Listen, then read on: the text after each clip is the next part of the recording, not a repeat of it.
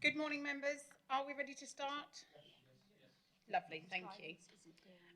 Bit of health and safety. There's no fire alarm drill anticipated today. If the fire alarm sounds, please leave the building through the nearest fire exit by following the green running man signs above the door and make your way to the rear of the car park. The organiser of the meeting will tell you when it is safe to return. This is a smoke-free building. If you wish to smoke, there is a smoking shelter at the rear of the car park alongside the building. Toilets are available in the stairwell of the building at each floor landing. Water is available in reception. Finally, please make sure all phones are either muted or switched off. Good morning. My name is Councillor Chamberlain. I would like to welcome everyone to this planning meeting on Tuesday, the 18th of July, 2023. Our usual chair, Councillor Eileen Wragg, has sent her apologies for today's meeting, and so as Vice Chair, I will step into the role of Chair today. The supporting officers present today are Wendy Ormsby, Development Manager, Thea Billiter, Cranbrook New Community Manager, Damien Hunter, Morning. Planning Solicitor, and Wendy Harris, Democratic Services Officer. This meeting is being streamed live to the Council's YouTube account, so can I remind all members and officers making a contribution to the meeting to use your microphone or your comments will not be heard. Before we start the meeting, I need to have a Vice Chair and propose that Councillor Howell takes up this position. Members, we now need to take a vote on this. Please raise your hand if you are in support. I think that's pretty unanimous. Councillor Howe, come and join me. Come on down, the verse is right. He's not even cheering like they did, is it? We'll just give Councillor Howe a couple of seconds to come up. Thank you, members.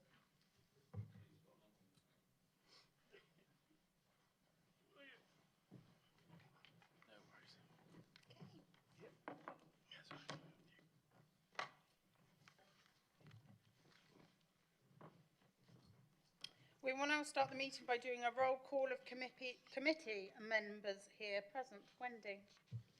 Thank you, Chair. I'll start with yourself, Councillor.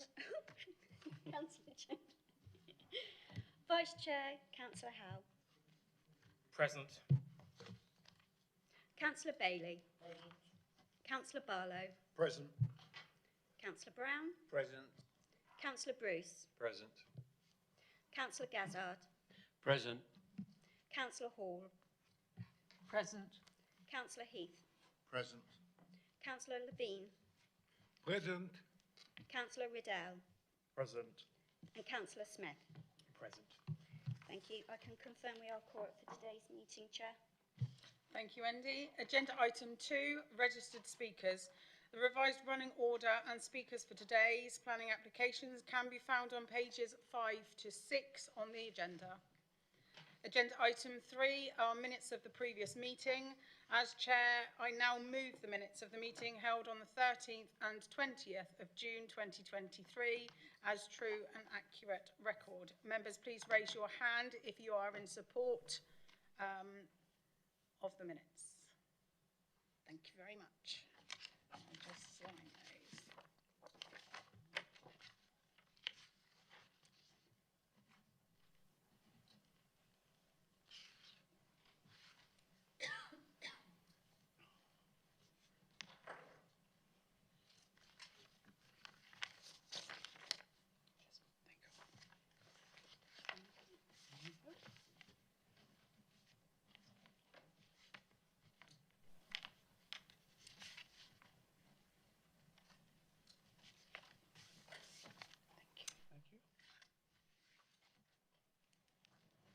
Thank you, members. Agenda item 4, apologies. Wendy, we have apologies. Yes, 4 apologies. Councillor Wragg, Councillor Cahill, Councillor Rylance and Councillor Wilson.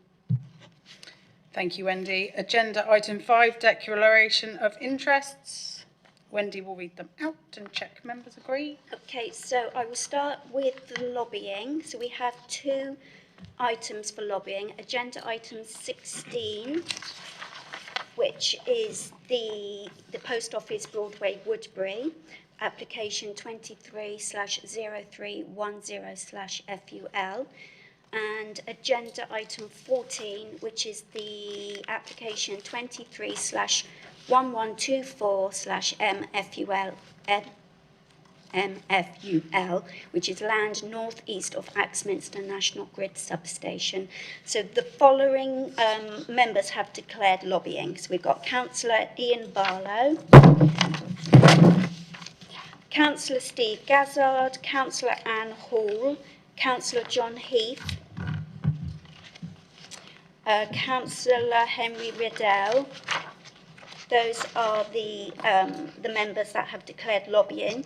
If there are any other members that haven't, nope, okay. And then we have one other declaration from Councillor Henry Riddell for application 19/1798 MOUT, agenda item 11, which is land west of Gribble Lane, Rockpier.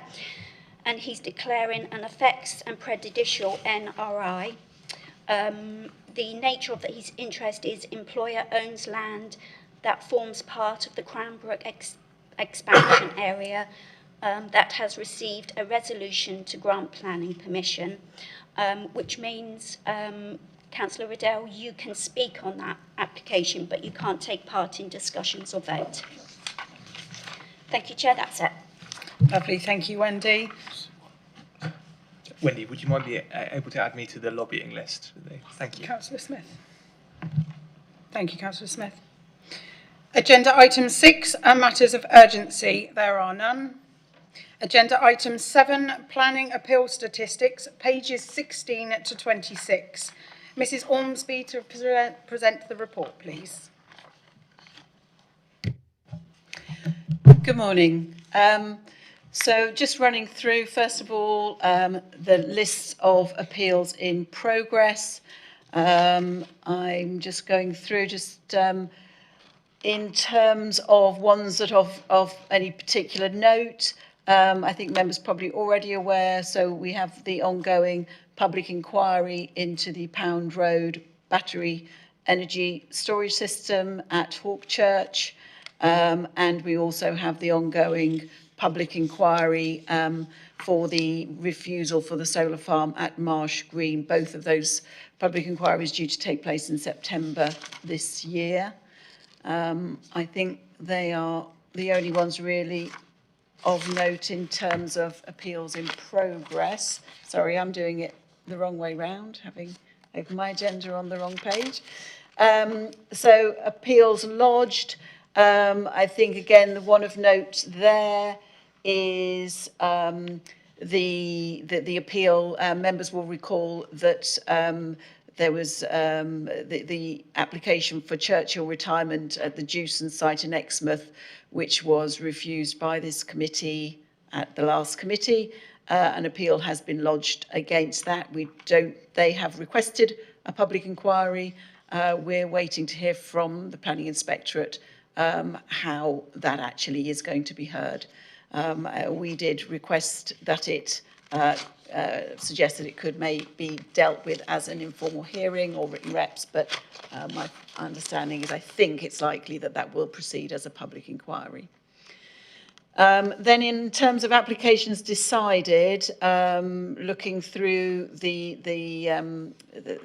list here, applications of note, so 22/1138 OUT, which was an outline application with all matters reserved for the erection of 2 dwellings at land northeast of Clyst William Cross. That was dismissed, and I think the element of note in that one was the weight that the inspector gave to the location, so located away from it without suitable access to local services, walking required on rural lanes, which the inspector gave a lot of weight to the fact that there was no safe pedestrian access to that particular site. And that was one of the reasons that appeal was dismissed. And pleasing to see that with one exception, all of the appeals recently have been dismissed. There was an appeal allowed, which is 221584 Mount Holditch Farm, Toadpit Lane, which was demolition of 2 barns and 3 outbuildings in the construction of a residential annex to the main dwelling and a pool house and extensions.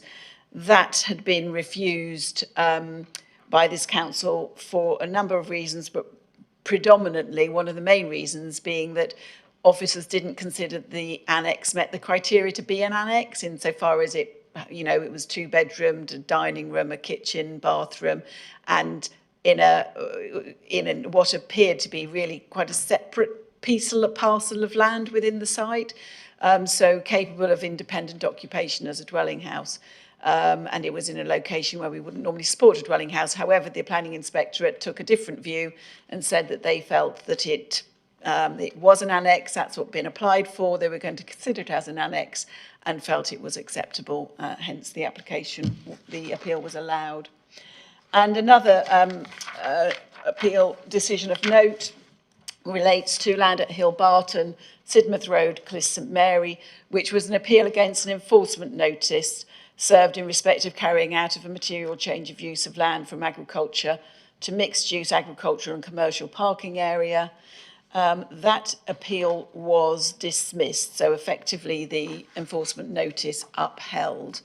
Although interestingly, the appeal, because members will recall that there was a planning application which came in subsequent to this enforcement appeal being lodged, to seek to get planning permission for the same development, which was refused. We're not aware that there's been an appeal submitted against that. However, in terms of the enforcement notice appeal, which is this one, which was dismissed, the appellant only appealed on ground D, which is basically saying that what they were being asked to do was disproportionate, they were being asked to do too much to remedy the breach than was reasonable, and that they hadn't been given enough time to implement all the things they were being asked to do. So that was all the inspector considered. The inspector didn't consider whether or not planning permission should be granted for the use, because that was not the ground of the appeal. That's the only ones I feel there's any particular comment on. Thanks very much. Thank you very much, Mrs Ormsby. Agenda item 8, to agree any items to be dealt with after the public have been excluded. There is one item which officers recommend it should be dealt with in this way, listed as agenda item 9. Agenda item 9, exclusion of press and public. That under section 100A(4) of the Local Government Act 1972 and in accordance with the local authorities' executive arrangements, meetings and access to information, England, regulations 2012, the public, including the press, be excluded from the meeting as exempt and private information as set out against each Part B agenda item is likely to be disclosed, and on balance the public interest is in discussing the items in private session Part B. The committee will now move into private session for this item. I would like to ask members of the public to please leave the chamber and make their way downstairs to the reception area. Wendy will let you know when we are all allowed to return. For members of the public watching online, the meeting will resume shortly. Thank you.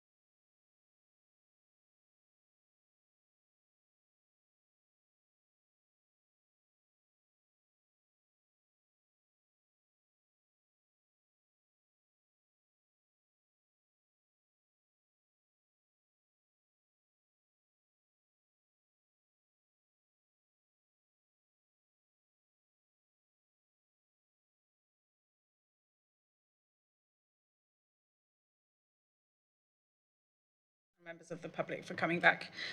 So we're moving on now to agenda item 10, which is planning application 230235 full. This is land east of East Budley Road, Budley Salterton. Can be found on pages 28 to 41. Before we start, I'll just hand over to Damien first, please. Thank you, Chair. It's just a quick announcement. It's just to say that Councillors Boos, Heath and Levine understand that you weren't at the planning site visit yesterday, so although you can sit in and listen, you won't be able to take part in the discussion or the vote in relation to the application. Thank you. Lovely, thank you. We'll move over to Ms Ormsey to present the report. Thank you. Thank you. So this item was deferred from the last planning committee for a site visit. Site visit took place yesterday evening.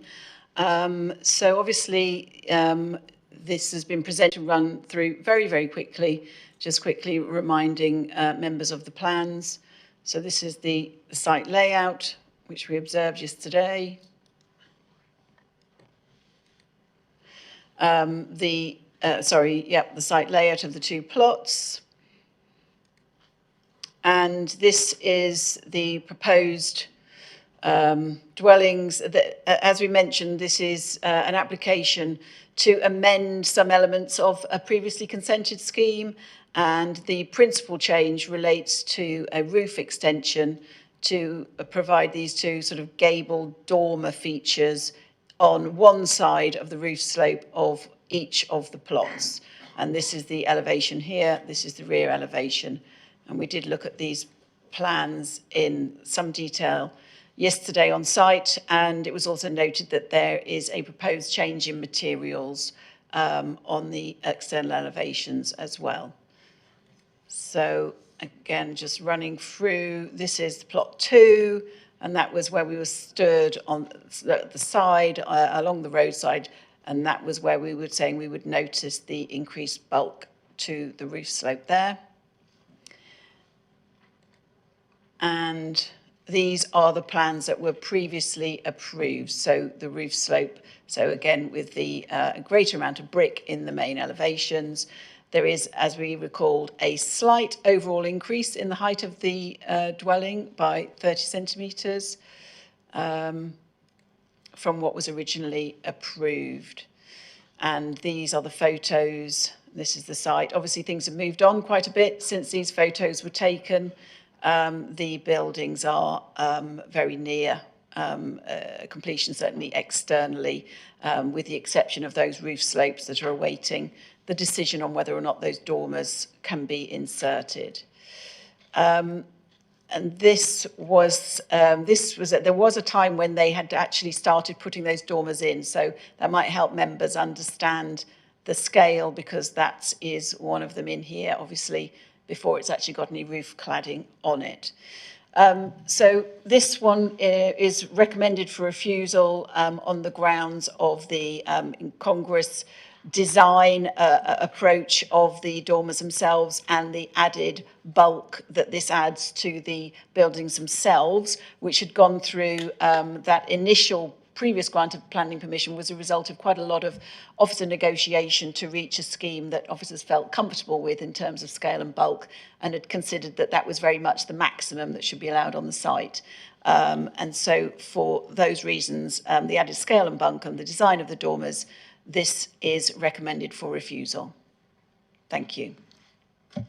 Thank you, Mrs Ormsby. Next we go over to the agent, please. Michael de Courcy. You'll have 3 minutes to speak. Thank you. Thank you, Chair. My name is Mike de Courcy. I'm a planning consultant, and I'm standing in for Malcolm Gigg from ARA, who spoke last time. He's away on holiday. Chair, great care has been taken to ensure that the design of the dormers would not harm the appearance of the properties or their contribution to the area.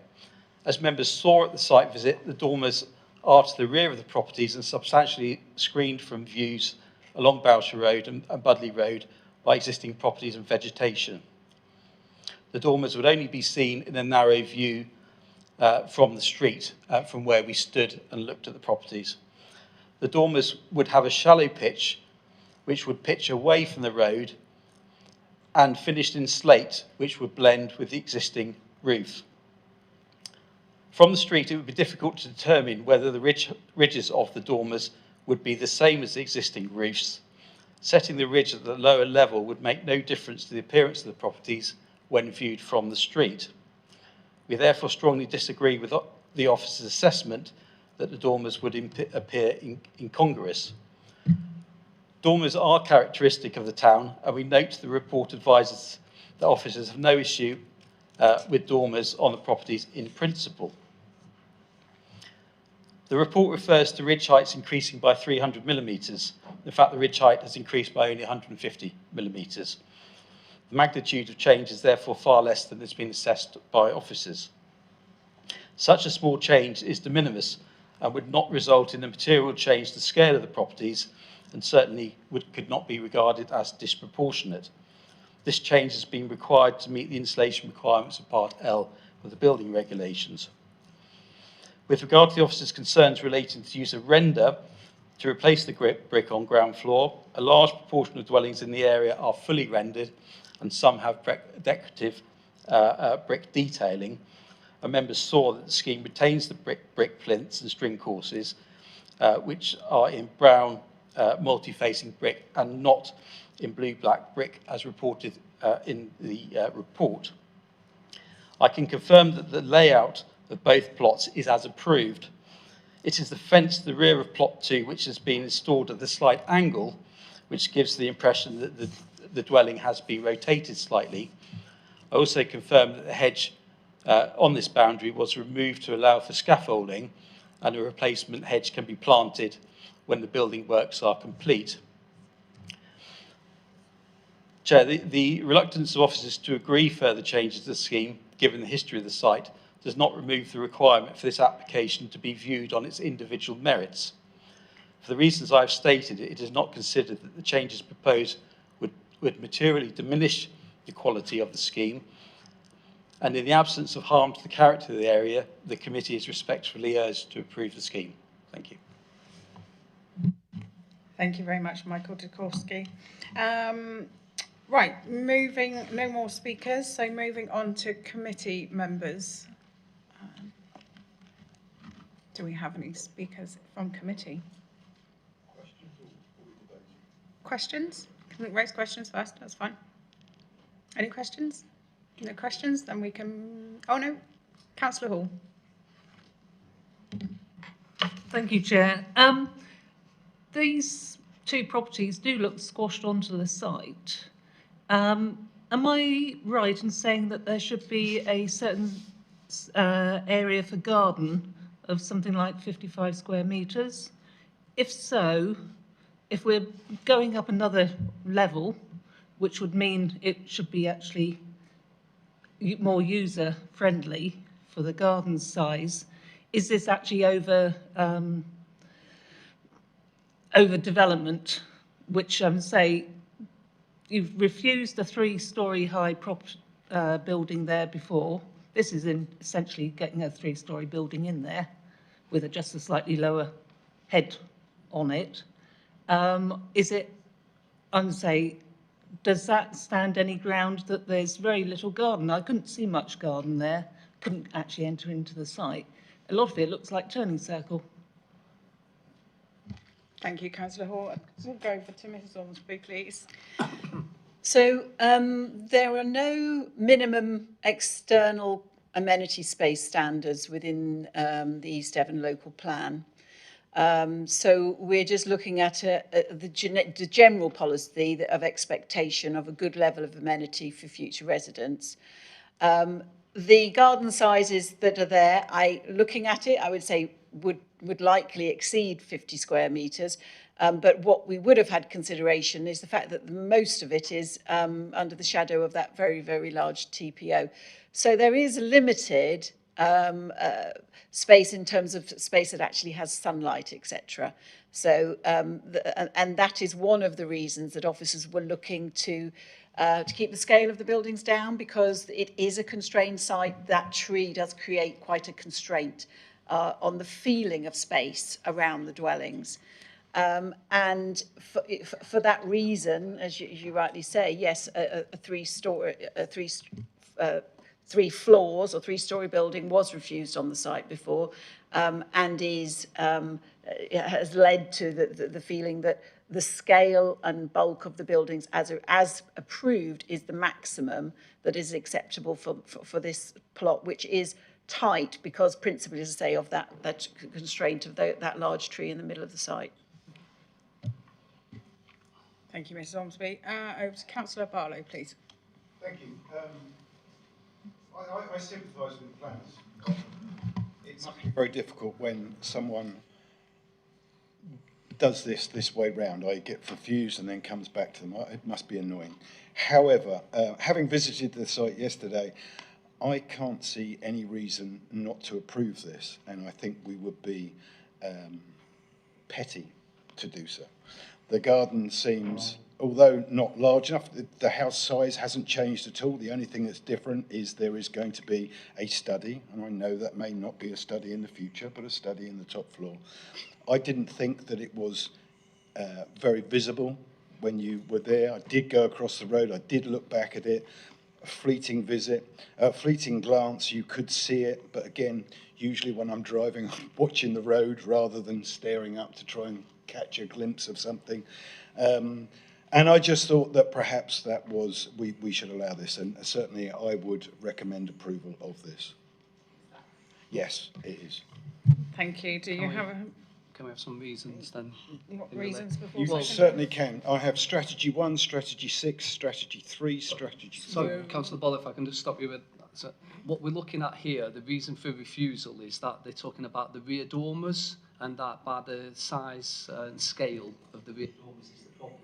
So what we need to look at is, if you're saying that you don't believe that's the case, you need to explain to us why you don't believe that that's the case. You see what I mean? You need to I just thought I did. Sorry, I looked up at it, and as I said, I don't think that because they're sloping away, I don't believe it's not like just a solid dormer. It is sloping back from the road, so it's sloping away from you. So you're looking up an incline rather than at a cliff face, if you like, for want of a better word. Softer. Gentleman to my right, a learned gentleman to my right has just told me, and it is right. That is softer because it is sloping away. And I didn't see that it was making a huge difference to the house. looking at this then, so in your view, the size, configuration, positioning of the windows within the gables wouldn't be incongruous and detrimental to the character and appearance of the dwellings. Is that what you're getting at? I also agreed with, again, the local town council that looked at it, who also didn't have a problem with it. So the only people that have got a problem with it is the planning officers.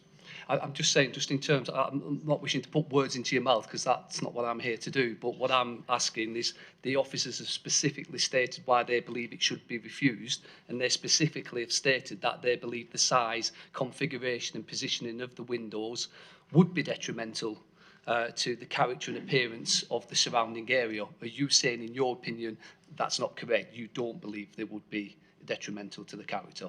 Obviously. Yes. That's what I'm saying to future members, because I appreciate you're new to the committee, and it's just if when we're looking to go against officer recommendation, we need to, as a committee, you need to look specifically what the officer recommendation is, and if you're going to counteract that, you need to refer to that and why you believe that's wrong, if you see what I mean. I'm just trying to give you some guidance in regards to how to go about it. Thank you. We just need to ask for a seconder, first of all. So, Councillor Bailey, lovely. Would you like to speak? Thank you. Yeah, thank you. I would support what Councillor Violet just said. Having looked at it last night, you're going to have to literally try hard to see these doors on any of these buildings. The one as we're looking here on the right is tucked away, and you only see it just from a glance if you walked up Boucher Road. And then you'd have to look for it. It's way back off the road. And the one up here on the left is behind a wall, behind some tall trees, in a very narrow area going down that little lane between the properties. And you'd hardly see that. So it's not like it's in everybody's face. It's not there in any prominent position. So I can't see a problem with it at all, and I'd recommend that it's approved. Thank you very much. Thank you, Councillor Bailey. Councillor Riddell. Yeah, I've been thinking about it. I was looking at the pictures and I sort of couldn't scale it. But when we went yesterday, I must admit, I felt that I agree with the officers, and I think that they probably would be quite overbearing. I mean, the plot 1 that was sort of at the front wasn't too bad, but I thought that it was worse on plot 2, where especially in the winter when those trees have not got leaves on, I think for the people that live in, I'm not sure what the house is called behind, but I think it will be bulky, it's going to be tall, and yeah, I wasn't happy with that. I think that they've gone backwards and forwards with different plans for years now. I think they finally got a plan that sort of satisfied everyone, and it's like it's trying to go back on it a bit now. So I would recommend that we support what the officers said and refuse it. Thank you, Councillor Riddell. So we have a proposal to approve at the moment, but yeah, we'll come back. Thank you. Back to that. Councillor Howell. Oh, goodness. I'm glad we went, fundamentally, because I couldn't make head nor tail of what we were looking at before. Can we see the photo of what I believe is plot 1 from the angle? Keep going, keep going. Keep going a bit further. Next one. That's the one. Because when we stood there yesterday, obviously the bush, tree, whatever it is on the right was a lot more dense. And looking at that photo, I can understand possibly what officers are saying. But I don't believe the views are that prominent. I believe they are glancing views as you're driving along the road. I don't like the design. That's a different matter altogether. I do think it is a poor design,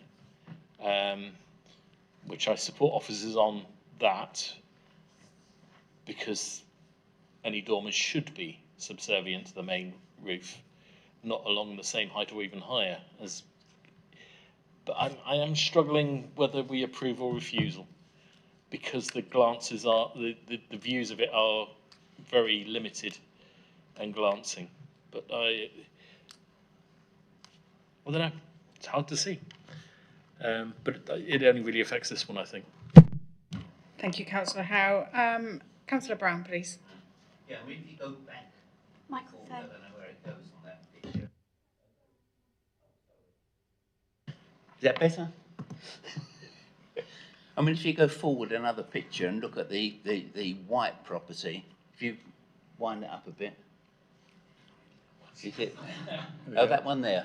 I mean, look how harsh that third story is on that one, and compare that to what we're talking about. I mean, there's no comparison. The one we're talking about is much softer. That is a very harsh looking building, and that, if anything, is totally out of keeping with anything else in the area. Therefore, I don't think there's any reason why we should not approve this application. Chair, I know I'm not. Thank you, Councillor Brown. Councillor Bruce. I know I'm not able to vote on this. Am I able to contribute to the debate? No. Okay. So, members, we have Councillor Gazzard. Did you want to speak? Chair. Sorry, Chair, could I just clarify something with Councillor Barlow? Actually, at the end of the recommendation from officers, it recommends firstly that the Habitats Regulation Appropriate Assessment be adopted and then refusal. So in this case, are you happy to propose that the Habitats Regulation Appropriate Assessment be adopted and then approval for the reasons that you've just outlined earlier? I am. Lovely, thank you very much. Would you like, members, would you like me to briefly go through those again, or are you happy that you... The seconder needs to accept those as well. Oh yes, seconder, are you happy with that? Yes, I am. We need to add conditions anyway. Yeah. Yeah. Conditions need to be added. Yeah, I was going to get to that bit as well. Yeah, and... That's what I was going to say. I'm quite happy to support Councillor Barlow with certain conditions. I mean, we've heard from the agent about the hedge could come back. It needs to come back. And also the window the type of windows going into the dormers and the screening on that side as well needs to be added as a condition if we're going to approve this. Well, I was just going to add as well, are you happy then that the conditions be delegated to the development manager in consultation with the chair and vice chair? As long as it takes care of the hedge as well, and again, the things that were pointed out yesterday with the windows that were, they're shown obscure on the plan, so I'm sure they will be, but as long as they are, yes, very happy for that. Lovely, thank you.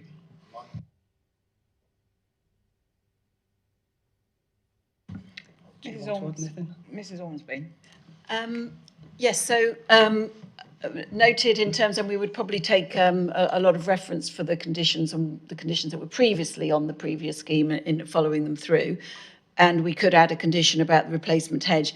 However, I would also, as we are now further adding, if this were to be approved, we would be further adding to the bulk and scale of this building on what officers consider to be a constrained site. And as such, I would consider it's appropriate to remove permitted development rights for the property for extensions and roof extensions. So just checking that members would be happy, and also for Class E as well, in terms of outbuildings, sheds, etc., particularly having regard to the large TPO tree with its root protection area, etc. Very happy to include that in my proposal. Councillor Bailey, happy to accept those as well? It has to justify it at this stage. Councillor Howe. Just a word of note, being as we saw the tree, with the weather we've had, it's hard to tell, but it would be nice if one of our arboriculturists could go out and have a look at the tree and just check on its state as well, as part of whatever decision we make.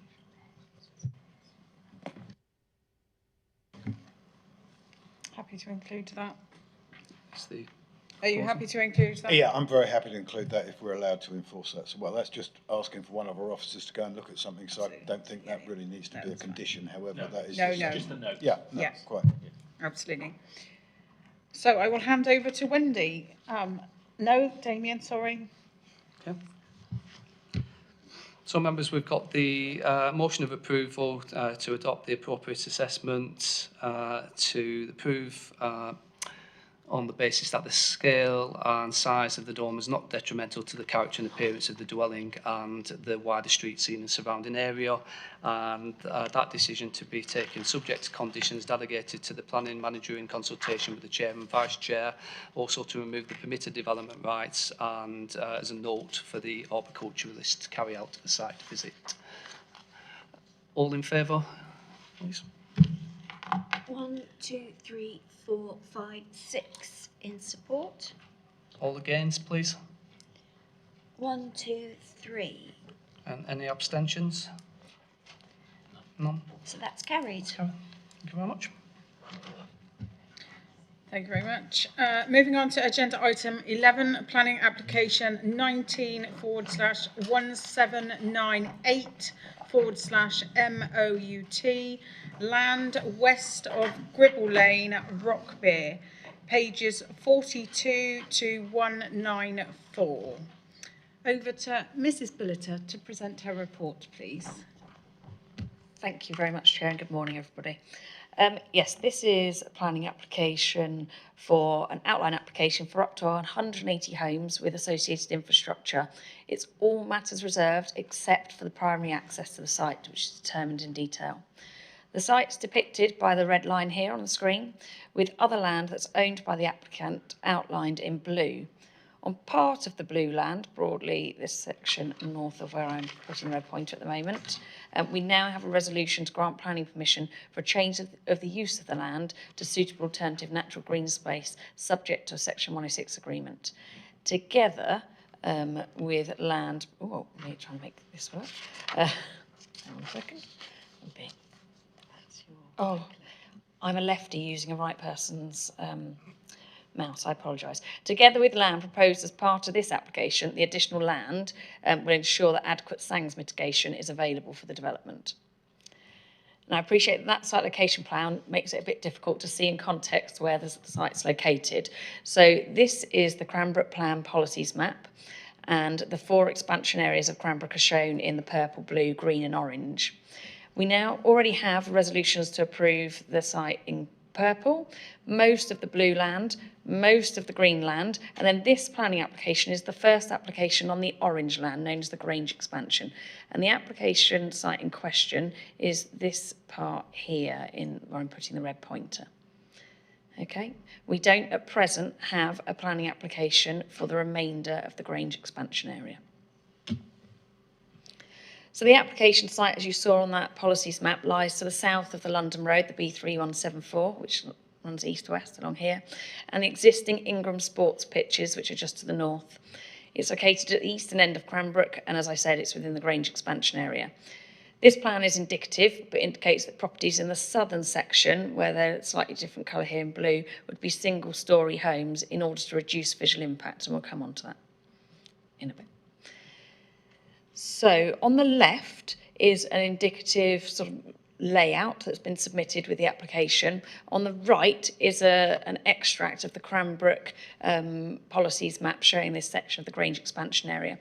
So you'll note the difference between the built-up area boundary, which is the black line on the policies map, running along here, and then the land to the south of it is the safeguarded land for Sangs, and the amount of land now proposed to be built on within the proposal, which comes south of the built-up area boundary and includes these properties along here. So broadly, those ones that were shown in single storey on the preceding slide. Okay, as I said earlier, we now have a resolution to approve the change of use of land for Sangs to the south here. And that application, as well as para 318 of your report, details the legal position over the crossing of the lane to Gribble Lane cottages, from one Sangs area here to the one to the south.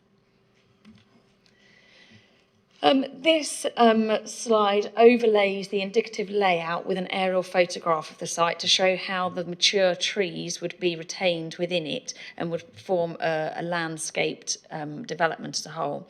To do it, to keep all those mature trees necessitates the incursion into the safeguarded Sangs area if you are to retain the overall number of dwellings that we're expecting to come forward within the Cranbrook plan.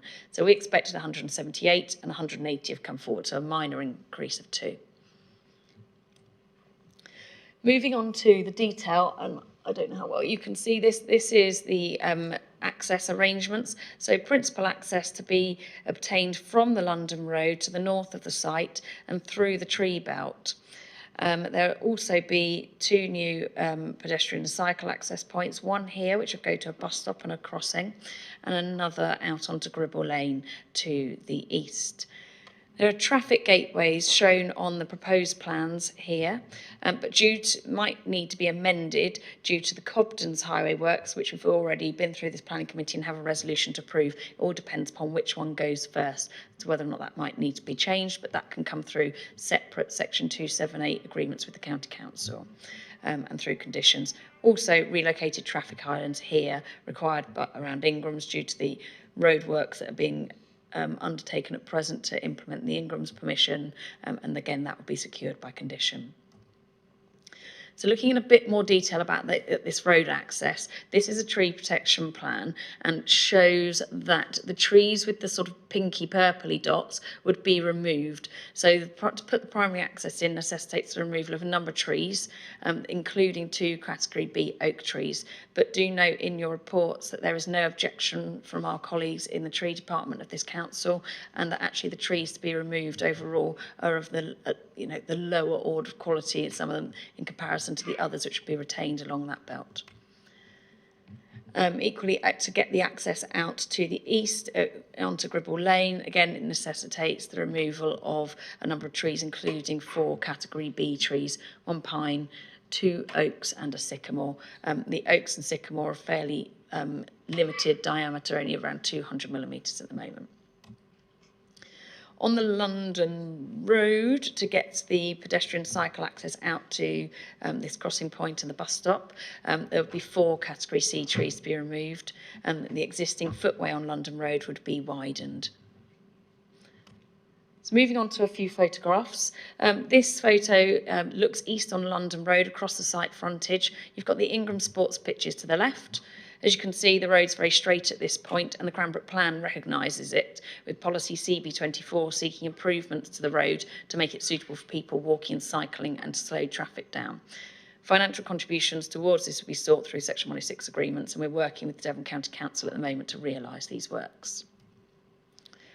Looking across the site, so this is looking from Gribble Lane direction across the site towards the site frontage, which is here in the background. And note this the existing pond within this small copse. This is proposed for removal and with a new replacement pond to be provided on the site.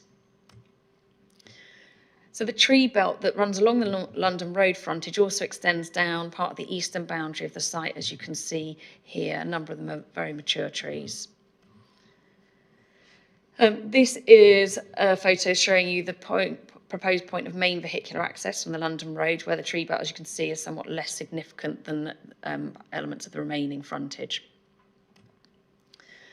So turning around now and looking south across the site, you can see the rise in the land to the south, and note those mature and veteran trees in the background, which are part of the site. This photo looks southwest across the site, and you can just about make out the roofs of properties at Grange Cottages here in the background. Turning away again, looking east towards other areas of the allocated Grange expansion areas through here, and in the background you have the Percy Wakeley Woods. Now, this is the private lane that goes to the Grange Cottages. So as I've already explained, there would be sang lands, a suitable alternative natural green space on both sides of this lane, and legal opinion was sought that it can be crossed by people walking to get to both sides. So the right-hand side is the application you're currently considering. The left-hand side is the one which has been already has a resolution to approve, subject to a Section 106 agreement. And again, just turning around slightly further, again, looking across from the lane to Grange Cottages, across the site, and note these mature trees that would be retained in the Sangs land. Just two more photos.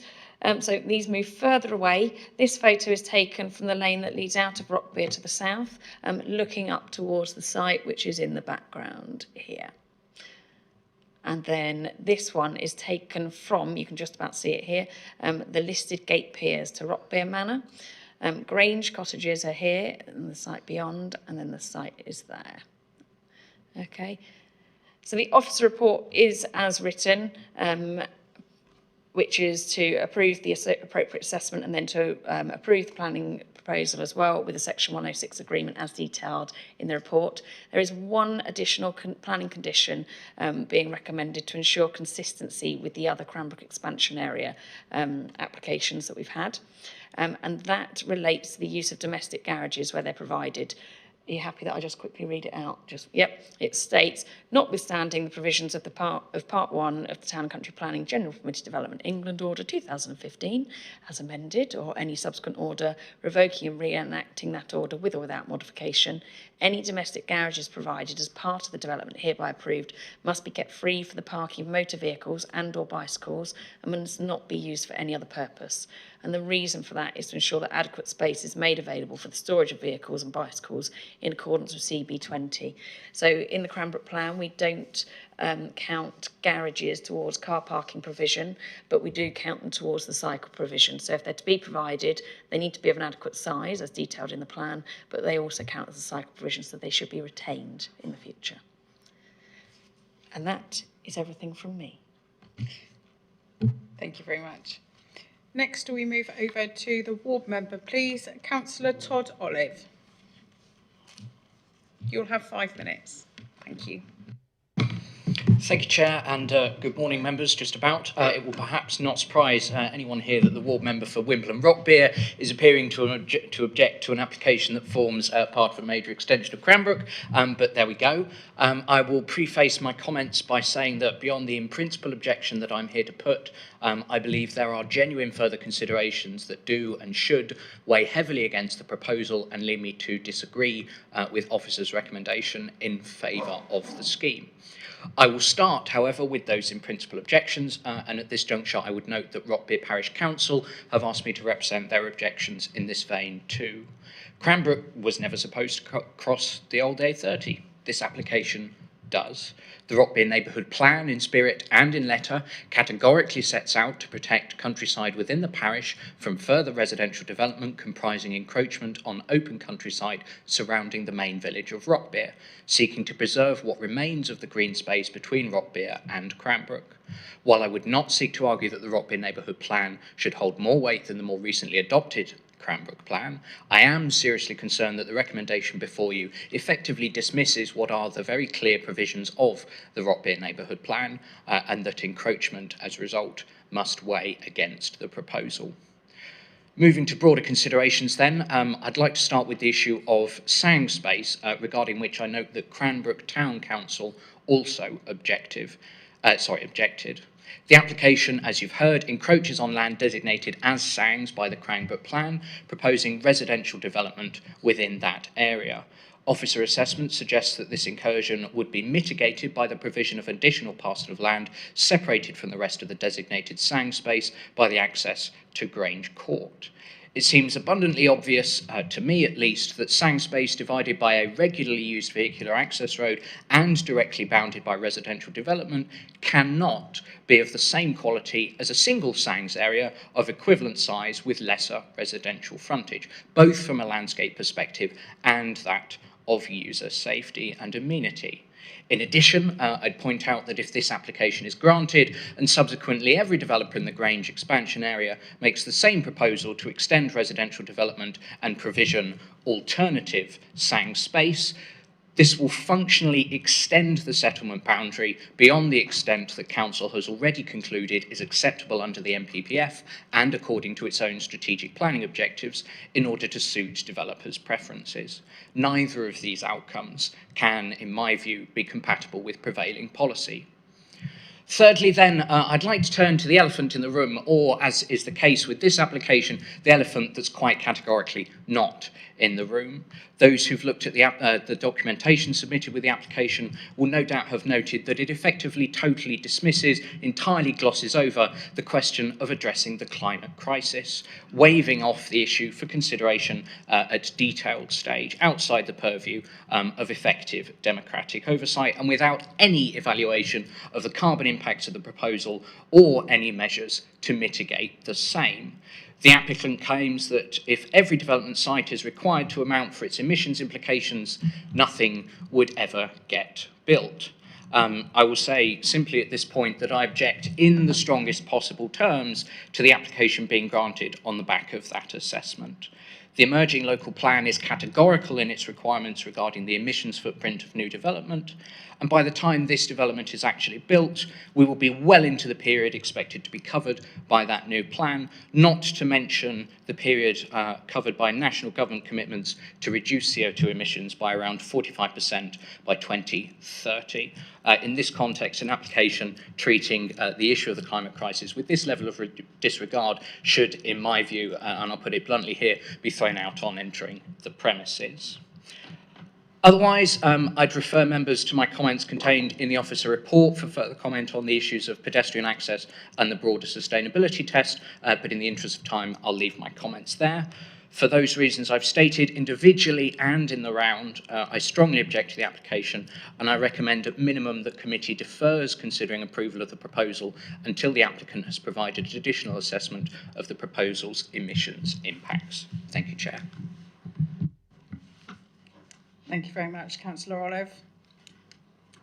Moving over to committee. Do committee have any questions? Councillor Howell. I have one question of Thea. You said legal opinion is we can access the SANGS either side of this lane. If that legal opinion is wrong, where do we stand? Can you please clarify? I don't know if Mr. Hunter wants to say anything about that. This is the one that James asked you for advice on about the title. I do recall, but I didn't want this has actually been passed to an external solicitor to advise on the Section 106 agreement. I didn't want to fetter discretion, and I actually left it with him to discuss with her. In which case, just bear with me and I will dig out the report and the section. I'll repeat to you what the report says, just bear with.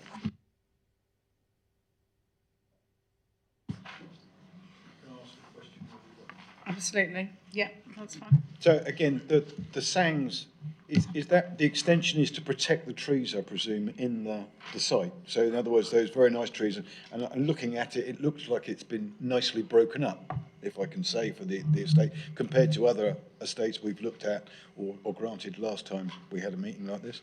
And I presume that we've had to extend that so that we can protect those trees and break it up. Is that correct? Yeah, thank you.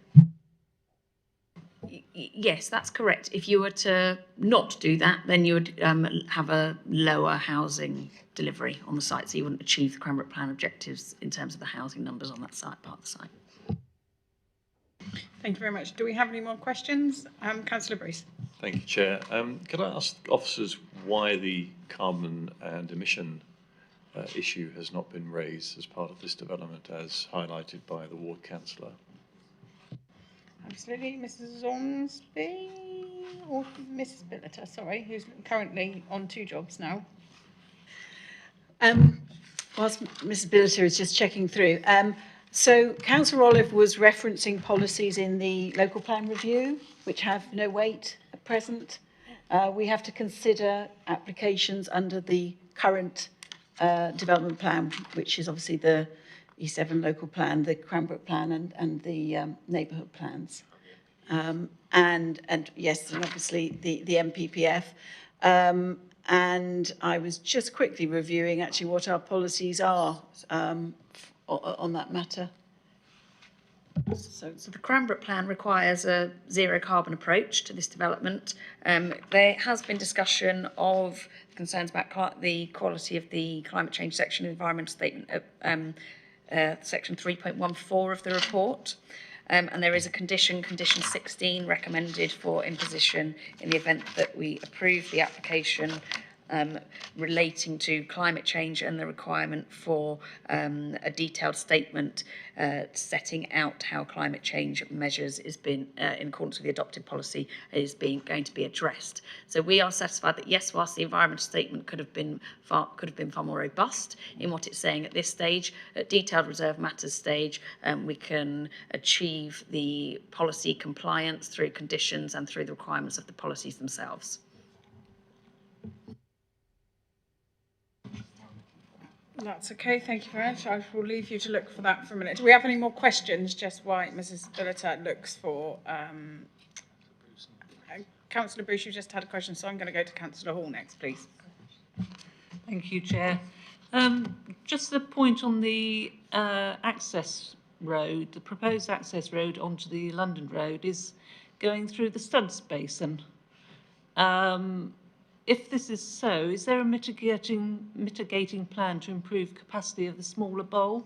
Because this area does have flood issues, and it's a really concerning thing that this climate change is bringing on as well. So that's another question, please.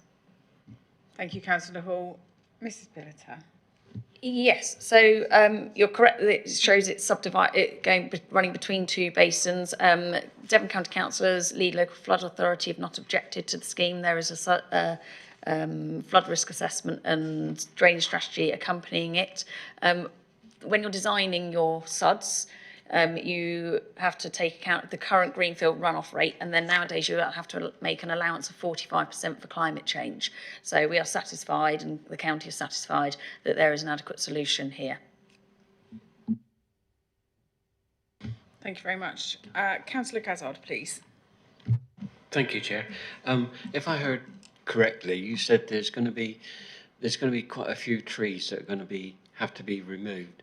And I think you said that some of them aren't probably not worthy of being there, but they do provide homes for habitat. Do these trees have to be removed? Is it just purely on the basis of for access and stuff like that. But in the view of climate change, we seem to be just taking trees down to put houses in. So do the trees have to come out, or did I hear you wrong? Apologies if I did. Thank you, Councillor Gazzard. Mrs. Bilter.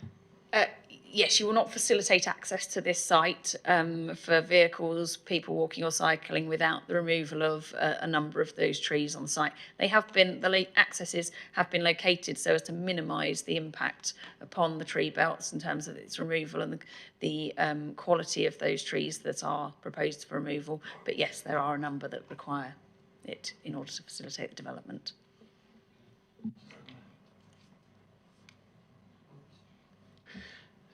Will there be anything in the plans then to put new trees in to replace those trees that have been taken out when the full plan comes forward?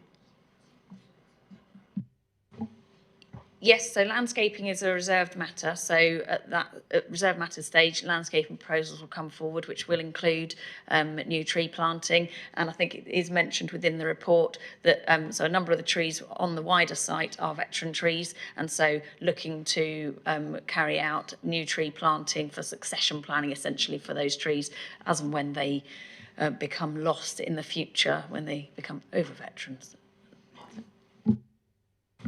Thank you very much. Councillor Bruce, please. Thank you, Chair. Point's been raised. Thank you very much, Councillor Bruce. Councillor Barlow. Thank you. I'm new to this, so I don't know if this is the right time to ask this or not, and it's almost a little bit embarrassing on I don't know what this is going to be, a £40 million scheme, but Councillor Gazzard said that we are removing some trees and bits and pieces. Would it be the right time to ask the developer or the applicant whether they would agree to put one bird box for every 2 bedrooms that they build and 1 B brick for every 2 bedrooms they build on the whole site, so that we can guarantee that there will be some recompense for chopping down a load of trees? Seeing as he's here in the room, we could ask him now. I know we can't give it, as I've been led to believe we can't insist on it at this stage, but if he was to agree to it, then that would be acceptable. Don't believe we can, as we haven't got him listed to speak. Only insofar as I've said there have to be a planning justification for asking him to do that. Yeah. I don't know if there is, so. I'm really sorry, Councillor Barlow. We were busy trying to find, looking through the report, trying to find the answer to a previous question, and I missed. I know, and I missed the beginning part of what you were saying regarding the tree compensation. Oh, well, I just wanted to say that for every 2 bedrooms that you put up, I believe, and I think many people nowadays would believe that, and it's a very small thing, a bird box and a B brick should be put on each house. So in other words, for every 2 bedrooms, we put 1 bird box, one B brick on a house. It costs the developer absolutely nothing, but it helps to mitigate some of the things that we're doing and helps with what the new local plan will be concentrating on, I believe, which is the green issues, which is still in our local plan now, that we want to be a greener place. Mrs. Bilter, have you got a moment to answer that question, please?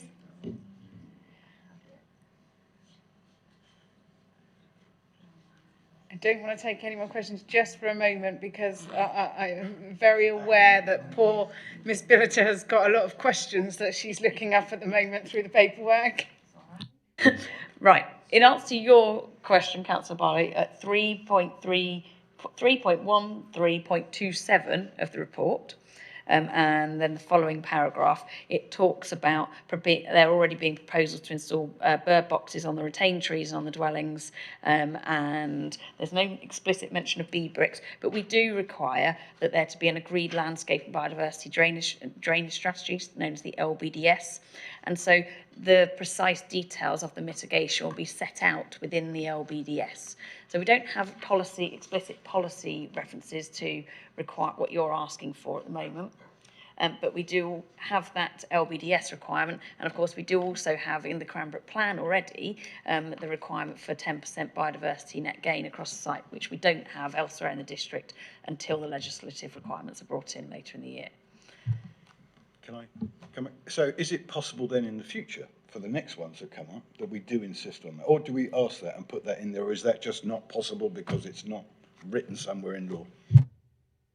It's quite difficult. It's quite difficult to explicitly say this is what you must do without policy support for that.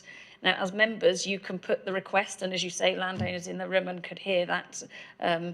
You can put that request out there, and all we can do is try and secure the best mitigation we possibly can through the LBDS and the conditions we impose.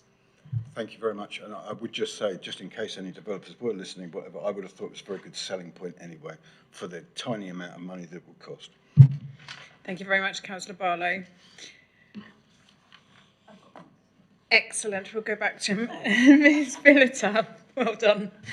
Right, I have the answer to Councillor Howe's original question about the crossing of the lane to Grange Cottages. At 3.1.8 of your reports, it states that the application has been accompanied by evidence on the title of the land, which has been legally reviewed, that sets out that the owner has the right to pass laterally over the driveway, thereby providing links for pedestrian purposes between the two areas of Sangs. That's brilliant. Thank you very much. Is it a question?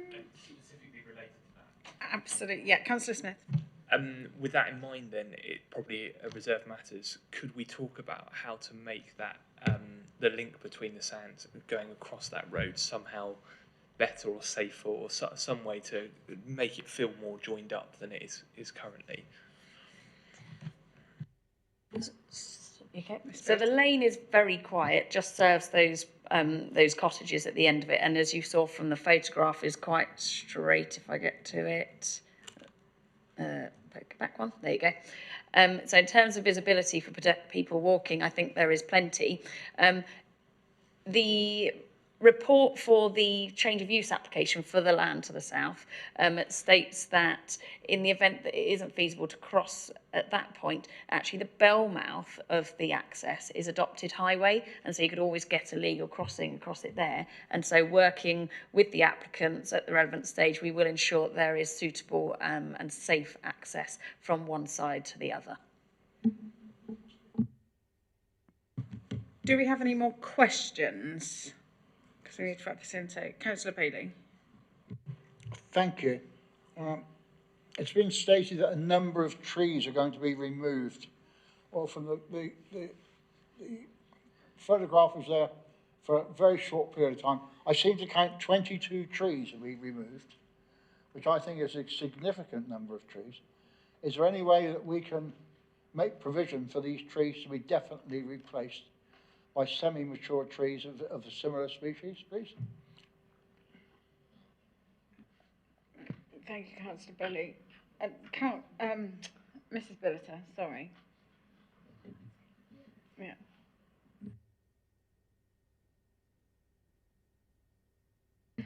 So it's similar to the previous response we've given. They will need to come up with a landscaping scheme as part of the reserve matters, and we would seek appropriate tree planting through that, and also through that landscape biodiversity drainage strategy that we've talked about. There will inevitably be probably more than 22 replacement trees across the site. Unlikely they're going to be semi-mature trees, though. Often, whilst yes, you can plant semi-mature trees for instant impact, it's often not advisable. You're better off planting smaller, younger trees because they stand a greater chance of thriving later on and of getting that initial growth away. So unlikely to be semi-mature, but yes, there would be fairly significant tree planting across the site as part of the reserve matters that come forward. But that's not a guarantee. It's not a guarantee. Sorry, that's not a guarantee because whatever the landscaping provision is, we have little or no control over that. So what I'm asking is if we could actually make a concession from us to say, if you want to do this, we would wish for those trees to be replaced as a condition. Not that it may or may not be done by the landscaping group. So I find that's a bit vague, to be honest with you. Thank you.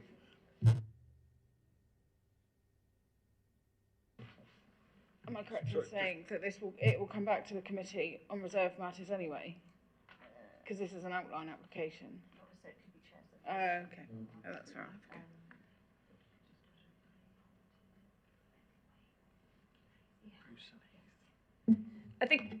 180 homes, you will definitely get far more than a one-to-one replacement across the site. What we could do, we've already got the condition requiring the landscape biodiversity and drainage strategy to come forward, and they have to seek approval for landscaping as reserve matters.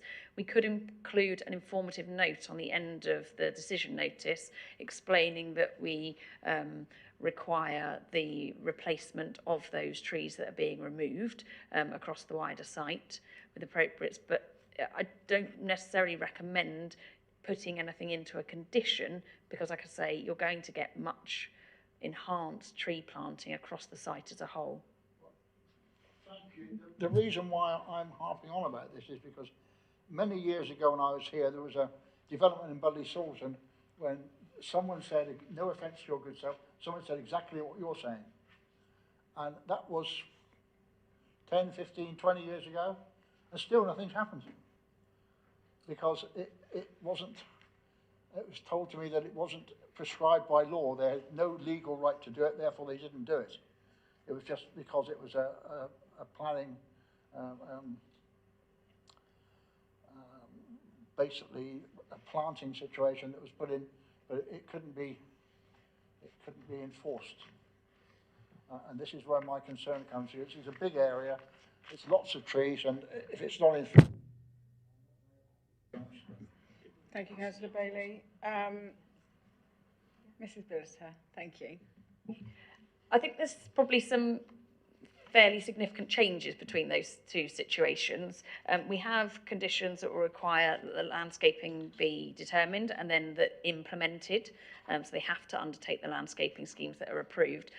Plus, policy's changed. So both our local policy talks about having decent canopy coverage and landscaping schemes, but also the MPPF explicitly talks about having tree-lined streets these days. So there is an expectation from central government down that schemes aren't just brought forward as very hard landscaped developments with limited tree planting or other planting. Actually, there is an expectation of tree-lined streets and of replacement of anything that is lost.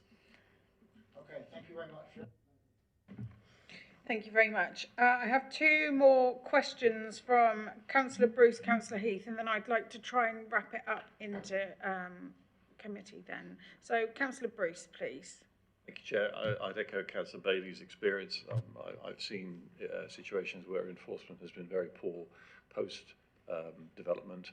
And my concerns with this one would be regarding the ponds. I think there are 2 on site from what I saw on the map.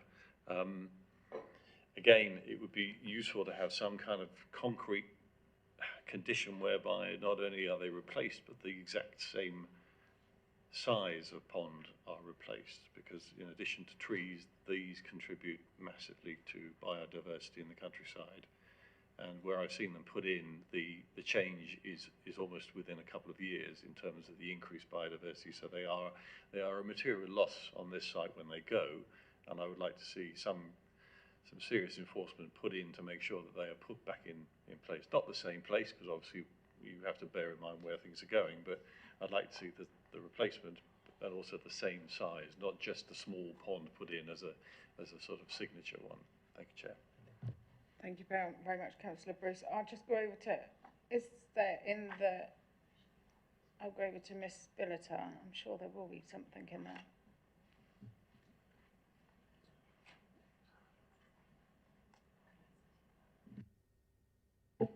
So condition 6, which is the LBDS condition, requires as the final bullet point in it, it states at the moment details of the pond construction, so this is the replacement pond, its feed and drainage provision, and the means by which water quality will be maintained. So it's all very well digging a new ditch, if you like, big hole for a new pond, but unless you've got adequate measures for it to be fed and drained, it could either be empty or stagnant. Neither of which would be desirable. So that's why that part is in the condition. Now we could look to amend the wording slightly to talk about it being volumetrically similar or the same to the existing, if that's what members would wish to see us do. Thank you very much. Thank you very much, Councillor. Yeah. Councillor Heath. Thank you, Chair. I noticed that there has been 114 objections, objectors rather, and 28 objections. And I note 3 from the parish and town councils and the ward member for Wimpole. There's about 2 or 3 things that I picked up on here, and that is, it seems to be in contravention of the of Cranbrook being originally planned with no development south of the former A30. The development contravening the local plan and the Rockbere neighbourhood plan, and also I think issues with the environment and wildlife, and also insufficient infrastructures to support the housing. And the final one was detrimental impact on the rural character of the area. So there does appear to me to be a lot of issues with this proposal. Thank you very much, Councillor Heath. Ms Billiter, thank you. Yeah, you're probably unsurprised to hear that we've had many a debate about whether or not Cranbrook is to extend beyond the south of the London Road, and the assertions that we're told were made about 20 years ago. We have now, of course, been through the Cranbrook Plan examination. The Cranbrook Plan was adopted in October 2022 by this council and now forms part of our statutory development plan. As you can see from the screen, the plan includes 2 allocations that are south of the London Road, the Grange and Tresbere Farm. We cannot refuse this application on the basis of the principle that it goes south of the London Road. The vast majority of the application, well, all of the application site is within the Cranbrook Plan area, and the vast majority of the land proposed for residential development is within the adopted built-up area boundary. There is that element of incursion into the safeguarded land for sounds, which I mentioned within my presentation, but your officers are of the opinion that it's a fairly minor incursion, that there are limited landscape and visual impacts as a result of that, and due to the fact that this authority is unable to demonstrate a 5-year supply of housing land, it would be unwise of us to, as officers, recommend refusal on the basis of that incursion. The proposal delivers the amount of housing expected on this part of the site, if you like, but to do so and to retain the mature and veteran trees that are on the site, it necessitates moving the boundaries somewhat further to the south. Thank you very much. Councillors, we'll now move into debate, please. Who wishes to go first? Councillor Barlow. Always helpful, Chair. This obviously is a very big thing, and I know that anything like this will be controversial, and I think the Officer Billiter has said that it is within the Cranbrook overall area, and I can see no reason not to support this. They've obviously done a huge amount of work on it. Yeah, I'm happy to propose it. There you go. Thank you, Councillor Barlow. That's a Proposal in line with officer recommendation. Absolutely, Mr. Hunter. And just to prove that I don't always go against them. And taking on board the additional condition with regards to the use of the domestic garages. And also the volumetric size for the ponds. And the trees. And the trees. So do you want to just... Do you just want to say what you want adding in? Sorry. Yes, so it's the additional condition that I read out regarding the use of any garages, and the amended bullet point in the final bullet point in condition 6 to require the replacement pond to, as a minimum, replace the volume of any ponds to be lost across the site, as well as we need to adopt the appropriate assessment. And also the informative regarding replacement trees.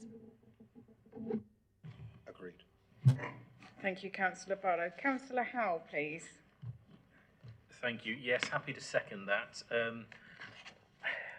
This is one of those awkward ones where history is a lovely thing, but we've got to live in the here and now, and our policies here and now dictate that the Cranbrook Master Plan overrides the neighbourhood plan of Rockbere.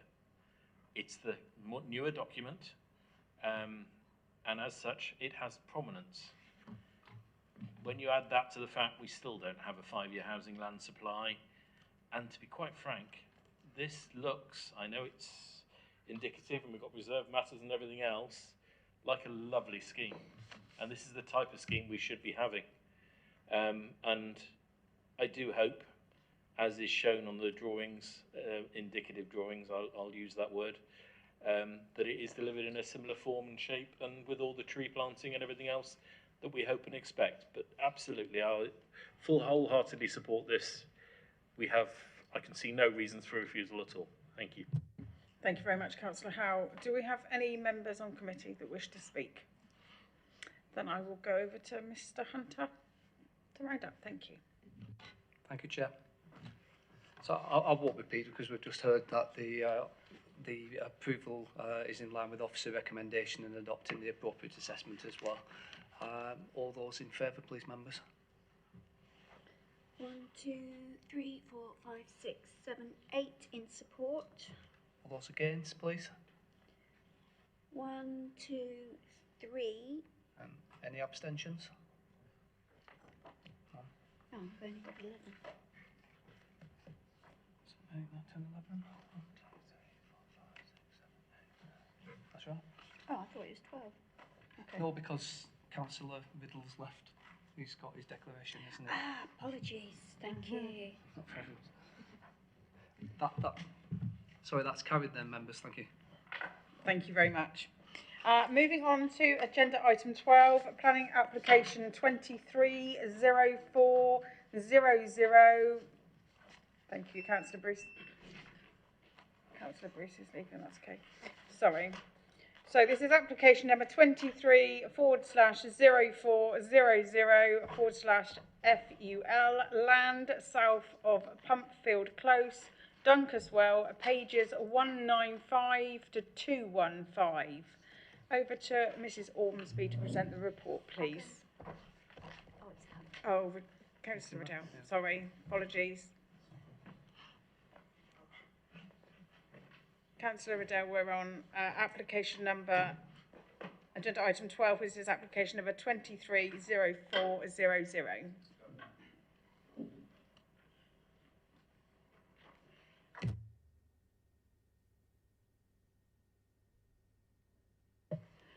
Right. Good morning again. So this is an application for the construction of 2 dwellings on land south of Pumpfield Close, and you can see here the application site. The proposal relates to a scheme for the construction of a pair of 2-storey semi-detached dwellings described as affordable on a site within the eastern portion of the field of the Highfield estate. The site is located immediately south of recent housing development, which is in here, now known as Pumpfield Close, which was allowed on appeal in 2015. And to the east of the site here is a terrace of 3 affordable dwellings under construction within the western part of the same field. The application site itself sits outside of the built-up area, and as such should be considered under Strategy 7, which relates to development in the countryside. So this is a sort of a blown-up area of the site, existing site plan. So this is the, although it's actually not quite existing, because these are not actually built yet, as I understand it. So there is planning permission for this terrace of 3, but they're not actually yet built, but it's showing how they would be laid out with the parking here and here. And this is the area that we're considering today. There have been some objections on the grounds that this land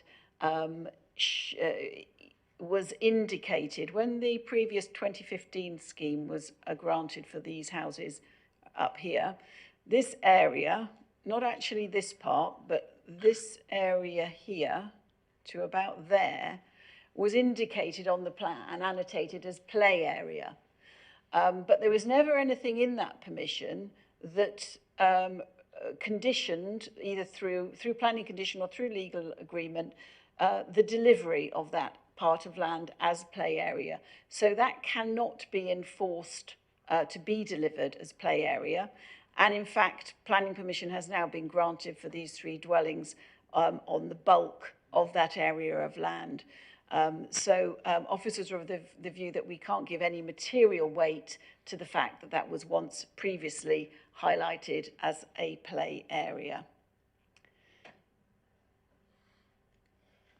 This is elevations of the 2 dwellings. As you can see, it's quite a little modest block.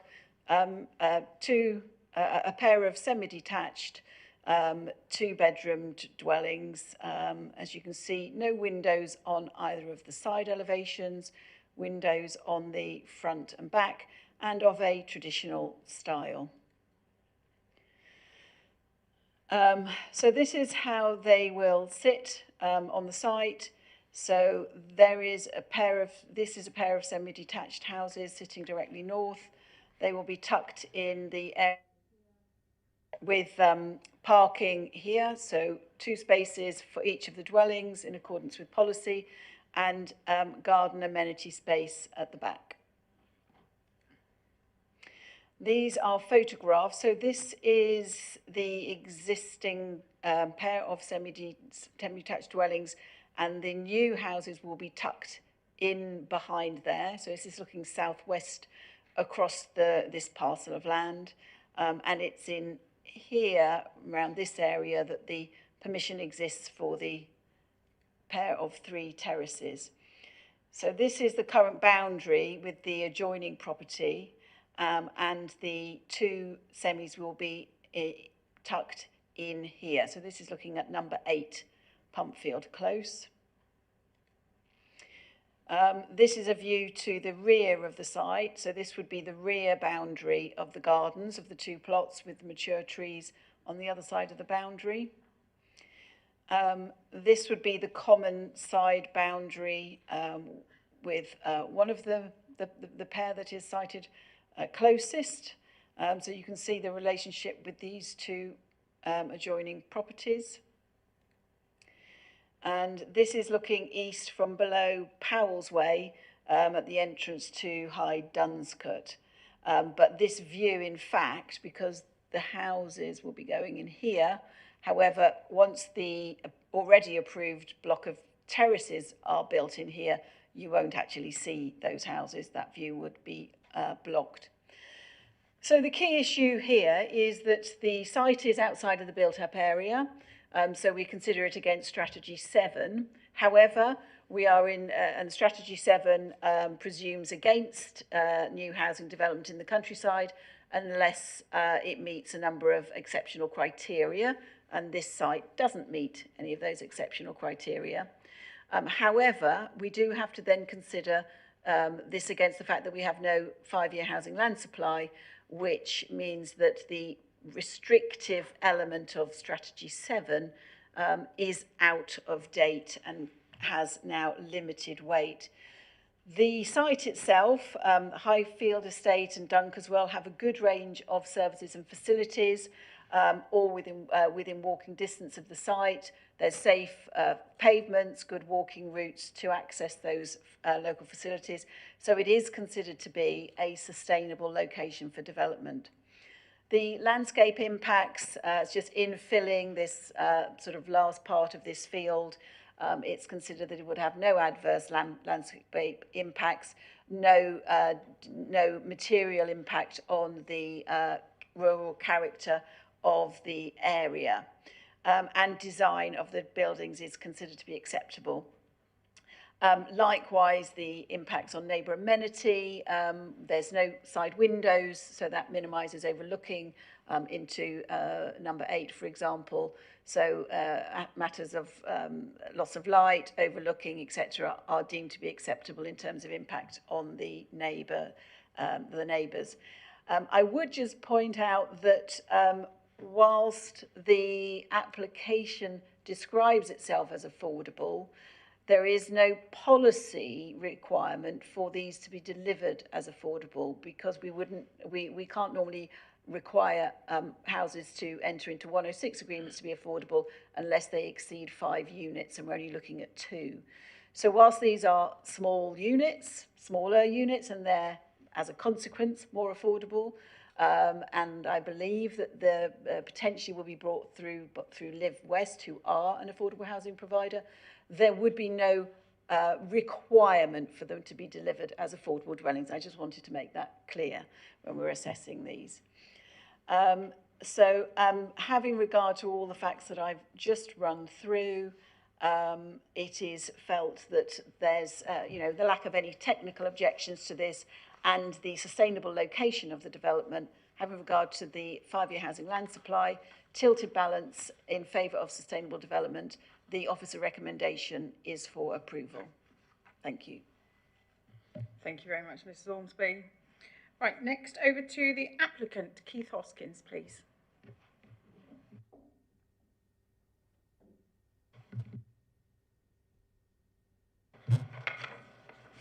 Chair, committee members, thank you for allowing me to speak to you today. I'm here today representing the applicant. The application before you is for the provision of 2 new dwellings on land off of Pumpfield Close, Dunkeswell. As you will see, the officer report is for approval and they fully support this recommendation. The proposed site is currently located outside of the built-up area boundary of Dunkeswell. However, the emerging local plan status of Dunkeswell and its potential as a sustainable service village, as well as the lack of the 5-year land supply in East Devon, enables the officers to support this proposal.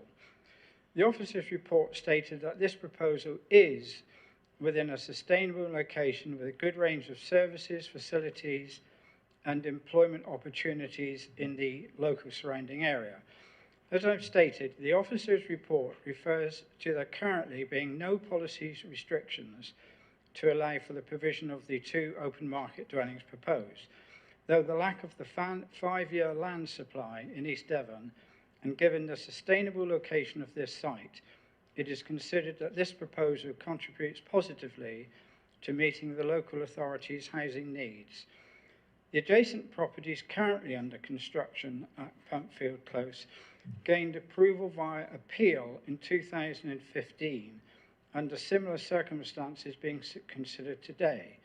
During this decision, the inspectorate considered, with the lack of the 5-year housing supply and not having a detrimental impact to the local AONB, there was no reasonable policies in place that could warrant a refusal.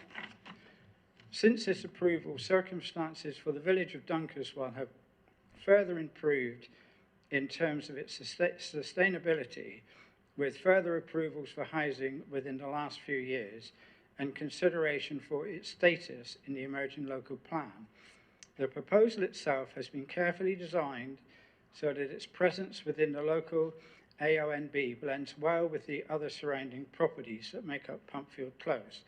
Furthermore, and as mentioned in the officer's report, the site is screened to the west by an existing dense tree line, obscuring it from the scenic open countryside beyond.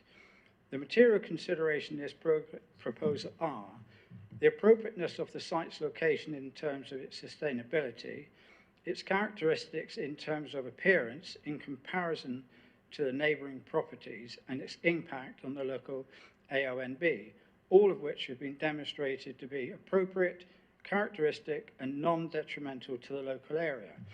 In conclusion, I support the officer's recommendation for approval of this application. The site being considered is a sustainable location, and the provision of residential housing in this location is in line with the national policy framework presumption in favour of sustainable development.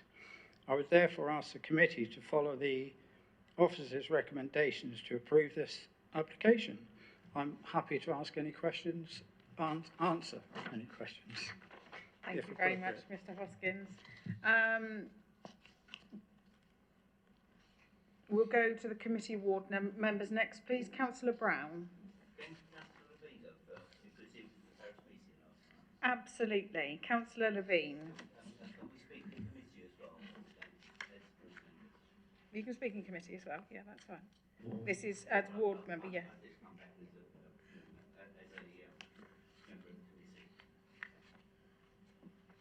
Thank you, Chair. First of all, my apologies. This is my maiden speech. I'm unfamiliar with planning terms, so I shall try and use street language that is I'm much more familiar with. My big problem with this application is that it's not taken into a broader context, because what did we hear this morning? What did I hear when I went to visit Cranbrook?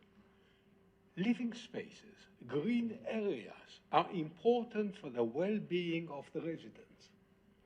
Now what we're seeing here is that there is an application after application after application, which we deal with individually, grabbing bits of green area within the village of Dunkeswell. And what about the well-beings of the residents? Now that was one point that was avoided by everyone when they talked about the proposal, and something that the officer touches on. The area is overcrowded. There are no transport facilities. There's a rudimentary bus service. Cars are imperative. It's not an area for cycling. So with every application we approve, we increase the burden on the roads. And I know what I'm talking about because I canvassed in Dunkeswell in the last election, and I had to jump out of the way of cars. Speeding is commonplace. There is no room for more cars in the area. The people need green. We're talking about sustainability. The place has got no school. Children have the unfortunate habit of turning into teenagers in an area where there's nothing for them to do. There's nothing in Dunkeswell apart from a shop and doctor's surgery. There's no pub, there's no cafe, there's no anywhere for them to congregate apart from a few green spaces that are being taken away from them. So I find that it is incompatible that we talk about the green spaces in Cranbrook and take away the green spaces from the people in Dunkeswell. What have they done to deserve to be treated as to be living in a deprived area? Why? The people in Cranbrook and the people in the just application we just had before, green spaces are important to them, but not for the people of Dunkeswell. And this is really what bothers me, that we're looking at things in the wrong way. And in this particular case, application after application after application taking away green spaces, and we deal with them individually, and we've lost the whole picture. We can't see the wood for the trees. Thank you, Chair. Thank you very much, Councillor Levine. Councillor Brown, please. Thank you. Dunkeswell is outside, this site is outside the built-up area boundary. It's unsustainable as such, that's what it's classed at in the present local plan. There's one shop there, there's no pub, there's a club, there's no school, but there is 5 churches. There is a population of 1,584, of which 36.4% are single or married couples, 34% are over the age of 64, and 16% are under the age of 17. To get to the nearest school, they've got to travel. To get to the nearest, I thought that you have your conversation first. Sorry. No. To travel to the nearest school, they've got to travel 8 miles. They get a bus, and that's from 5 years old. There's no nothing local for them whatsoever. And here we are building another 2 houses for people to live in. There's 3 there that haven't been even started yet that they got permission for. You know, and according to a local neighbour of Penn, they must demonstrate that there is a housing need. In this one, there's no housing need survey gone through. Policy HP1 of the local plan, 2014 to 2031, states there must be an housing need survey. No housing need surveys come forward to show there is a need for these. You know, anyone who moves in, you know, you can tell by the numbers of people that live there, these are going to be serviced by people from outside the area. They're not going to be local people from Dunkelswell. They're going to be people from outside. And there's, you know, as Wendy has said, there's no no way we can restrict this to affordable housing or social housing of any sort. So we're just giving permission for 2 houses to be built in an unsustainable area outside a built-up area boundary. That's not what we're supposed to do. We're supposed to stick to the local plan. Therefore, I recommend it for refusal. You can't recommend it for refusal yet. We're still in. We haven't gone into debate yet, but thank you. So now we will move into debate. We'll have to ask questions first. Yes, you can ask questions first. That's absolutely fine. Councillor Bartley. Oh, sorry. I just wanted to ask a question about this green space. You touched on the green space, saying it was in a plan somewhere. Is that because previous committees haven't nailed down this, as we were talking earlier about trees, whatever, as a condition, or is this just that we're letting them get away with not putting green space in? Can I answer that for you? Or do you want to go, Wendy? Oh, I'd rather have it from her. I know well, you're an expert. But... Yeah. I'm not an expert. Thank you, Councillor Brown, but we'll go to Mrs. Ormsby. If you feel I haven't answered it correctly afterwards, feel free to come in. So my understanding is that the houses immediately here were granted on appeal. So they're granted, so refused by the council, granted on appeal by the planning inspectorate. This area, not actually this part, mainly where there's already planning permission here, was shown, it just said on a plan, play area. But when it was granted by the inspectorate, they didn't put any conditions on to say it needed to be delivered as and retained as play area, and it never was, and there was therefore no mechanism for the local planning authority to say you've got to lay that out as play area. So it never has been delivered as play area, and my understanding is it is private.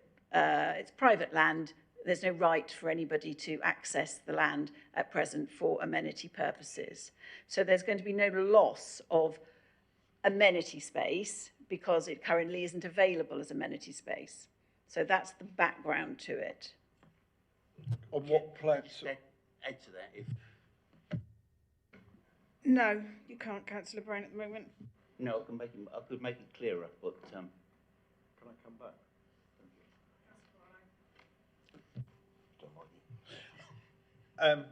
So what plan was it written on as play area? So I know you're going this, I know you lost it on appeal, that's fair enough, and they didn't put it on it, but if it was down as play area on a condition somewhere along the line, then why aren't we defending that? So there was a layout plan for the development, and on this part of land it was written play area. However,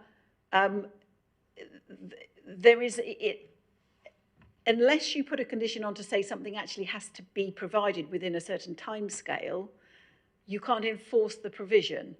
So, for example, if you had planning permission for 3 houses and you only built 2, then you could build the 3rd house whenever you liked, unless there'd been a planning condition that said the development, you know, all of the houses must be completed by a certain period of time, which is, you know, you'd have to have a good reason for putting the condition on. So there is no time scale for doing something. And if there's no time scale for when something has to be done, you can't take any enforcement action against it. But surely then, if there's no time scale to actually enforce it, but that does mean we can enforce it. No, can I? You can, Councillor Brown, by addressing it correctly, by asking and putting your hand up and not coming in when other people are talking. You may now speak. Yeah, I was just trying to save time, that was all.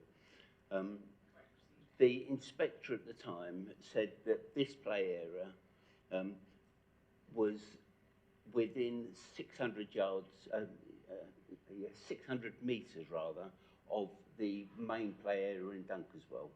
And because it was no more than 15 minutes walk away, it fitted in with the local play, with East Devon local playing, so there was no need for a play area to be put there. So that was what the inspector said at the time. That's why it wasn't agreed and put into force. I think that saves time, doesn't it? Thank you, Councillor Brown. The correct way is fine. I have a question, please. We've heard that these two are likely, or the applicant would like them to come forward as affordable houses, but we don't have any way of enforcing that because of the number of them. Out of curiosity, we've also heard that the site around it came forward as an appeal, through appeal. Do we know whether they came forward as affordable houses, and if so, what percentage that was?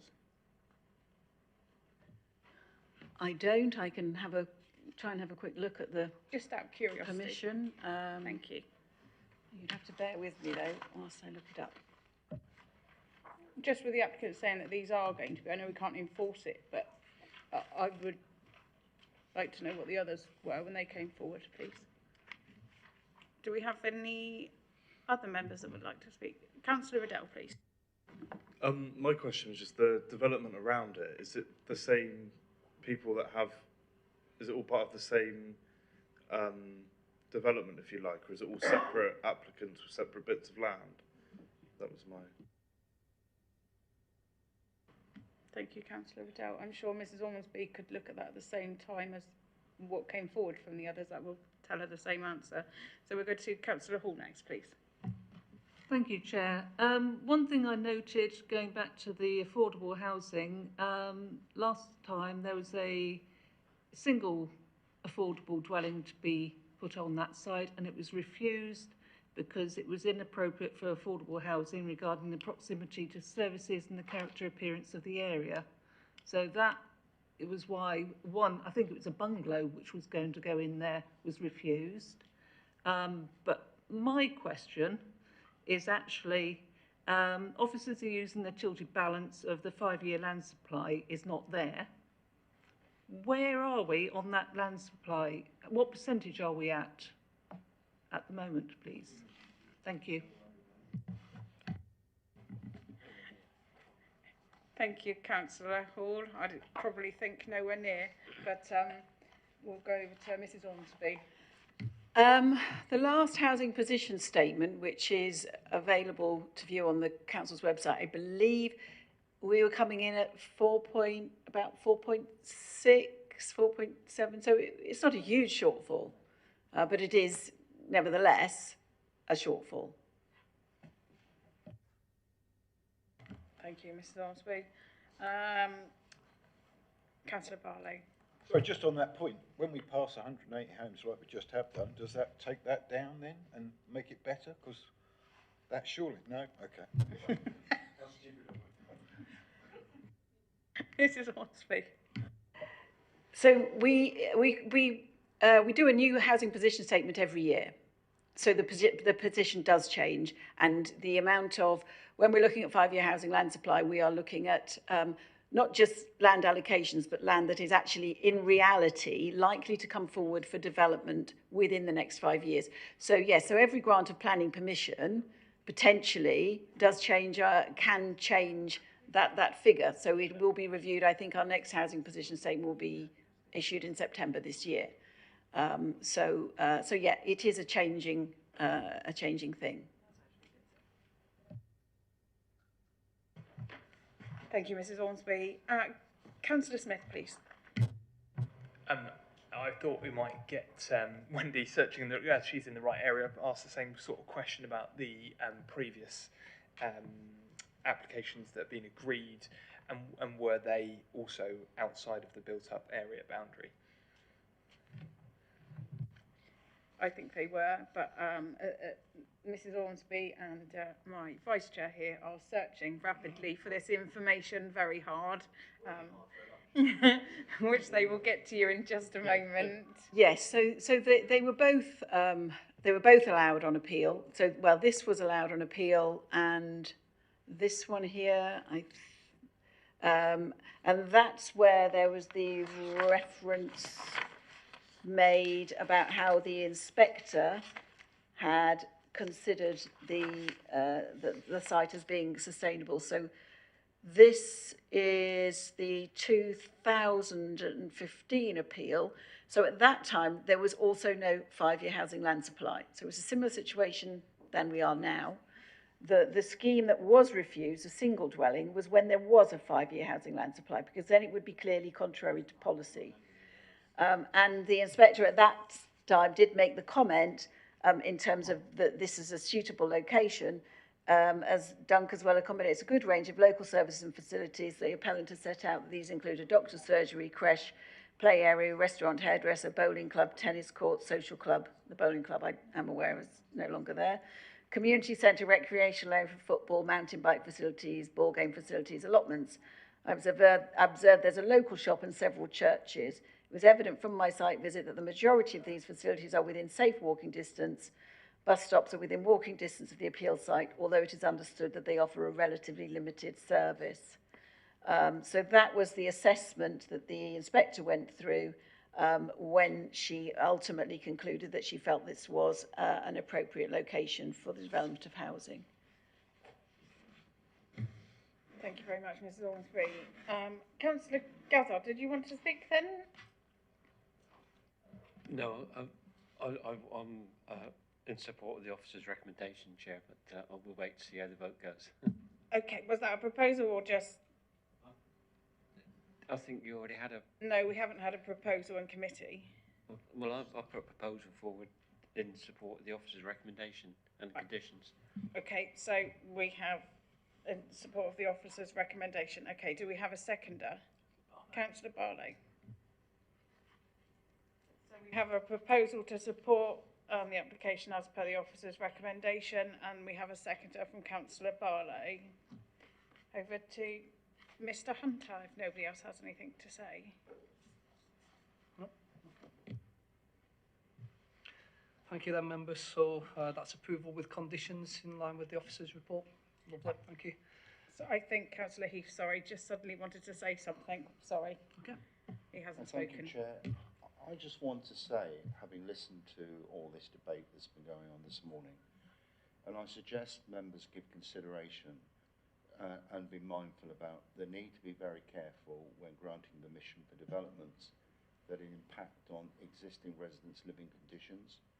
Second point is about new buildings on greenfield sites.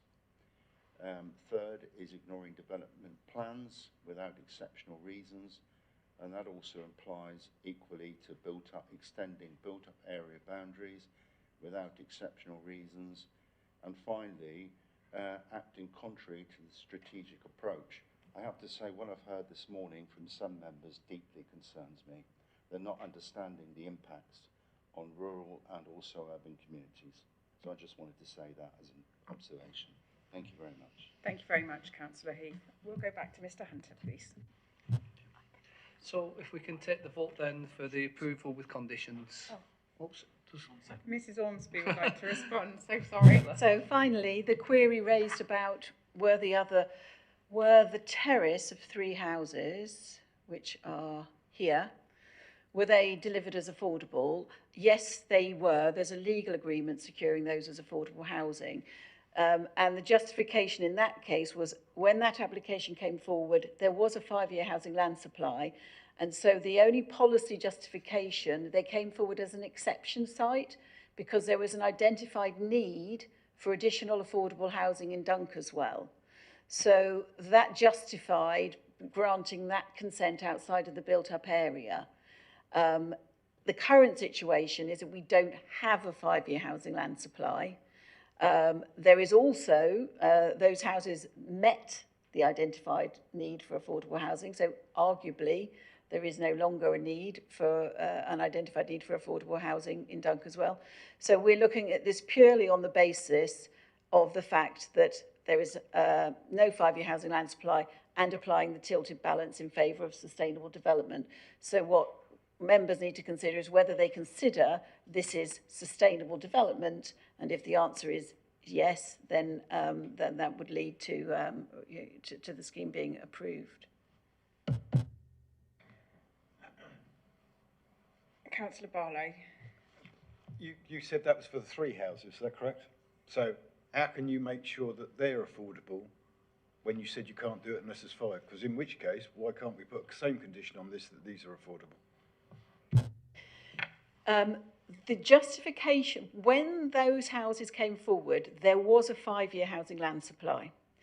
I believe the neighbourhood plan included an exceptions, or the local plan has an exceptions policy that if you're bringing forward a predominantly affordable housing-led scheme, then you can allow development subject to meeting other criteria outside of the development boundary.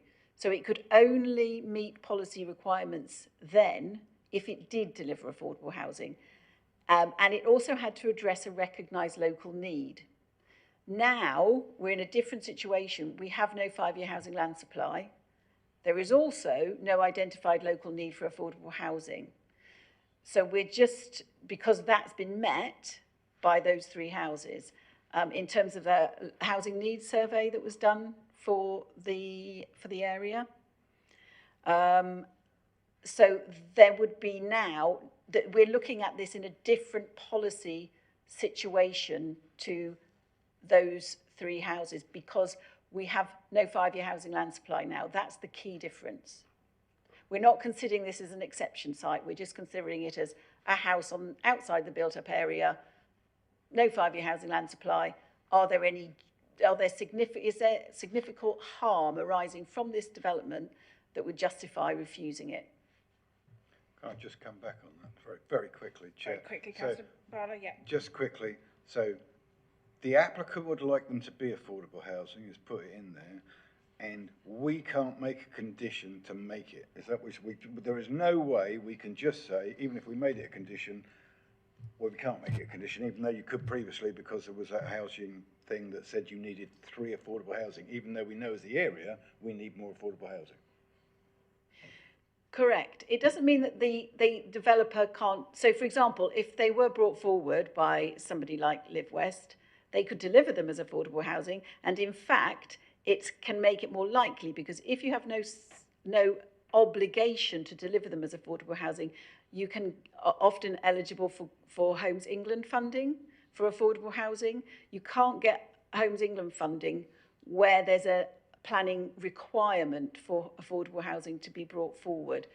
But yes, you're quite right. It is completely out of our hands as to whether they come forward as market or affordable housing. Thank you. Thank you very much, Mrs. Ormsby. Mr. Hunter, 3rd time lucky. Are we sure? Okay then, I'll put you to the vote then. Thank you, members. Move approval with conditions in line with the planning officer's recommendation. All those in favour, please. 1, 2, 3, 4, 5, 6 in support. All those against, please. 1, 2, 3, 4 against. Any abstentions? 5 against, isn't it? Oh, is it? Sorry. I was going to say, I thought there was no abstentions. Yeah, okay then, so we've got 5 Okay. against, 4 in favour, so that motion is carried then. Thank you. Thank you very much. So now we move on to agenda item 13, planning application 222584, Barnard's land adjoining Harepath Hill, Seaton, pages 216 to 246. Mrs. Ormsby to present her report, please.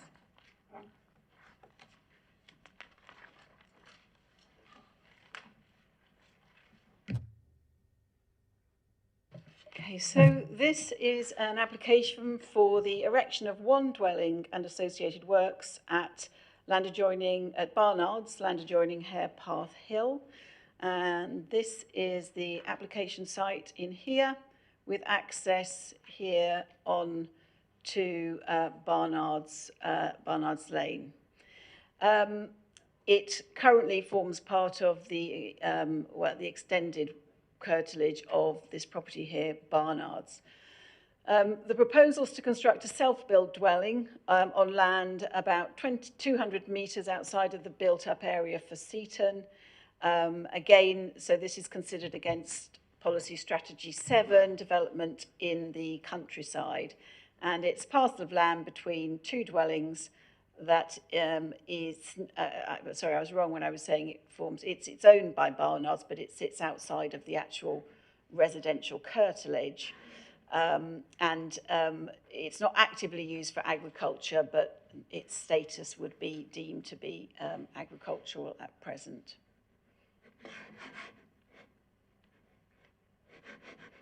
Sorry, I'm just having a few. Right.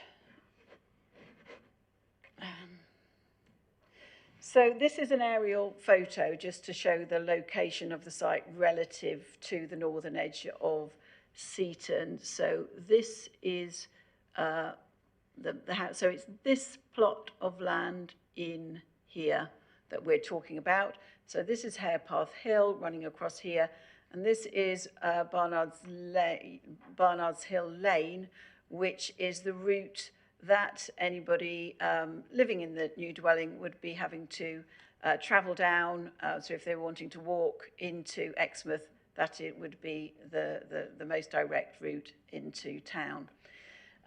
It's also within a designated green wedge, so it has to be considered against the green wedge policies. There's a long site history set out in the officer report of refusals for planning permission for residential development on this site.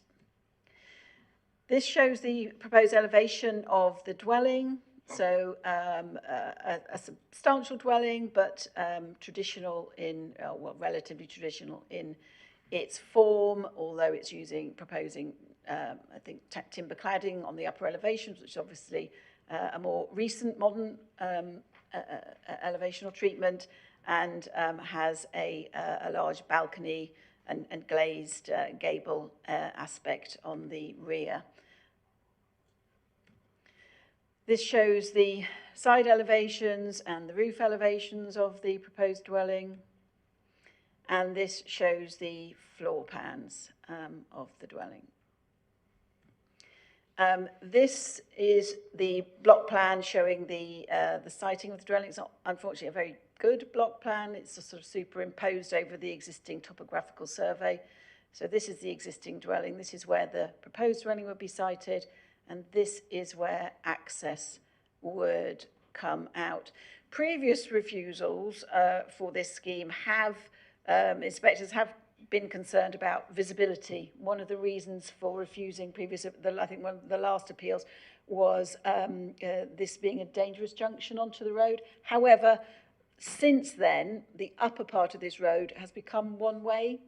So that has removed traffic from the road. And for that reason, the Highway Authority are not raising objections to the application this time. So these are some views. So this is looking at the west elevation of Barnards, and this is taken from the access track on the other side of the hedge from the application site. So this is standing at the northern part of the application site. So down here is where the access would come in and then head off in that direction. So this area here is where the house would be built. This is the boundary with Harepath Hill along here. And this is the view across the site to the neighbours' downside. So the dwelling would be sort of sat within this area here. And this is a view from the boundary with downside, so from that neighbouring house, we're just looking down across the site to Barnards. So you can see that there is a change in levels. The land, well, the land has actually been levelled at some point. I mean, there would have been a gentle gradient going down here, but it's actually been, there's already been some levelling taken place on the site at some time. And this is looking from close, standing within the southwest corner, again, back at Barnards, and this is the area that the dwelling would occupy. And here's another view of the access track out onto Barnards Hill Lane. View from the south, looking up towards the boundary with Harepath Hill. A view across from the southeast corner of the site.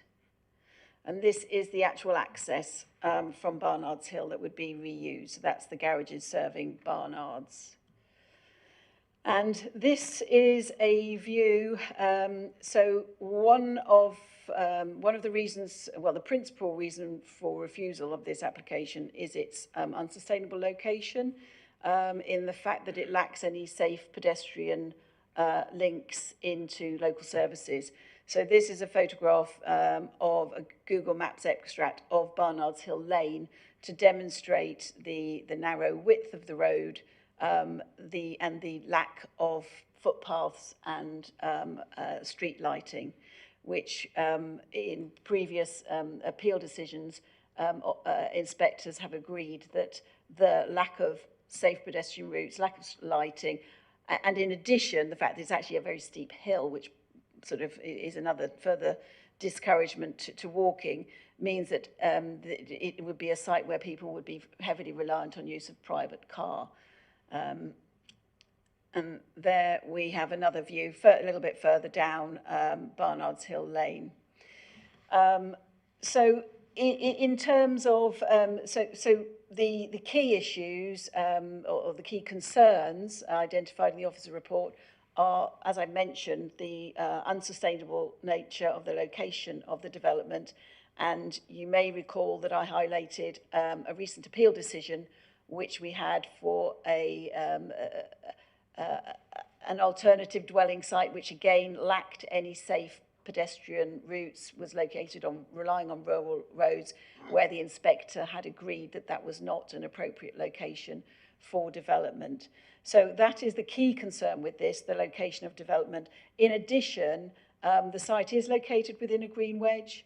Infilling the site, it's obviously between two dwellings, infilling that is going to create a feeling of ribbon development in this part, and it will have an adverse impact on that green wedge, the openness of the green wedge, and of the overall rural character of the area. So in combination, those two factors, officer of the opinion, notwithstanding that we do need to apply the tilted balance in favour of development, we're lacking a 5-year housing land supply, but in this case, officers considered that the harm that would arise from this development does significantly and demonstrably outweigh the benefits of the development, and as such, it's recommended for refusal. Thank you. Thank you very much, Mrs. Ormsby. Next, we have the applicant to speak. Justin Werb, please. You have 3 minutes to speak. Thank you. Thank you, Chair. There is no doubt a consent and a detached dwelling had previously existed on the site, but we have to look forward and recognise that what is most important now is the current planning policy. Owing to the lack of a 5-year housing supply, the conflict with the existing local plan cannot be given weight. Officers have said it's sporadic development in the countryside. Well, no.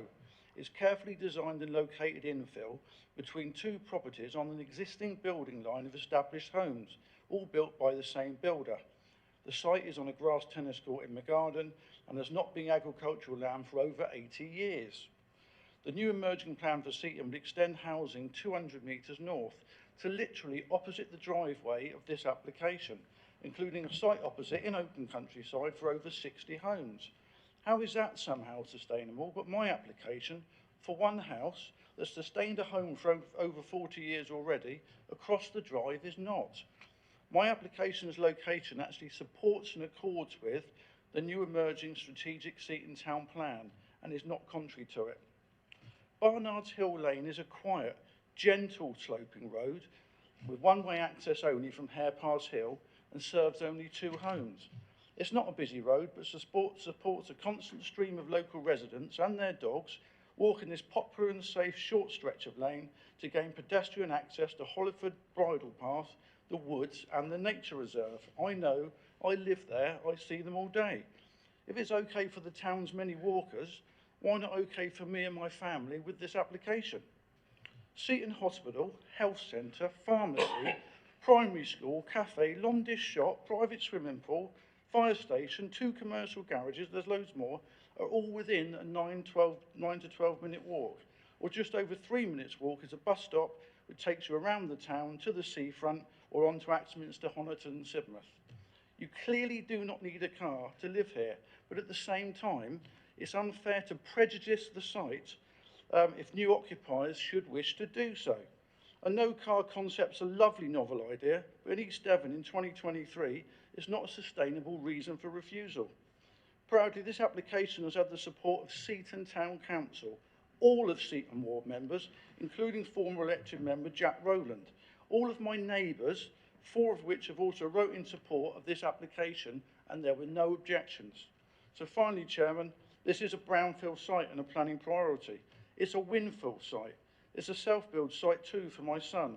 It supports a new emerging town plan for Seaton and injects over £500,000 or so directly into Seaton's tradesmen's families and businesses, plus £3,600 a year in council tax every year forever. It's supported by the town council and all my neighbours and assists the local authority in meeting their 5-year land supply and sets no awkward planning precedents for the local authority either. There is clearly no significant or demonstrable harm, and there are no adverse impacts either. The tilted balance falls clearly towards a positive planning application. Please support my application. Thank you. Thank you ever so much, Justin Webb. So, committee, any questions first of all? Councillor Riddell. Wendy, Mr. Webb talked about another development that's of 60 homes. Is it on the map where it's going? Or?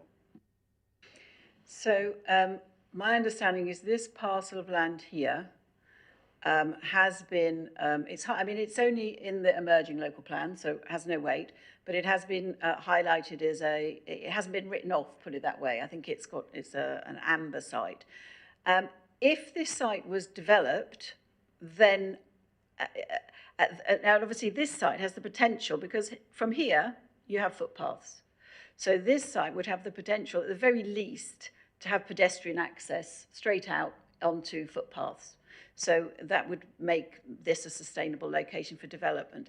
If this came forward and was developed, then at that time, development of this site would probably be looked at differently, because obviously they would just need to, pop across the road, and then they could also walk through the pavements that would come through this site. But that's not the situation we're in at the moment. We're having to consider it under current policy and the current situation.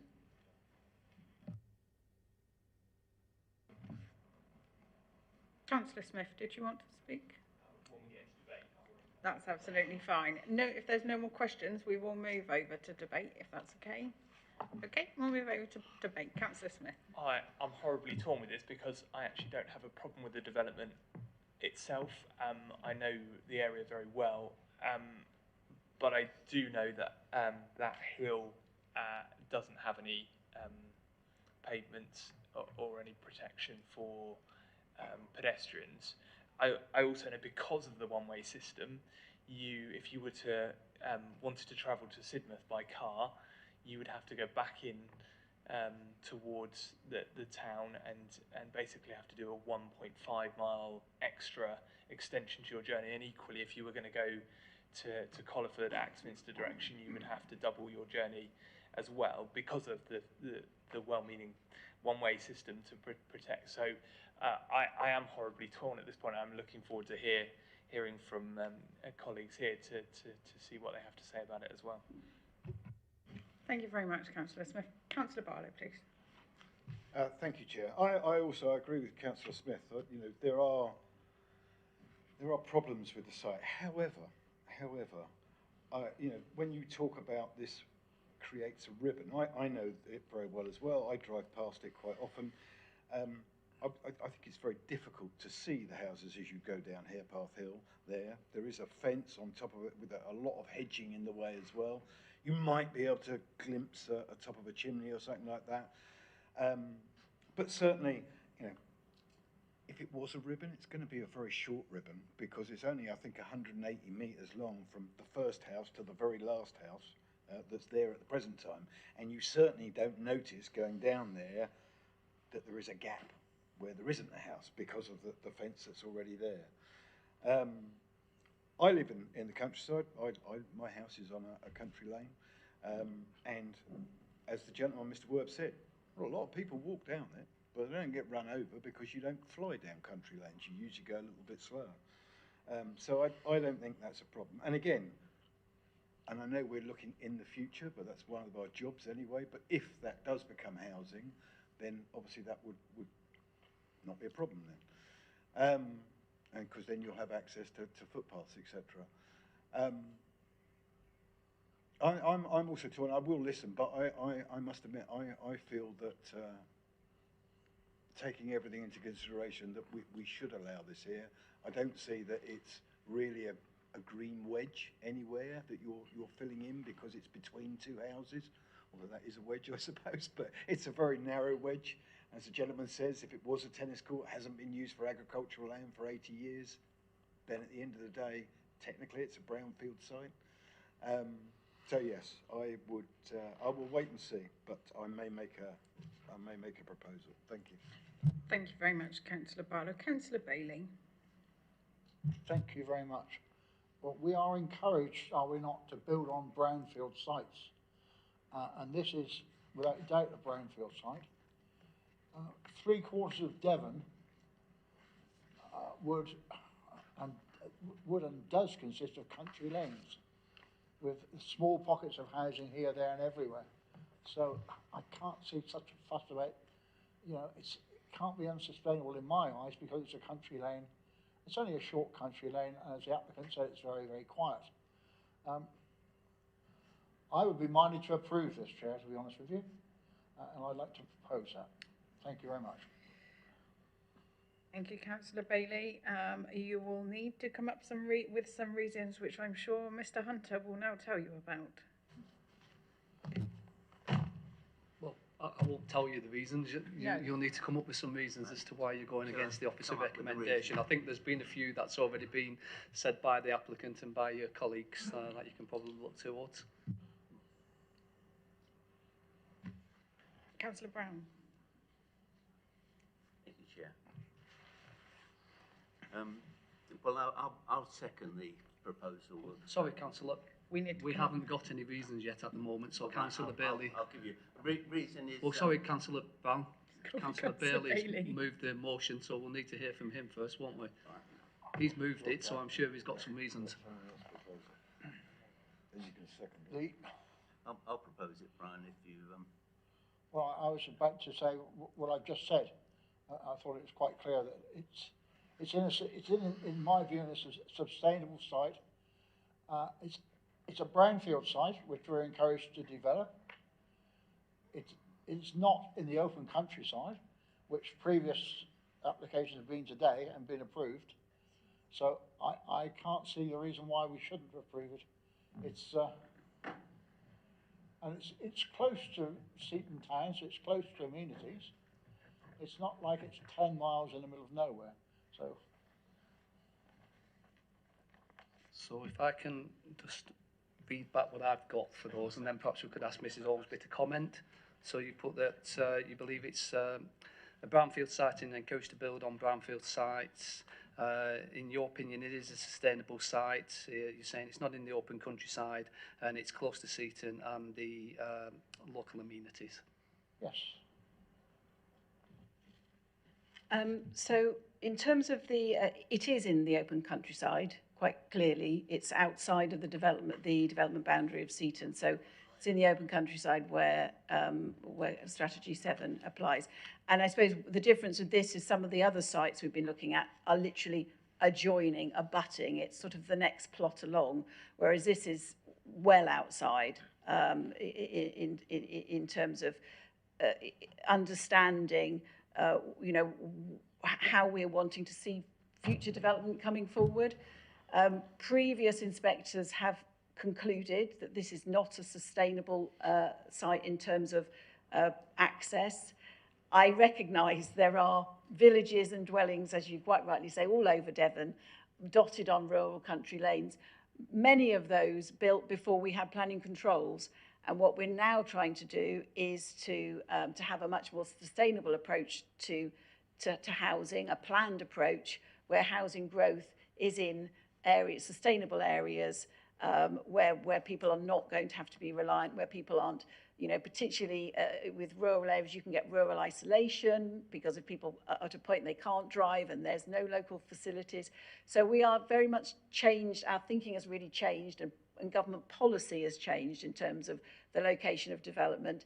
And if you're looking in the NPPF, it is very clear that development should have safe and suitable access to all users, and that includes safe pedestrian access.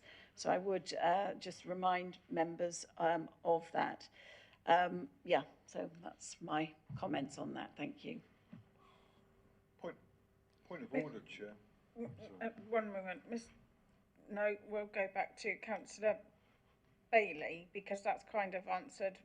Mrs Ormsby's come forward with what you've proposed going forward. Do you have any reply to that? No, I stick with what I said. I can't, I think it's the infield side. And I can't, personally, I can't agree with the things that Mrs Ormsby's read out. That doesn't equate to me. Sorry.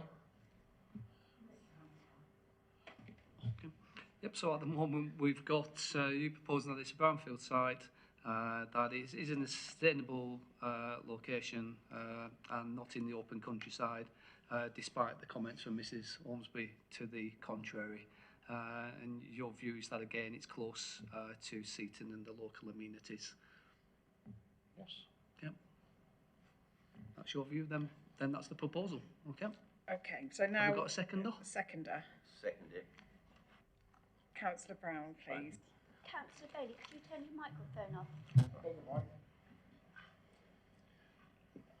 But I think it conforms to NPPF paragraph 11, which states making effective use of land. Planning policies and decisions should promote effective use of land in meeting the need for homes. Promote and support the development of underutilised land and buildings. Local planning authorities and other plan-making bodies should take proactive role in identifying and helping bringing forward land that may be suitable for meeting development needs. And I think that conforms to it. Okay, thank you. Sorry, just for the members of the public there, I think Councillor Levine was just passing a note to the chair to say that Councillor Heath's been waiting for some time to speak. Councillor Heath, you are right next on my list. It's now your turn. Thank you. Very much, Chair. I think we need a traffic light system, a triaging system for asking questions, because either we're in a debate and then we should propose. It shouldn't be the other way around. That's the first thing. Secondly, we urgently need a 5-year land supply plan. That's certainly a big detriment to this council. And the third one is, I note that Seaton Town Council has no objections. I travel around Seaton a lot, being in Beer, and I would say that as the ward member for Beer and Branscombe, I have no objections to this plan. It seems quite a good plan to me, and will not impose or impinge upon any adjacent properties from what I can see. Thank you very much, Councillor Heath. Apologies, I thought we were in debate.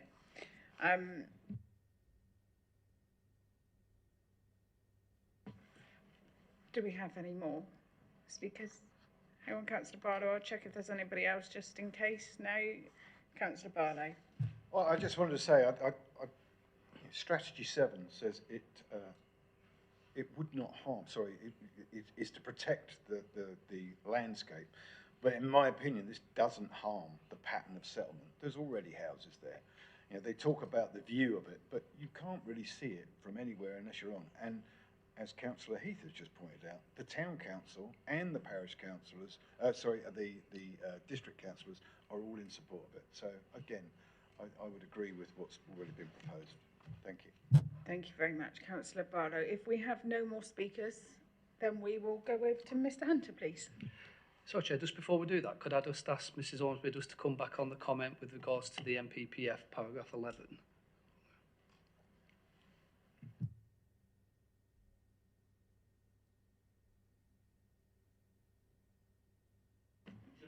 We'll just give... No, I've got it.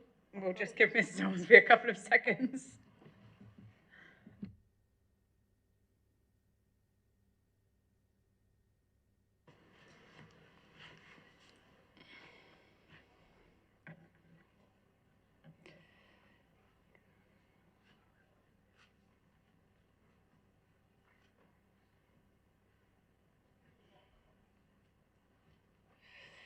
So, well, paragraph 11 is in two parts. The first part is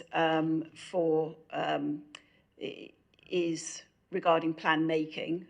So the key thing is obviously saying plans and decisions should apply a presumption in favour of sustainable development. So that's the thread through the whole of the NPPF. And then the first element is on plan making. And I'm just actually looking for the section that was read out, because I can't. So there's advice, and then there's the advice for decision taking, which basically sets out that decision taking means approving developments that accord with an up-to-date development plan without delay, or whether no relevant development plan policies, granting planning permission unless there are the adverse impacts of doing so would significantly and demonstrably outweigh the benefits. So that's what's in paragraph 11. So I think maybe you were referencing a different paragraph? No, I was referencing, hang on, let's have a look. 119. Councillor Brown, you just need to put your microphone on, sorry. Sorry. Thank you. Keep forgetting, sorry. Paragraph 11, 119, 120, section D, and 121.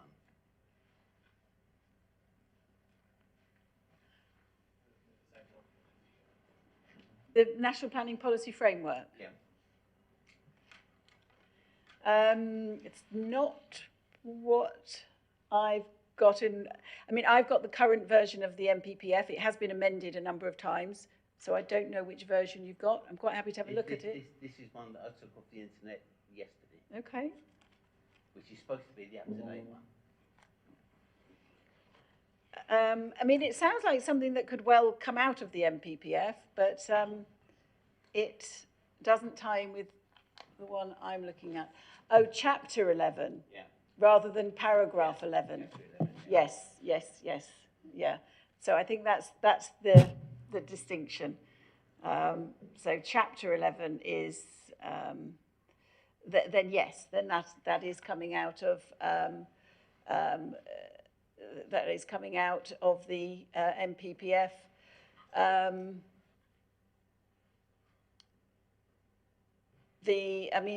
What I will say is that the NPPF does quite clearly say when it's looking at development that it should be located in areas which are where there is safe access for all users of the development. I believe that is in chapter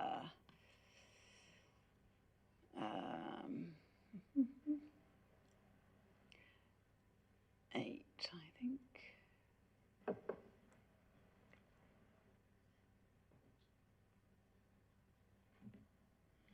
Just by the way, that's why we confirm the proposal and what chapters they're in. It's important going forward for the detail. I mean, it is clearly part of the NPPF. So I'm not going to, it clearly is. It's just chapter 11, paragraph 119, isn't it? Yeah, 119. Yeah.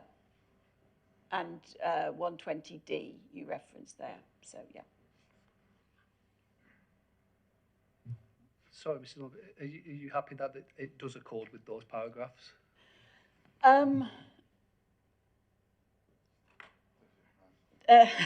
Well, clearly my view is that no, it doesn't generally, because you're looking at the NPPF taken as a whole and looking at all of the aspects of it in terms of, and the way that you give to them. And the thread through all of the NPPF is the emphasis on approving sustainable development. I do not believe that a development where there is no safe pedestrian access you're walking down a narrow rural lane with no safe passing places, and I'm looking at it and thinking, in the middle of a summer's day when it's good lighting, people might walk. Are people going to walk there at night time in the rain? Where it's dark, foggy, are people going to feel that's a safe route for children to walk to school, etc.? My view is it is not a route that people would use. I'm not saying they would never use it, but I think that overall people will be overly reliant on the car when they're living in locations like that. And as such, I don't consider it's a sustainable location, and therefore I don't consider it fits in with the main, well, the golden thread, as they called it, of what runs through the National Planning Policy Framework.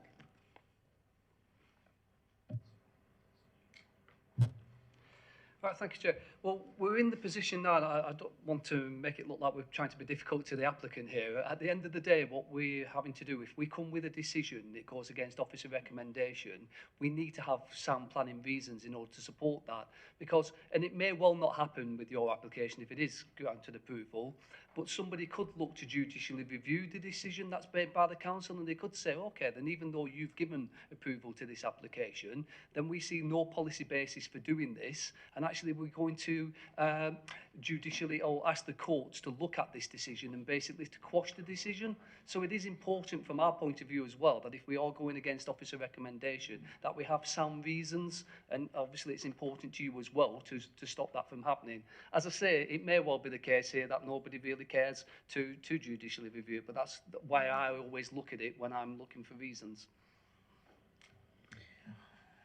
Councillor Howe, please. Yeah, God. This is quite unusual. This is not a development adjoining a built-up area boundary by any stretch of the imagination. This committee, I think, is in danger of redrawing its own policies. And I'm struggling to understand under what grounds, and I know I've been given the reasons why you're recommending approval, how that wouldn't apply to other developments across our countryside in saying that, no, a country lane's fine for access now. And then how are you going to fight all the other developments that we don't believe are sustainable? We've got to be really careful about what we're doing as a committee in interpreting policies. Don't get me wrong, officers can fight their own fights. I've got no problem disagreeing with officers. But by all definitions, this is not a sustainable location. And we have to be really careful and mindful of that. A couple of years down the track, hell, if the development across the road happens, absolutely it's sustainable. Totally different policy context altogether. But as it stands today, I cannot see how it can be deemed sustainable without allowing plenty of other development to happen all over the place. Please be careful. Thank you, Councillor Howe. Councillor Bailey. Thank you very much, Rob. Oh, sorry. Here we go. Strategy 1, it provides homes. Strategy 7, it does not harm or do any sufficient harm to local landscapes or disrupt the view. Also, I take what Councillor Harris said, and he's got a lot more experience in these matters than I have. However, we cannot say that if something is developed further down this lane, that the lane will have a footpath on one side or the other. I believe we have to look at things as we find them, not as they may or may not be in the future. And if you're looking at that whole area, you could say, well, the left-hand side fields could be right for development, so could that one. So the whole area could be built in the fullness of time. But we have to look at it as it is. And I take your point. I don't wish to open the doors on country lanes everywhere to be built on, but I personally think in this specific case, I stand by my guns, Councillor Harris. No offence to your good self. Thank you. Thank you, Councillor Bailey. Councillor Riddell. If we were to approve this plan then, taking on board what Councillor Howell said, could it be that we set almost like a precedence and that future applications that come forward which are similar, are you sort of, would it get rid of our reasons that we could have used? Do you see what I mean? You're almost opening like the floodgates of just allowing any lane, or would you not be able to use the argument of that you put out in the future because you've allowed this one to go ahead, if that makes sense? Mrs. Ormsby. So certainly if we, for example, got an application, say somebody, I don't know, this parcel of land up here, they decided they wanted to put in an application for a dwelling house, and we didn't want to support it because we felt it was an unsustainable location, we would have to be able to justify because it is every site in its own merits, but why is that house, why is it acceptable here and not there? There needs to be a clear justification as to why there are particular circumstances that make it acceptable here, so that you don't then effectively tie your hands in basically saying, well, we've got no 5-year housing land supply, so anywhere in the countryside is fine for a dwelling, which is definitely not a situation that officers would be recommending is an appropriate way forward. So we do need to be careful about decision making, because it can then be, reasonably put forward to at an appeal situation. Perhaps we'll say, well, look, this was approved. What's the difference? So it can make it more challenging. And as far as I don't know the area, what developments have had planning before, but say there was one further down the road, like you said, that was refused in the past. They could obviously come back and say, well, look, that one's been approved now, and ours didn't get approved. So it could make quite a tricky situation, I suppose. Makes it tougher. We need to be, this is clearly not, it doesn't accord with our policy, but because it's clearly contrary to Strategy 7 in the first instance. But we then have to apply the tilted balance, and so, for example, the dwellings before at Pumpfield Close, they were immediately adjoining the built-up area. You could easily walk in. It's effectively an extension, a direct extension of the town or village. And those are the situations where, as officers, we'd be saying, well, with the tilted balance, we can't really justify a refusal there. But when we're getting to ones which are effectively development very much within the countryside, then there would need to be, some exceptional circumstances beyond the 5-year housing land supply for officers to feel that it would be appropriate to support those locations for development. But it's a brownfield site, isn't it? No. Councillor Barlow. The house there for 40 years. Thank you. Just point of, well, not point of order. I just want to understand. There is no such thing as precedent set in planning, as that was always my understanding. That's my training. I might have got it wrong, but I was told that there isn't such thing as. Is that correct? Yeah. So you're not setting a precedent that other people would immediately follow. They might use it and they might try and use it, but you've got many reasons here because it is surrounded by houses, and it is, you could say, well, it has houses either side of it. So it's not like you were saying, the one up the other side. Well, it's the other side of the road. So you could say, well, it's got to cross a main road then, or is it? So there is no such thing as precedent, and you are looking at it, everything on its merits. That's correct. Thank you. Councillor Howe. To follow that point, absolutely, there is no precedent set, but you do set examples. And that is the fundamental it. There are many locations in our countryside where there are houses, nicely spaced, along roads that are not adjacent to a built-up area boundary, and you are indicating, highlighting the fact that provided you're within a reasonable distance of a built-up area boundary, and you are in a vacant space between two houses, let's face it, our countryside's full of those vacant spaces, you are indicating you will probably give it planning permission now. You've got to identify the explicit needs, what makes this sustainable particularly, and no, it is not a brownfield site. It is absolutely not a brownfield site. There is no building there. So it's not considered a brownfield site. It is what it is. We keep getting told of our 5-year housing supply, so surely that again is a very good reason, and this tilt of balance. And we're here to make a decision because officers and other people can't agree. So we have to make a decision, and with the information that's put in front of us, let's vote on it. But we're told not to do it, or being told that it's not wise to do it.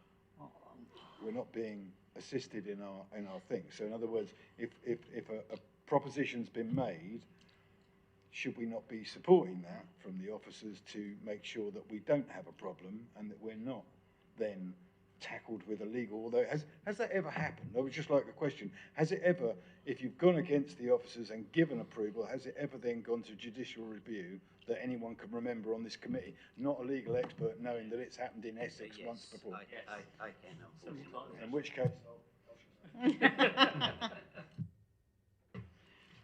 So, if I can do my best to summarise this at the moment, because obviously we've got this proposal from Councillor Bailey of approval. In fairness, you've said it is a brownfield site, that's one of your reasons, and Wendy Ormsby said no it's not. You've said it's in a sustainable location, Wendy said no it's not. You've said it's not in the, it's not in the open countryside, Wendy Ormsby said yes it is. And you've said it's infill development, and didn't actually get your comment on with regard to that, Mrs Ormsby. Well, it depends how you define infill and development. It is between two dwellings, so, you know, if you want to take the view that it's infill development, I mean, then... it's a matter of one thing now. Yeah. And then you're saying it's close to Seaton and the amenities, and Mrs Ormsby saying, no, it's not.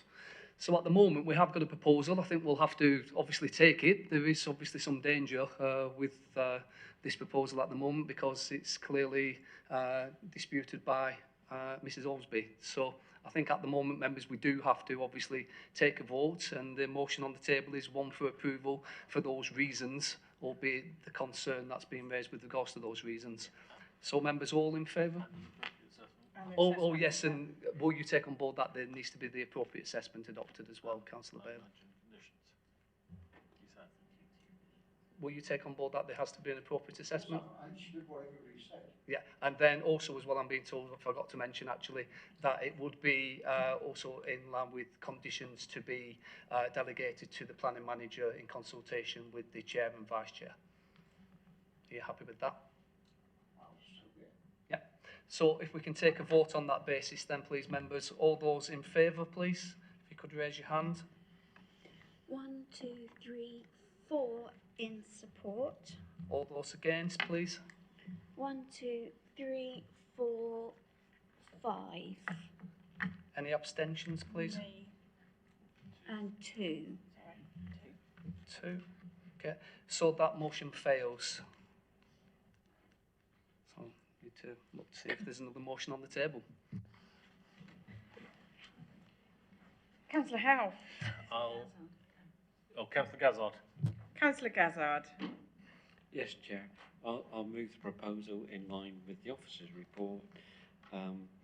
In my view, for voting in favour of the officer's report is that it is clearly in an unsustainable site, taking into account appeal decisions before, the effect it will have on the green wedge,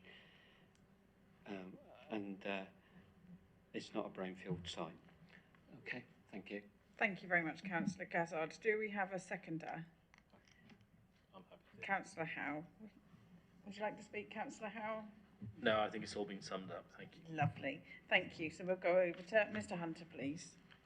Just to clarify again, actually, Councillor Gazzard, that the recommendation from officers is in 2 parts. It's to adopt the appropriate assessment and then refuse. You're happy with that? Okay then. Thank you then, members. So all then in favour of the refusal, please, if you can raise your hands. 1, 2, 3, 4, 5, 6, 7 in support. All those against, please. 1, 2, 3. And any abstentions, please. 1. 1. So that motion is carried then. Thank you, members. So that's refused. Thank you very much, everybody. You'll be very pleased to hear that we are now breaking for lunch.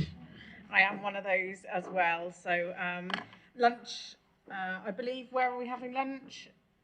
In Yachty room, lunch will be served. Down here to the left.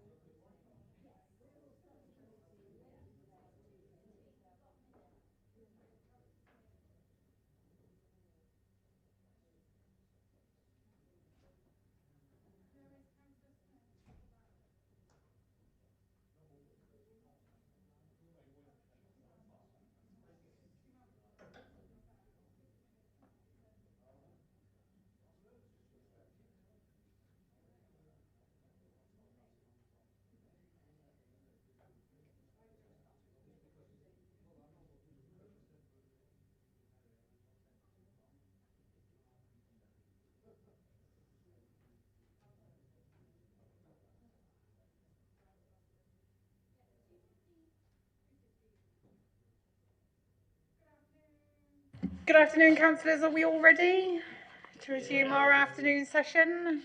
Lovely. So welcome back to this afternoon session. We're not going to do a roll call because I can see that you are all here, that we're here this morning, so that's good. Just a quick question though, do any non-committee ward members speaking on applications this afternoon have any interest to declare? If so, please raise your hand, and when called, state which agenda item your interest relates to and the nature type of your interest. I have no interest to declare, thank you, Chair. Lovely, that's brilliant. Thank you ever so much. So moving on, we move on to agenda item 14. This is planning application number 231124 full. This is land northeast of Axminster National Grid substation, Pound Road, Hawkchurch, pages 247 to 290. We will go over to Mrs. Ormsby to produce her report. Thank you. Good afternoon. The application we're now considering is the installation of a battery energy storage system with associated infrastructure and works at Pound Road, land north of Axminster National Grid substation. This application is a resubmission of the proposal refused planning permission under reference 22/2216/MFUL, which is now the subject of a planning appeal, which is being heard by way of public inquiry. This application includes additional supporting information that attempts to address the lack of evidence cited in some of the previous reasons for refusal. And just by way of update, the previous refuse application had a late objection, well, reasonably late objection from Devon County Council in their capacity as lead local flood authority. However, it was deemed acceptable at that time to deal with surface water management by condition, and so it wasn't a reason for refusal of the last scheme. We've again received, in consultation response to this current application, an objection from the lead local flood authority. There have been some exchanges of technical information between them and the applicants, seeking to overcome the objections raised. And the point that we're at now is that the lead local flood authority have confirmed that they've no in principle objection to the development, but there are matters of detail that still need to be resolved, and they can comfortably be dealt with through the surface water management drainage condition that's already proposed as part of the recommendation in this report. In addition, we have had some representations made to us that say that they consider that this development should be subject to hazardous substance consent, and that we should not be determining the application in the absence of an application for hazardous substance consent. Officers have considered this, and we have also taken some legal advice on this. Firstly, we don't consider that the evidence indicates that hazardous substance consent is required, because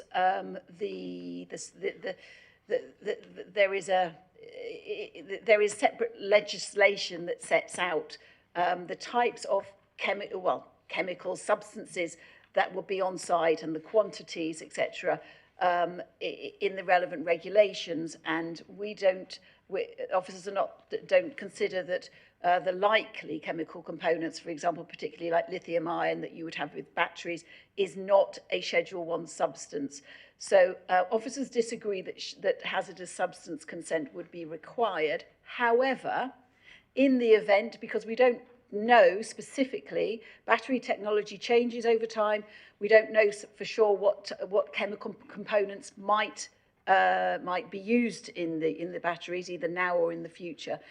If hazardous substance consent is required, and it's a completely separate consenting process outside of planning, then the grant of planning permission does not override that need. They can be dealt with completely separately. They do not we don't, even if we knew that hazardous substance consent was required, that would not preclude the council from determining this application, because that's a separate consenting procedure that could happen afterwards. It doesn't have to happen before, or it doesn't have to happen at the same time.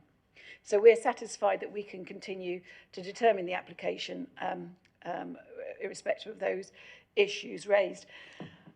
Further representations have been put to us arguing that this current application should be subject to a new environmental impact screening process. So just as a bit of context, where there's a possibility that a development may fall into the definition of being environmental impact development, requiring the submission of an environmental impact assessment together with the planning application. Where that's a possibility, a developer can apply to the council for a screening, for us to look at it and say, we think this is environmental impact or EIA development, requiring an environmental impact assessment, or we think it isn't. Now, the previous refuse scheme, they did do we did have a screening application, and the officers screened out the need for an environmental impact assessment, said it didn't fall into the criteria. Because this is essentially the same development, just with additional supporting information, officers are satisfied that there was no need for a further EIA screening application. And we remain satisfied that it's not environmental impact EIA development. So that's the updates. And just now moving on to the application itself. So this is the application site, and you can see that it is surrounded by existing solar farms to the north and to the west, and then it's immediately south of it is the Axminster Electricity Distribution Centre, and then there's further solar arrays further to the south. The application seeks permission for a battery energy storage system, which is abbreviated to BESS, and associated equipment, including substations, inverters, etc., in a field, as I said, immediately adjacent to the solar farm and electricity distribution site. The site's located in the open countryside, but is considered to meet the definition of low carbon technology as defined in the local plan, and as such, it is appropriate to consider it under strategy 39, renewable and low carbon energy projects, which does accept the principle of such developments within the countryside, provided they meet certain criteria. So officers are satisfied that the principle of this development is acceptable, but then we need to look at the other impacts, for example, the environmental impacts, any heritage impacts, impacts on neighbours, amenity, etc. So this is an aerial view, just to put the site in a little bit more context. So the site itself is this field in here. And as you can see, there are solar arrays around here, solar arrays here, here, and here, and the distribution centre, electricity distribution centre in here, and then there's some further solar arrays in this area. So this is just really putting it in context that the field itself is surrounded to the north, west, and south by developed land, effectively renewable energy, and electricity substation development, but obviously acknowledging that this is in an otherwise very rural countryside setting. The site itself has got no special land designations, but the Dorset AONB lies 660 metres to the south and 2 kilometres to the north. There's also a number of heritage assets in the vicinity, including Lambert's Castle, which is an Iron Age hill fort over here. So this is showing the proposed site layout. So here you can see the rectangles being the effectively what look like, they're not, but look like sort of shipping container, which is the housing for the batteries. And then you've got the inverters and transformers. And this is the on-site distribution centre. There's existing hedgerows and trees surrounding the site. They will all be retained except where the existing access is to be. There's an existing field gate here, which will be widened slightly from 4 metres to 6 metres. It's also proposed that the access road will be including this dog leg, and the intention of that is so that when you pass by the road, you wouldn't see straight down the road into the site. You would actually just see the new landscaped areas because your eye would only go as far as this point here, effectively, passing that field gate. There is some additional woodland planting proposed in this point here. This remaining area here underneath it would be used for drainage attenuation, but it would sort of be grassed, so it'd be soft landscape grassed on the upper area. Then you've got a further Devon hedge bank behind the woodland planting, and behind that, a 4-metre acoustic fence. And the intention of that is to prevent noise disturbance to residential properties, which are in the immediate vicinity opposite, so Newhouse Farm in particular here. And then the cabling from the site would then go through and then directly linking into the distribution centre to the right. And there's some additional hedging also being provided to add some further screening and then security fencing around the site as a whole with some CCTV. This is just showing some of so this is a picture of the inverters that would be within the site. This is the access road, just a section through its means of construction. This is a diagram of the switch room within the site. This is the control room elevations and the auxiliary transformer. And the CCTV poles, which would be between 2.5 to 3 metres high. And the battery container elevations themselves, within which the batteries, the battery elements would be contained. And just a section through of the security fence. And this is the substation within the site. You can see from this cross section here, the variety of equipment within there. The highest point of the various bits of plant in here is 6.48 metres, which is this point here. So that's, okay. And here we've got the soft landscaping general arrangement plan, so not dissimilar to the plan we were just looking at earlier.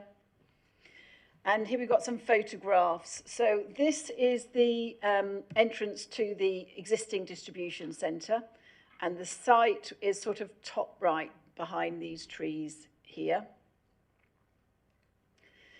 This is the looking out from the access to the distribution centre, looking north up Pound Road. So it's just up further here that the access into the application site would be. This is a view from the north of Pound Road across the northeastern field of the solar farm. So the application site is beyond, so it's sort of down here on the other side of the solar farm. And this is a zoomed in view from Wareham Road near the junction with Pound Lane. And that again is looking across, I think you can just make out the solar panels within that field there. So again, the application site is beyond and slightly down below. So unlikely to be particularly visible at all from Wareham Road. This is the actual application site. So this is a view in from the existing field gate access, and that's to be reused. It will be widened and made the only vehicular access to the site. So as you can see, there's a little bit of a stock-proof fencing running across there. So the majority of the land forward of that, I think it's not quite all, but the majority will remain as soft landscaping. So it's where some of the woodland planting will go, and then forward of that, you would have underneath the ground attenuation tanks with grassed areas, sort of effectively this type of appearance above it. And then beyond there is where the actual battery storage would take place. And this is now within the site, looking east towards Newhouse Farm with Pound Road dead ahead here. So you can see the ground is sloping gradually down towards Pound Road. And this is within the site looking south to the distribution centre. And this is from the junction with Stone Barrow Lane and Pound Road. And this is a view in the winter time. So obviously at this point you can see through the trees into the site. And this is a view in the summertime, where obviously with the trees in leaf, you're going to get more glimpsed views through. And this is the land, effectively the land, so it's outside of the field as it stands. This is the land where the cabling would be running through, adjacent to the distribution centre. So the key issues we're looking at is, as I've mentioned, the principle of development is supported by Strategy 39 of the local plan, which states that renewable or low carbon energy projects in either domestic or commercial development will in principle be supported and encouraged, subject to them following current best practice guidance and the adverse impacts on features of environmental and heritage sensitivity, including any cumulative landscape and visual impacts, being satisfactorily addressed. Applicants will need to demonstrate that they've taken appropriate steps to consider the options in relation to location, scale and design for firstly avoiding harm, and then reducing and mitigating any unavoidable harm to ensure an acceptable balance between harm and benefit. So that's the sort of the starting point for considering this scheme. One of the reasons for refusal of the scheme previously was that it had not been demonstrated, that members were not satisfied that it had been demonstrated that the battery storage cell is in itself a low carbon form of development. The council has previously accepted battery storage as being a form of green energy,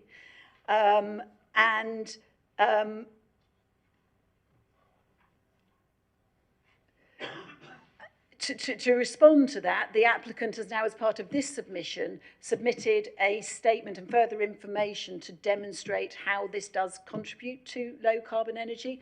And there's some quite detailed information contained in the officer report, with some quite relevant charts and graphs showing the contribution nowadays of renewable energy to the national grid generally, and therefore the storing of this energy within the site is quite clearly contributing to maximising the benefits of renewable energy within the site. So officers are of the opinion that it is quite clearly demonstrated that battery energy storage is a low carbon energy project and therefore can be properly considered under Strategy 39 of the local plan. Previously, the adverse impact on the landscape was also a reason for refusal. It was acknowledged then, and it remains the case, that the council's landscape officer acknowledged that when you're looking directly into the site, so for example, when we were looking at the view through the field gate, there will be, a major change to the appearance of that field, and within a rural setting that is harmful. But when you then look at the site from further afield, in looking at it generally, how it impacts on the character of the rural landscape, the impacts will be minimal. So officers consider that yes, there will be some landscape harm, but it is minimal harm. And then you need to put that into the planning balance. The further reasons that were considered relate to fire safety and pollution, which has been a strong concern of locals, and again was a reason for refusal on the grounds of lack of evidence. The application has now been supported with a battery energy safety management plan in an attempt to address this, and officers are satisfied that it's a sort of a high-level document, because until this scheme actually comes forward, the exact type of, as we've mentioned, batteries and the chemicals and the components of that are still yet to be determined. And any fire safety and battery safety plan needs to be specifically designed to address the exact detail of what's coming forward on the site. And officers are satisfied that can be dealt with through planning condition. The conditions are set out. I think conditions 4 and 5 of the officer report relate to that. And those conditions have been used by previous planning inspectors, and officers are satisfied that that would be sufficient. Also having regard to the fact that the planning authority needs to be aware of the fact that there are other consenting bodies, such as the Health and Safety Executive, the Environment Agency, and the Fire Service. And we need to be aware that they will have their own rules and regulations that any developer will have to abide by. And whilst we can use conditions to minimise environmental impacts so that the scheme is acceptable, we still also have to make sure that we don't go overstep, effectively, what we should be legitimately looking to control within the planning process. So officers are satisfied that now we have that additional information, that there is sufficient evidence now that would not be a justifiable reason for refusal. And the further reason for refusal related to the lack of evidence regarding best and most versatile agricultural land. It has since, so at the time, we didn't have clear information. At the last refusal, there was no clear information as to what the agricultural land classification was.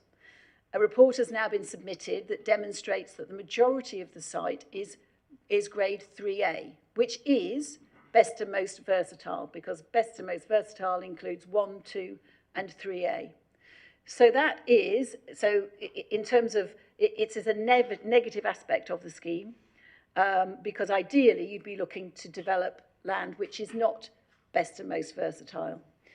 However, in looking at this in terms of the planning balance, officers are of the view that the principle of this type of development in the countryside is supported by Strategy 39.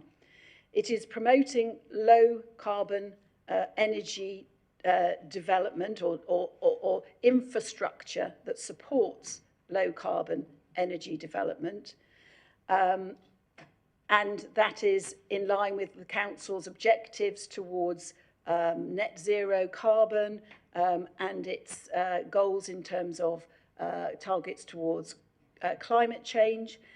And that in itself, the positive benefits of that outweigh what is considered overall to be a minimal landscape harm, adverse impact on the landscape, and the loss of an area of grade 3A agricultural land.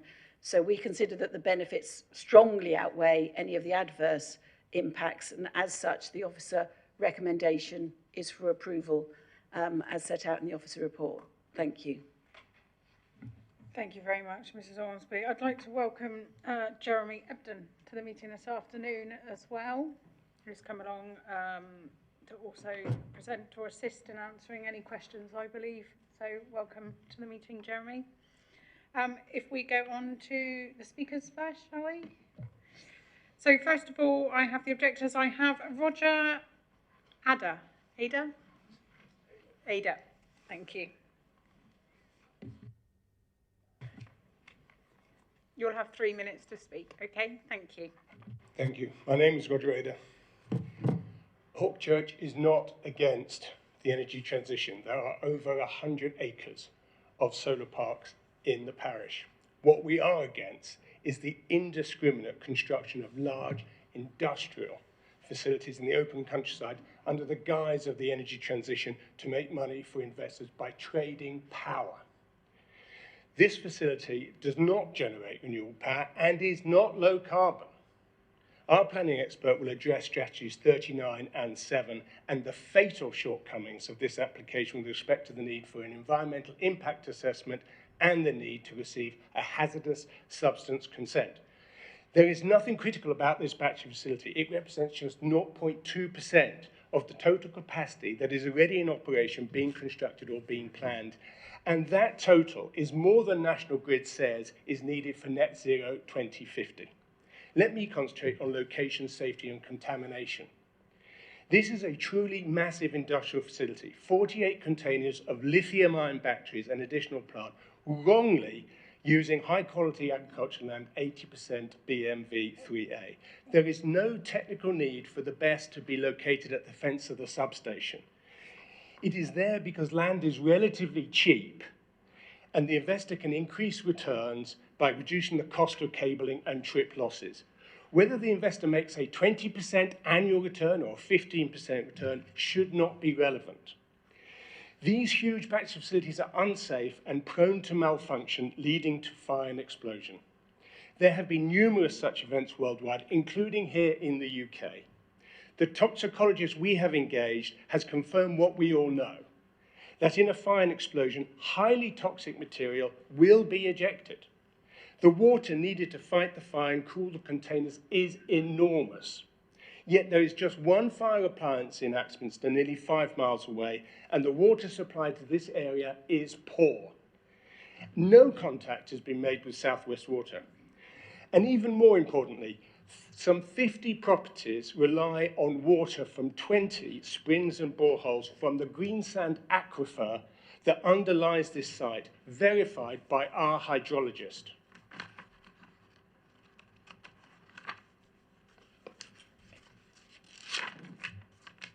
Any water used to suppress and cool containers will be contaminated. Contaminated water cannot be allowed to reach the aquifer or leak into the drainage system generally. And yet in the application, there is no real analysis of the size, the construction, or the monitoring of the impermeable water containment vessel that has to be built. The planning officer simply said that conditions can be attached to any approval, as we just heard. This is really quite shocking given the Wadbrook precedent, which I beg you all to read and look at the correspondence that you have had from our lawyers. All such measures must be transparent and open for public consultation. There were 42 objections to the original application, which members unanimously refused, and 61 to this free go application. That's 3 Nothing minutes, Mr. material Ada. has changed from the original application.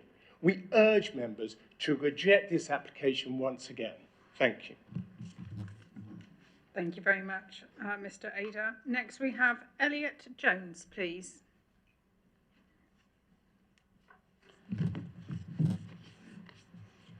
Hello, my name is Elliot Jones. I'm the planning consultant for Hawk Church Action Group. This application is the resubmission of a previous application that is now at appeal.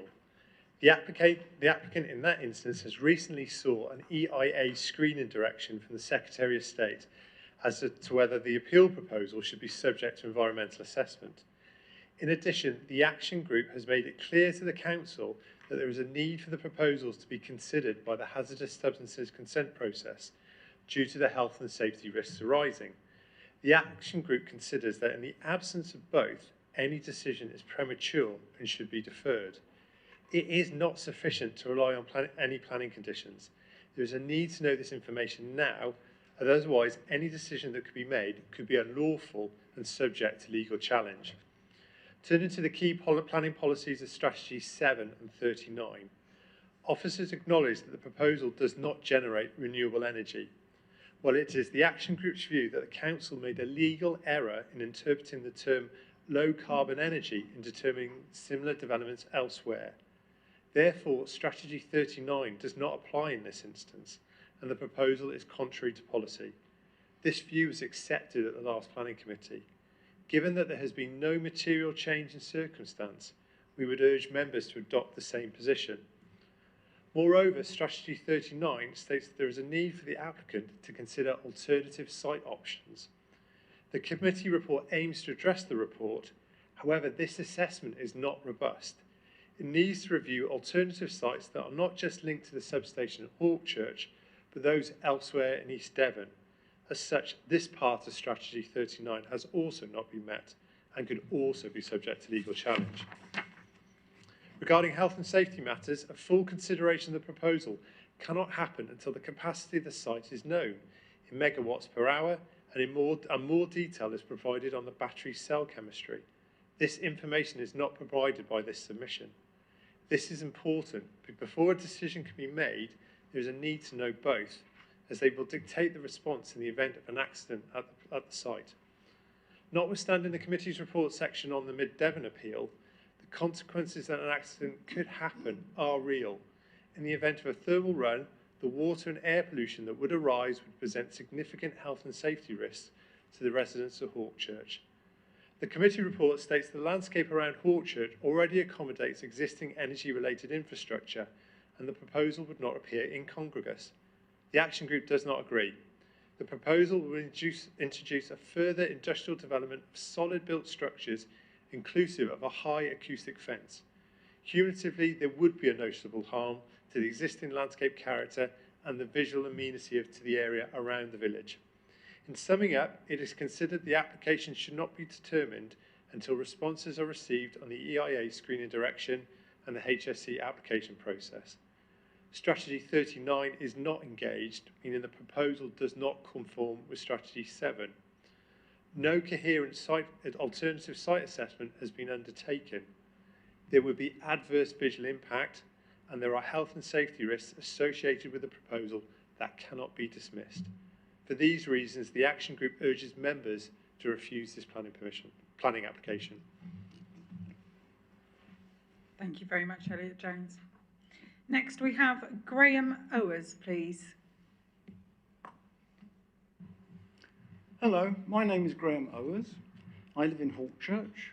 Now retired, my last employer was the Civil Aviation Authority. I shall concentrate on the risks of fire. I have assumed batteries of the lithium-ion type, and as the safety management plan refers vaguely to a quench and suppression system, I have assumed fire suppression equipment of the single-shot inert gas type. There is an aviation safety expression, a single cause to catastrophe, and unfortunately, every single cell of one of these batteries is a potential single cause, and there may be several million cells in an installation of this size. Please imagine a hollow triangle. One side reads fire, one side reads oxygen, and the other side reads heat. All three are needed for a fire. Take one away, fire stops. Consider a fire in an aircraft engine pod. First thing crew will do, switch off the fuel supply. Second is to use a single-shot inert gas system to expel the air from the engine pod. Now consider the lithium-ion battery fire. It is not possible to remove the fuel in the same way as the aircraft example. In addition, should a single-shot inert gas system be used to remove air from the container, the heat will remain, and lithium batteries burn very hot indeed. This heat will cause the battery to emit oxygen. As a result, the fire will restart and will continue to do so long as the fire triangle is still complete. So the only way to try and control the fire is to reduce the heat by applying thousands of gallons of water per hour for many days, leading to significant risk of ground and groundwater contamination. Without this, the fire will quickly become uncontrollable and catastrophic. I've noticed it is proposed to use sensors to detect unsafe conditions. This is good. However, there will need to be sensors to detect overheat, thermal runaway, off-gassing, short circuit, overcharge, and cell charge after an over-discharge, and maybe other conditions. Unfortunately, this means many thousands of sensors, and these will have their own failure rates. Cannot in themselves completely prevent the need for fire suppression and control with large quantities of water. Nothing in these proposals or the conditions explains how the fire triangle will be broken nor how it will be kept broken. Without this explanation, this very real risk is not addressed. Make no mistake, this is a fundamentally risky technology, best suited to a site with a dedicated, copious water supply, access from all points of the compass, and with fire personnel trained to deal with a chemical fire very close by. This is not a description of this site, nor indeed of any potential site in Hawkchurch. Thank you. Thank you very much, Graham Owers. Now we have Hawkchurch PC. Anne Nolan, please. You'll have 3 minutes as well. Thank you.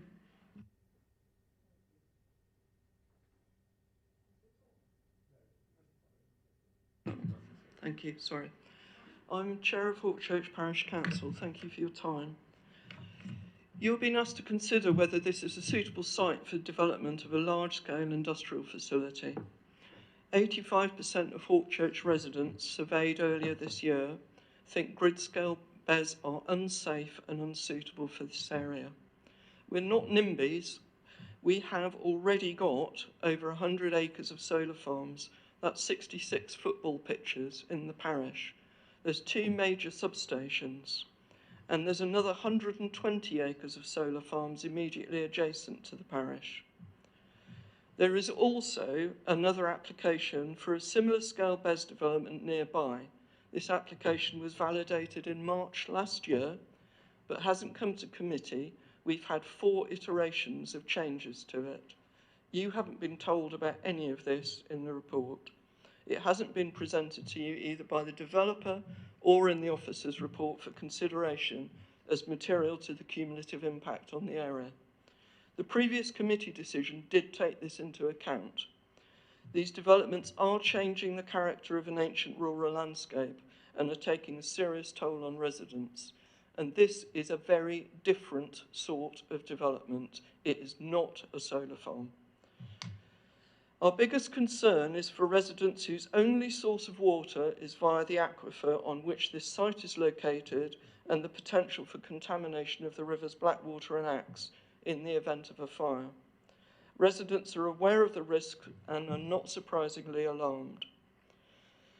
Despite further submissions from the developer, there are many issues with the proposal.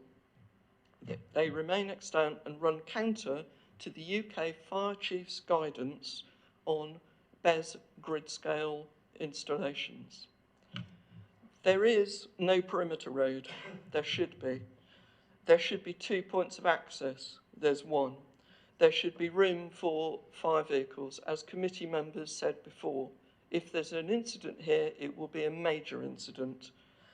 The spacing is less than required between the containers and, importantly, between the containers and the boundary. It doesn't identify a source of water. The water volumes are absolutely vast. We are talking hundreds or millions of thousands of litres of water. It's crazy. While firewater containment is mentioned in the recent drainage proposal, the amounts of water required are greatly underestimated. The containment would only last around 8 hours, and less if it's already full of rainwater runoff, which it's actually planned for. The Liverpool fire, which was attended immediately, took 6 hours to extinguish, and they were cooling it for 59 hours. So they are way out. So although the officer has said that there's been discussion with the Devon County Council SUDS engineer, who had basically objected to the proposed containment, wanted it to be overground containment, and if you read the fire safety, fire chief's report, they recommend that water is available near the entrances to the site. That's 3 minutes, Councillor Nolan. Basically, the development, if you take all of these things into account, must look very different to what is proposed and should not be controlled by conditions. The report says that the planning system regulates land use rather than control of processes. The same paragraph in the National Planning Policy Framework says, equally, where a planning decision has been made on a particular development, the planning officer issue should not be revisited through permitting regimes operated by the pollution control authorities. That means that you have got to be very careful. Can you just start to wrap it up? That's absolutely fine, thank you. You have to be very careful about what you actually say is okay, because you could actually be okaying something that's very unsafe and that the developers can then ignore any other guidance. On the matter of safety, responsibility and accountability, finally, I would say one thing. Remember Grenfell. And the Deputy Fire Safety Commissioner of the London Fire Brigade, in discussions about BES fire safety, said, if we know some things could fail catastrophically, or if it could have those effects, it's going to be a difficult day if one of us is standing there in court saying we knew about it, but we didn't do anything. We know about it, and we're trying to do something. The Hawkchurch Parish Council asks you to refuse this application for development. Thank you, and apologies for overrunning. No, that's okay. Thank you very much, Anne Nolan. Next, we have the agent, Simon Chamberlain, please. You have 3 minutes to speak. Thank you very much. Good afternoon. Thanks for listening to me today. You've heard from your officers that there are no valid reasons for refusal for this application. That is because we've worked proactively with them over the last few months to address those reasons and bring back a scheme here which we believe you can approve today. We would therefore commend your officers' report to you and hope that this application for a low carbon development can be granted planning permission this afternoon. Thanks. Thank you very much. Next we have the ward member, Councillor Duncan McKinder, please. Thank you, Chair. I think many of the points I intend to make have been made very eloquently by the residents from Hawkchurch and their representatives. So I'd like to give my take on this. It goes without saying that power is essential and that we need to transition to renewable sources of power. However, there is this time mismatch between the times when power can be generated by renewable technologies and when it needs to be consumed, and some solution to that needs to be found. BESS systems are often proposed as that solution. However, they have a fatal flaw in this respect, in they only store power for a matter of hours, typically between 2 and 6 hours, 8 at a stretch with some of the modern technologies. That doesn't cover the day, and we all know this, the close by renewable generation is solar. We know that that can only generate solar power for a maximum of 12 hours a day if you're very lucky. What we need are long-term energy storage solutions which work on an annual cycle, so we can store power when we can generate it safely and cheaply and use it when we need it most. BESS solutions are not part of that solution. This development is close to many solar systems, as we've already heard, but it's not part of those installations. It's a separate installation. And it will be drawing power from the grid at the times when that's cheapest, selling it back to the grid at times when it's most advantageous to sell. So it's not necessarily taking solar generated power, it's not adding to the greenness of our environment and of our power generation system in East Devon. Even if it were purely taking power from those solar farms that are next to it, the carbon embodied in the construction of the site itself and the batteries reduces the climate change impact of those solar panels. The carbon embodied is significant because, as we've heard, there are issues with preventing runoff into the site in the event of having to deal with a disaster. That generally is a large concrete bund to keep all the materials that are thrown at the fire on site and stop them leaching away into the environment. That concrete is one of the most carbon intensive materials we use in our modern environment. There will be monumental amounts of it required to do that safely. So that the embodied carbon just in the site, let alone the creation of the lithium batteries, is significant. And I would really challenge the officers on their assertion that this fits with Strategy 39 as a low carbon renewable energy source or contribution to that. Let's look at other potential benefits to the community, because obviously as planning committee you need to consider costs and benefits. Are there any other benefits of this development in this site to the local community? Employment typically, no. It's a completely remotely operated site. There will be nobody on site, nobody is employed to work there. There will be some minor benefit to local shops during construction phase, maybe. Income, well, whoever rents the field to them is getting some income. I don't know if they're a local resident or not, but that's not producing money coming into the coffers of the Hawkchurch community. Contribution to UK action plan, climate action plan. Well, yes, that sort of feeling, warm feeling in your heart that we as a community are doing something to help the UK's transition to a better low carbon economy. But that's extinguished rapidly, I think, when we realise that this is not contributing to reducing the carbon content of the power that we're consuming, it's increasing it. So that's it's a nice wish, but I think it doesn't stack up, doesn't add up to a row of beans, as they might say in the States. So the upside to the community, I would say, are remarkably small, non-existent. Let's switch to the other side of the planning equation, because we need to consider costs, risks. The most obvious, visually, that we've heard about, are the visual impact of the site on what is essentially a rural environment. It's visual, we've heard there will be some mitigation of that, but there will be an effect on the local residents of an industrial facility in what is a rural environment. Possibly things like security lights at night, damaging to local wildlife. We don't know some of the details about exactly how they'll manage the site, but if they've got no way of seeing what's going on, I suspect that there could be issues they can't respond to. Sound, we've heard there is a barrier 4 metre high fence to prevent some of that impact reaching the closer houses. But these containers need to be cooled. That generates low level sound, which I suspect, given that I also live in, not actually in Hawkchurch, but in one of the other parishes in the ward, it is incredibly quiet. You can hear surprising amount when there is no background sound, as there will be here.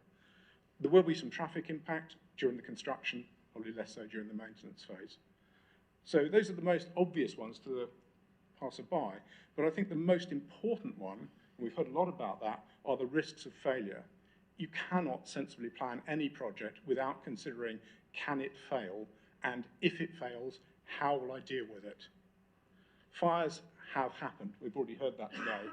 They've happened in multiple jurisdictions, from Japan to the States to Belgium, even the UK and Liverpool. So they're a real thing we need to consider, and we can't just say, we'll postpone that and somebody will sort that out later. We heard about the Battery Energy Safety Management Plan. 5 minutes, Councillor Mackinder. Okay. I was incredibly underwhelmed by that because of the lack of detail that provided. So we need to have more data to be sure that this can be managed safely and that runaway thermal events will not endanger the local community. Some of the suppressants we've already heard can lead to delaying the point when you get these vapor cloud explosions, which a number of sites have already experienced, and that leads to catastrophic failure of the site. We have no way of dealing with that because we don't have sufficient water locally to even put the thing out and to store it locally until it can be safely removed. We do not want that in the local watercourse. So those are the impacts on the local community, are the danger of this, the mental well-being effect of living close to something that might well totally destroy your environment. That needs to be taken into account for the peace of mind of the local residents. There will be some effect on tourism. Who wants to come and visit an area instead of pristine countryside is an industrial facility. And obviously, and I'm not sure that this counts as a planning application, is values of properties in the area will suffer because they are next to an industrial facility. I'd like to briefly touch on the role of the committee. I'm a ward councillor, it's You're my going to job. have to wrap it up. Sorry, Councillor Mackinder. I will do. Thank you. It's my job to represent the views of the community, and I think it's the community's job, the committee's job, to take a critical evaluation of these applications and ensure that their approval is only granted when there are demonstrable gains outweighing all of the risks. So I would, and I think that the art of successful planning is arranging for the right development to happen in the right location. I would sum up my presentation here in just 5 words, Chair: wrong application, wrong location, reject. Thank you. Thank you very much, Councillor McKinder. Right, committee, I think we've got Jeremy Ebden, our Principal Planning Officer here, and Mrs Ormsby. So I think what I'd like to do first is, if you have any questions for them before we go into debate about anything, I'd like to do that first, if that's okay. Councillor Smith, please. Can I ask the agent a question? Is that okay? If he's willing to, yeah. Could you tell me, we've heard a little bit about the capacity and the length of time the energy can be held. I have an electric car. I know that phantom drain does exist, but on a very low level. Could you share a bit more about that? Could you come up to the podium, thank you, just so we can all hear. The energy can be stored within the batteries, and it's, at the moment it's designed so it's a 2-hour storage. So if it was called on in terms of demand, what it is able to do, it is able to put electricity back onto the grid for 2 hours at a time. That's from charge full to empty. You may, yeah. Turn that one off briefly. Sorry. Am I right in understanding, in terms of the financial benefits for a BES, that the shorter windows are the more lucrative? So in the first couple of hours, they are worth more than they are for the next couple, or have I misunderstood that? Exactly how it operates, where and when, depends on the time and the contract at which it's secured to supply energy back to the grid. So at this stage, don't know exactly.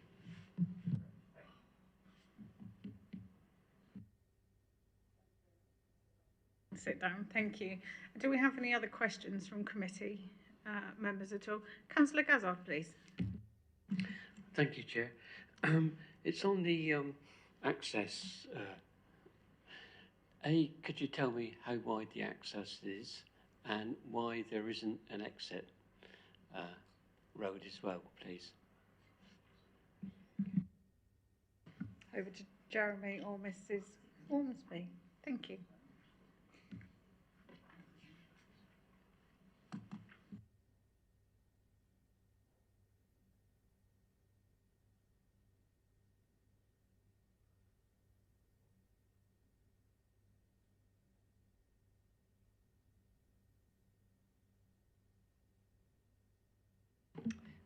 Chair, we don't have a figure quoted in the reports. That's probably why the question's been asked. But I think, from recollection, I think the access is about 6 metres wide. That's actually 6 metres, and that's not. Yeah. So you'll see on the, I don't know if you can make out on the plan, the apron, if you will, is a bit wider than the actual track itself. So that's going to 6 metres. Yeah. So the 6 metres across on the roadside itself, the track will be narrower, as you can see, once it goes into the site. And the reason there's no other access is obviously because it's surrounded by other development, which are, full of equipment and fields, basically.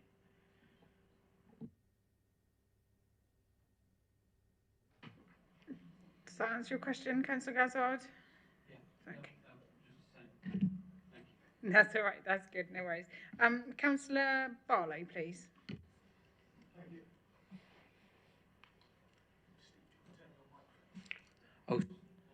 Oh, sorry, it's for the agent again. Is that all right?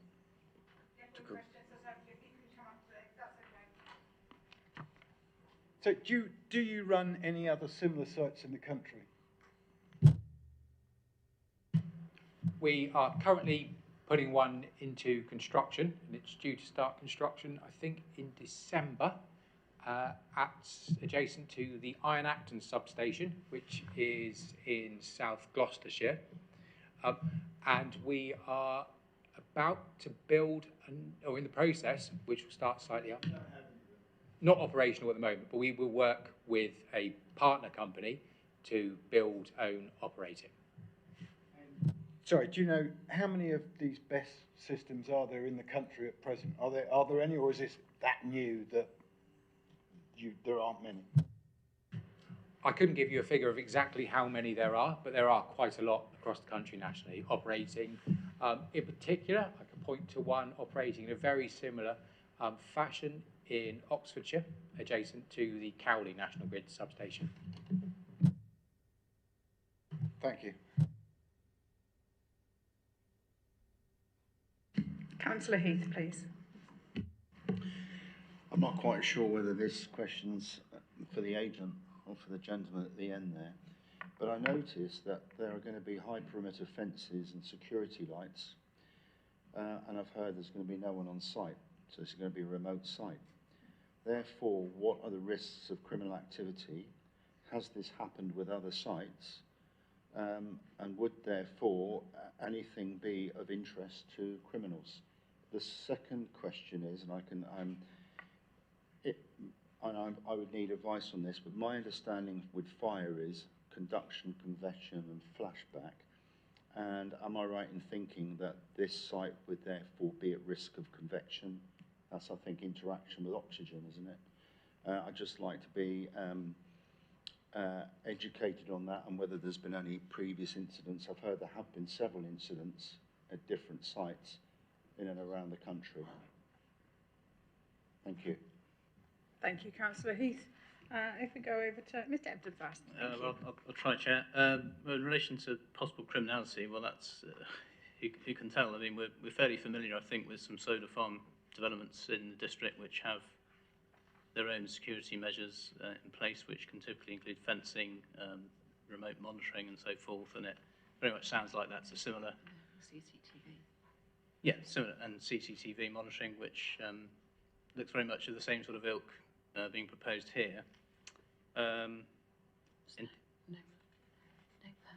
external lighting, is there? No, I don't believe there's any permanent external lighting proposed in terms of it being on full time. I mean, a lot of these monitoring systems can use infrared technology as well to monitor sites in the dark. I don't actually have the specific details of the kit. In terms of fire questions, well, I'm not a fire officer by any means, so I'm not sure if I'm qualified to answer questions on that particular point, I'm afraid. Thank you very much. Councillor Bailey. Thank you.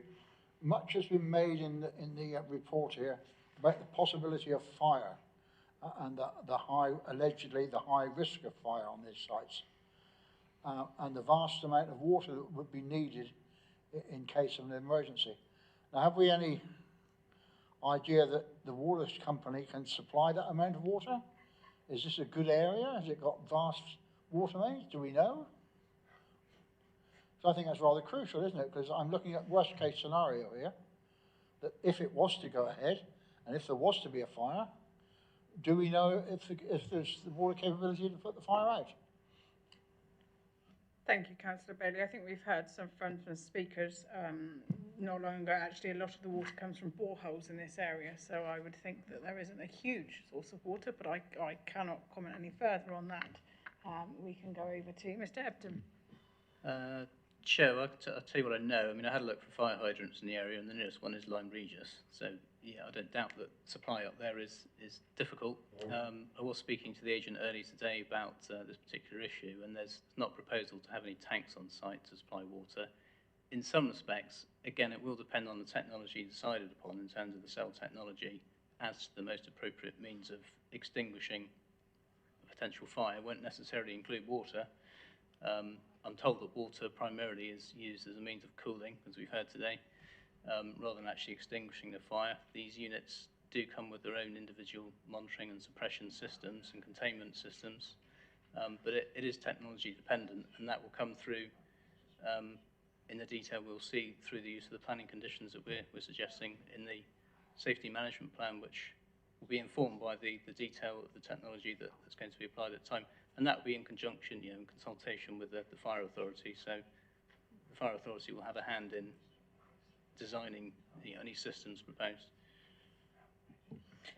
Thank you very much.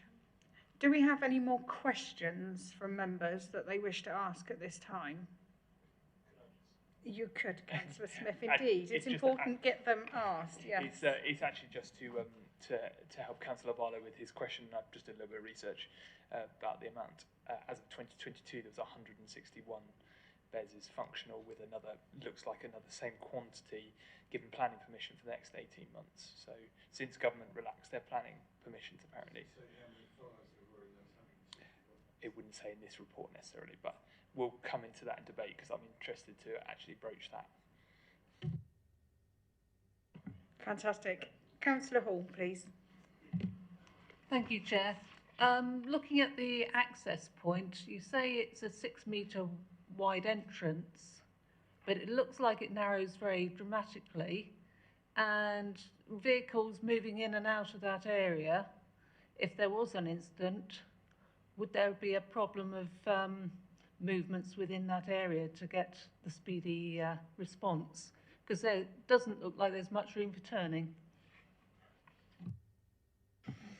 Thank you, Councillor Hall. Mr Epton. Well, Chair, through the submission of the more detailed safety plan that's required and with which we'll consult the Fire Authority, if we get feedback that the design and the layout of the site needs to be altered for practical purposes, then that'll have to happen. Thank you very much, Mr Epton. Councillor Barlow. Would it not be to get them to do a fire risk first, so that there is actually something that is a proper thing that we can actually look at and say that is what we're actually putting in? Because what you're basically saying is we'll give permission for that, but you might change it, because at the end of the day, if the fire officer turns around and says, well, you can't have that, that and that, so therefore we've got to change it, well, it might be something totally different. Chair, well, yes, I mean, there might need to be some changes, but fundamentally, I think the character of the site is, it's going to be similar to what you're looking at there. If it does need to change, if they need to take out a couple of containers to make room for turning, if that's the case, it's not unusual. We've seen solar farm applications come in with amendments to the scheme because of changing technical requirements and changes to, district network operator requirements in terms of the kit that they have to use. I think you have to look at that and decide, that represents, a layout that the agent has proposed based on what they know they need to put on the site at the moment. If it turns out that they need to alter that at a later point because of advice in terms of safety, then there'll be a process to go through to do that. But why wouldn't we have a fire risk assessment from? It says here that we may have one. Members will be advised at the meeting if this or an alternative condition is necessary at the planning committee meeting. Yes, Chairman, we have consulted the Fire Authority. We haven't had a response back yet. What we've reported in the agenda is the response we had on the previous application, which is very similar. As it says in the report, we're not in possession of knowledge of the technology that's going to be used in the system yet, so it's not possible to design a fully fledged safety plan in relation to that until we know that detail. We've got all the information in front of us is the best we can get at the time. Why isn't this an outline plan then, with an idea? In other words, we know we're going to have a battery storage unit here. However, this isn't the final one because we don't know on safety grounds.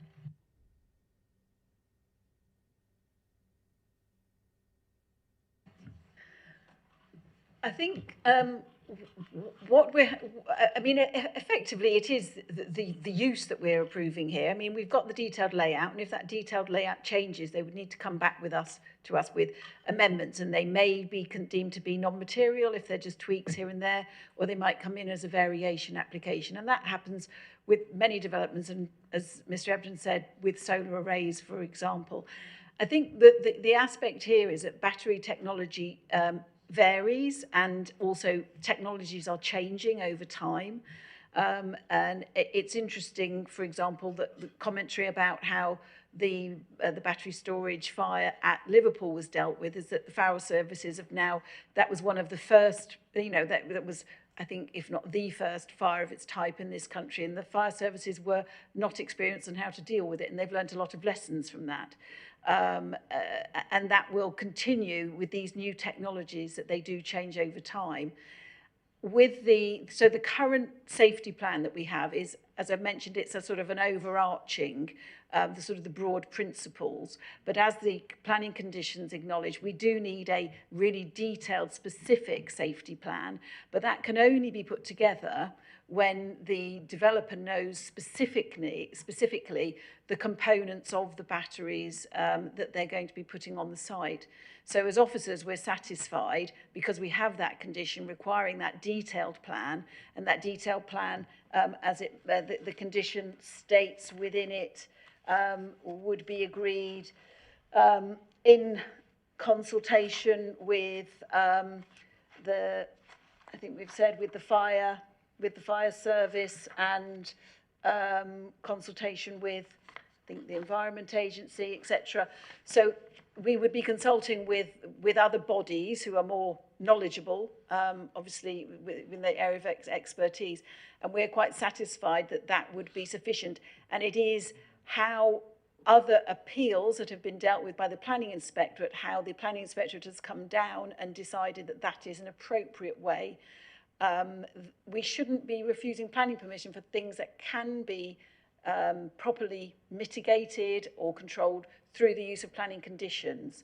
And we've seen that planning inspectors have done that, and we're following, in a way, the format that we've seen other planning appeal decisions go in the past. You're welcome.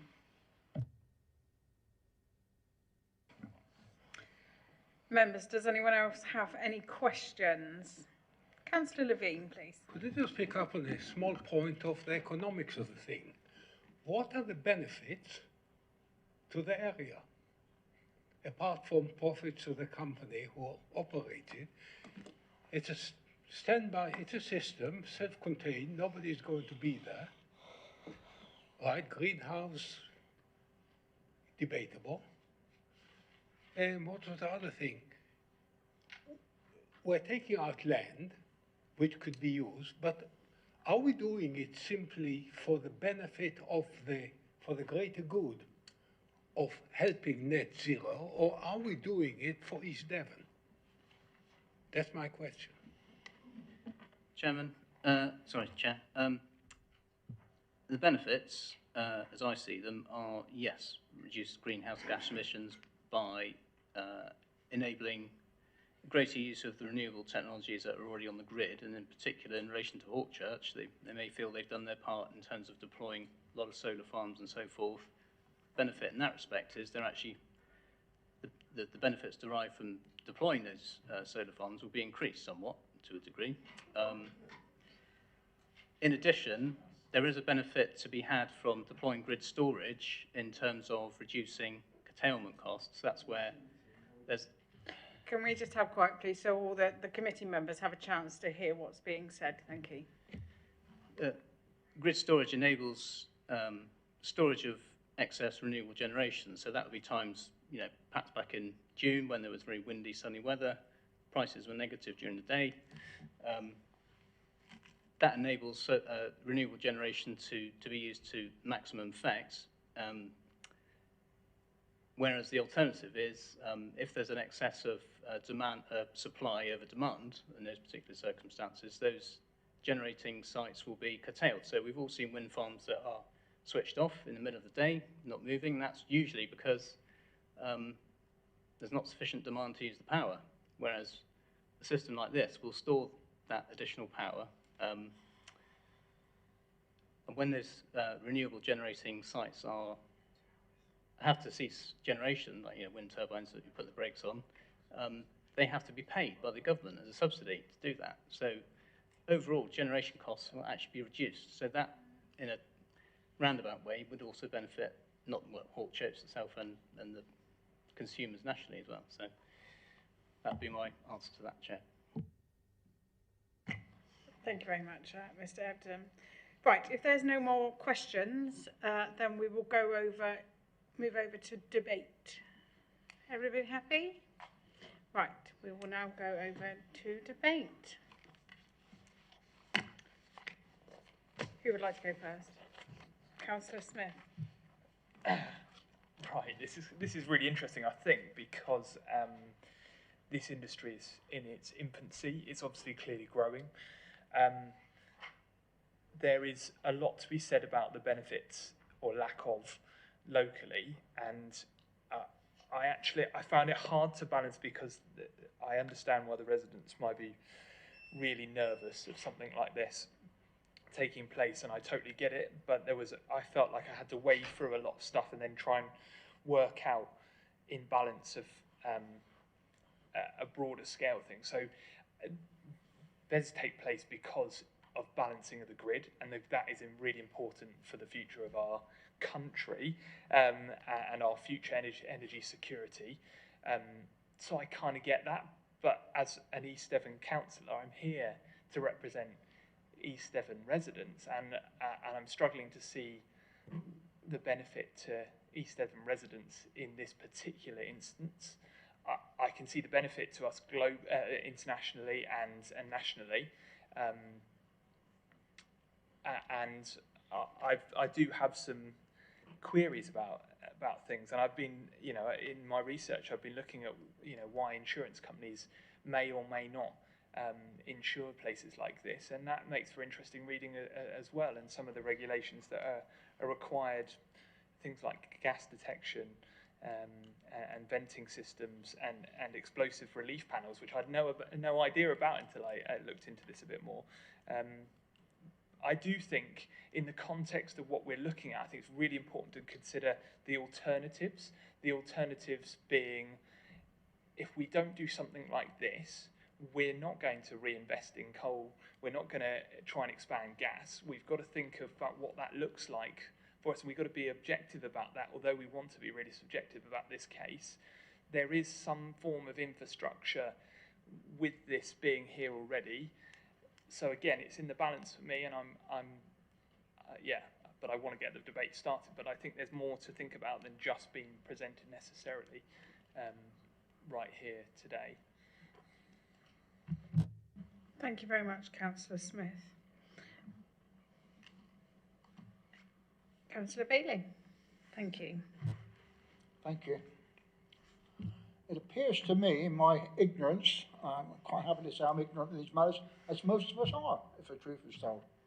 But just looking at the facts that have come before me here and listening to the representatives from Hawkchurch, I fail to see personally the need for this, because very shortly Hinkley Point 3 will be coming online, which will be producing so much electricity it'll be coming out of our ears. So what is the point of this? This is for obviously financial gain for the National Grid. That's up to them, but as our friend here says, there's no gain for East Devon, there's no gain for the residents, there's no gain for Axminster. So personally, I fail to see the need, and the implied dangers, of which there again I am ignorant as the rest of us. The implied dangers that have come to our knowledge are horrendous. Toxic gas, and something that produces its own oxygen, so it's difficult to put out when it catches fire. And there have been incidents that they do catch fire. So if I was in Hawkchurch, I wouldn't be able to sleep at night knowing I'm a few hundred yards from something like this. So I fail to see the need, and I'm sorry I can't support it. Thank you, Chair.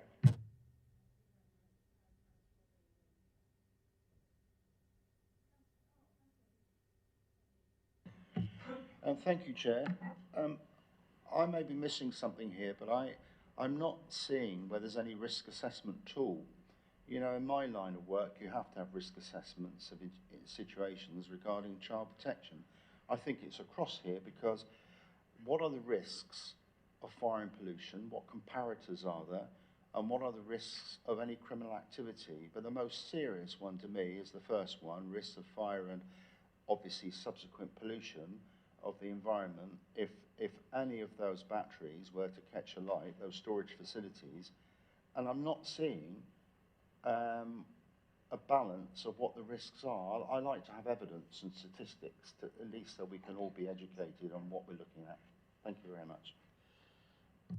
Thank you very much, Councillor Heath.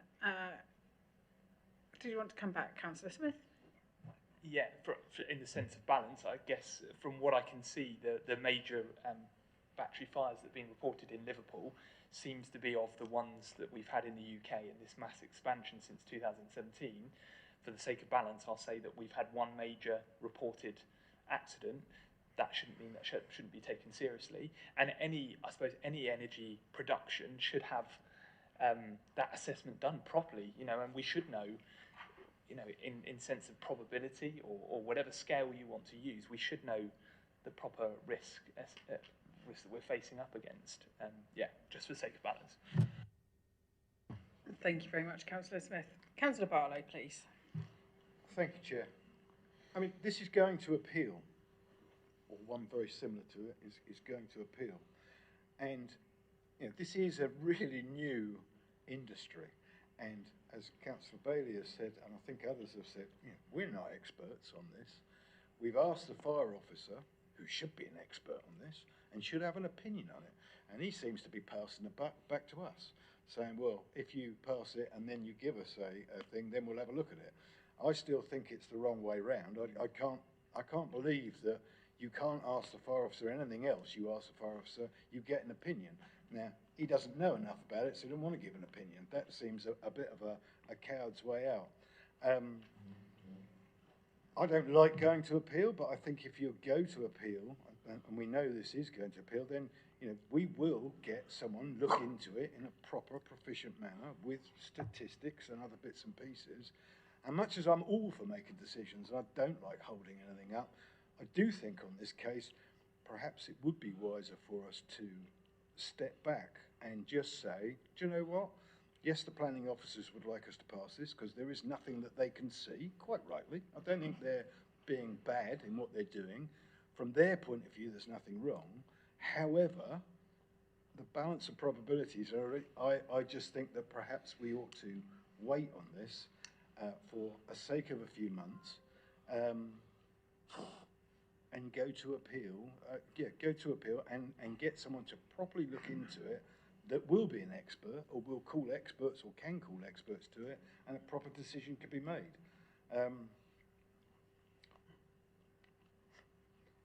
Although, as usual, I could go either way on it. So, anyway, I will listen, but I don't think I can support this at the present time. Thank you very much, Councillor Barlow. Councillor Riddell. Just for clarity, I was going to ask probably should have asked earlier, if it was to be approved, the plans, would it be a case then, am I right in thinking that people like the Fire Authority and the Health and Safety Executive, the Environment Agency would all have to work with the applicant to make sure that it was all above board? I mean, we're talking about pollution and things like that. The Environment Agency are normally quite strict with things like this. I'm presuming that they'd put things in place to make sure that it was all dealt with. Is that what? That's what I want clarity on. Is they haven't said anything yet, but they will, or? So there are other consenting regimes, as we've mentioned. The planning condition as proposed to agree the fire safety management plan is worded such that, so there would be, development shall not commence until a battery safety management plan has been submitted to and approved in writing, must prescribe for measures to facilitate safety during construction, operation and decommissioning of the battery storage facility, including the transport of new, used and replacement battery cells. The local planning authority must consult with the Health and Safety Executive and the Devon Fire and Rescue Services before approving the plan, and the plan must be implemented. So that is requiring us to consult with the Health and Safety Executive and the Fire Service, and we can't obligate them to engage. We can't obligate them to, if they are of the view that there's nothing they are concerned about, or there's no issues for them to get involved in, then their comment may be, we have no comment to make. But if there are the genuine concerns that are raised, then they would obviously get involved and would comment. But obviously they have their regulations. I mean, the fire, for all commercial buildings, installations, there are fire regulations that have to be adhered to. There's also given an extract today of commentary from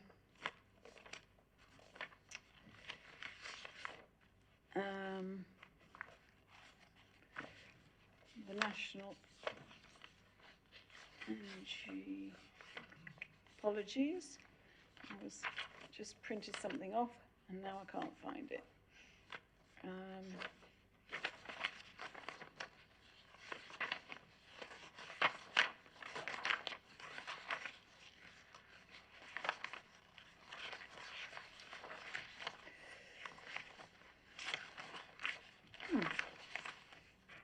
My apologies, it seems to have, I had it here literally at the very beginning.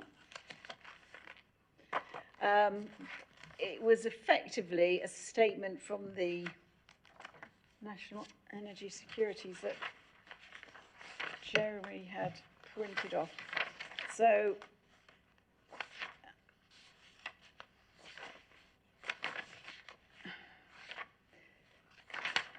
effectively, it was a statement. It was and it was effectively commenting that that pollution control and the planning regime are two separate elements. There is some element of crossover because, for example, if the Environment Agency wished to recommend planning conditions to be put on to minimise pollution in certain things which we get regularly with all sorts of development, they will recommend conditions which we will put on, and that helps to control that land use. We haven't had any conditions that have been recommended to us from external bodies have been put into this planning. So, and that is effectively as far as that crossover goes. But there are, as I say, there are the Health and Safety Executive will have its own policies, regimes, legal requirements, which, if relevant to any installation, they would have to abide by.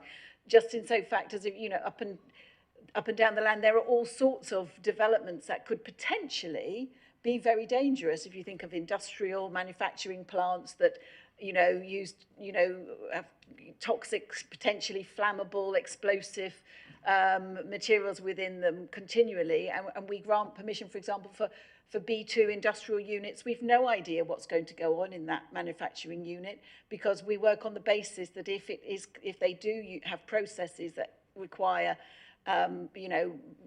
hexane and all sorts of potentially explosive materials, that they will be controlled separately. We don't require them to tell us exactly what they're going to do in there.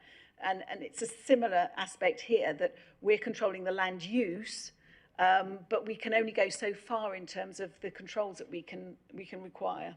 So is it a case of, like you say, we control the land use, we say what they can do on the land, and then it's up to those external bodies like the Environment Agency or the Fire Authority to then manage what they're doing on the land once it's been built?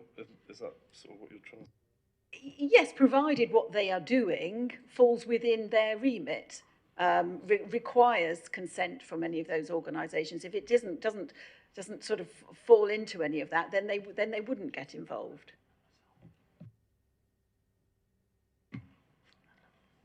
Councillor Barlow, please. Is it a fair question, though, to the fire officer, if this should catch fire, if that is the only risk? I mean, I've been out this place. The visual aspect, as far as I'm concerned, is in my opinion, not a problem. But the fire risk, obviously, and the damage to the environment and damage to the people nearby is a possible risk.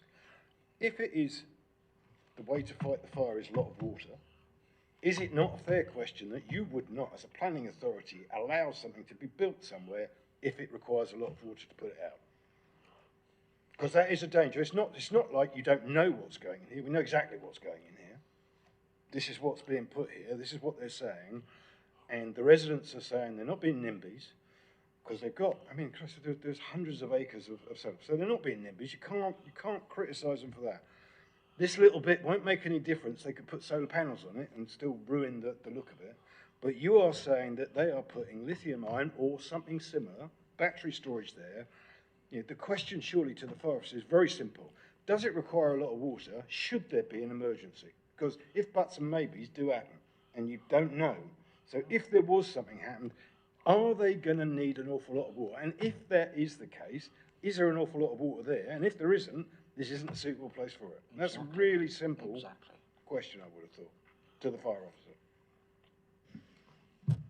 Thank you, Councillor Barlow. I think we're going round in circles quite a lot here, though, with this. I will let Wendy come back. Mrs. Ormsby come back if she wants to, but then... It was really just to say that we have consulted the Fire Authority and they have not...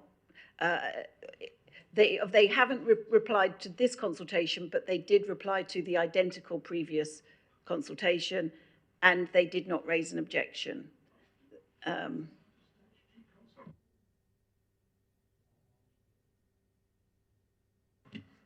Councillor Howe, please. Funny enough, I was on a similar thread as Councillor Barlow. I'm just wondering if our explicit question was the fire brigade was not about a fire, it's about how they access the water resources that we know are scarce in the area. And it's that particular technical fault that if there is a fire, there shouldn't be. They're rare, but they do happen. But if there is a fire, where the heck are they going to get all this this water from to last them, well, according to the Parliament, 53 hours on average to put out the heat, or to damp down the heat, when there is no ready supply of water for how many miles? 5 miles-ish? Can they stretch their pipes that far? 9 Regis. I seriously do wonder whether we should go back to the fire brigade and ask them that explicit question and maybe defer this for the month, just to give them that final chance to say, well, we're not find water. That might satisfy me a bit, because like Councillor Barlow, to be honest, there isn't any other harm. There isn't a visual harm from this site. As much as I understand the local residents and everything else, and I've been to Hawkchurch, I've viewed it, and I can remember even 1 or 2 fights with solar farms. So, you know, I have a great deal of sympathy, and it's a lovely place, Hawkchurch. But for me, the critical thing is, the worst case, if there's a fire, how the heck can the fire brigade put it out if they don't have access to water? And I think that's an explicit question we should ask the fire brigade.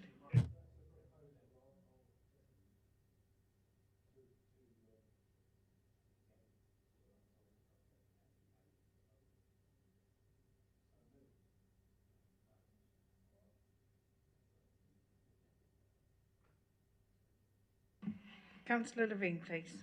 Thank you, Chair. I have to admit I'm struggling. In the first place, I was naive enough to think you put this facility in the middle of a field of solar panels. All you have to do is to plug it into the solar panels. The facility will provide electricity when the solar panels are not working. Brilliant. That's not what it is. It is to supply energy into the national grid when the national grid needs it. So where does East Devon come into it? Because I thought that I'm sitting here trying to defend or promote the interests of East Devon. The only thing that I keep hearing about is fire. Yes, it's got to be a terrible thing. What nobody has told me yet is, what is the probability of a fire? Are we talking about a 1 in a year event? 1 in 50 years event? Talk like the nuclear industry. What is the probability of a disaster taking place? Can we quantify it? How many fires, how many facilities are there, and how many fires have taken place over a period of how many years? So yes, fire is terrible, we've got to be prepared for it, but how important is it? That's what I can't understand. Thank you very much, Councillor Levine. I think we are going round in circles, and this very important information that we've got here, and I completely get it. I work in compliance. I understand about fires and things that are going around in circles. So I get that part of it completely and utterly. For me, there are other things with this as well, though. Does it meet the low carbon, our policy? Does it meet Strategy 39? I'm not convinced that it does. Not in the way in which, in my head, when I think green energy, I think green energy coming off of the solar panels being stored into the battery storage to be fed to people when it's needed as storage. But I'm hearing today it can be stored for 2 hours. It's actually not coming from the solar panels. It's coming out of the national grid. So it's taking that excess, storing it, and just feeding it back in when it wants to. So does that fall for me, in my opinion, into our low carbon green strategy? No, it doesn't, from my thinking. I think that's more along the lines we need to be thinking about from those policy things and maybe having a discussion about.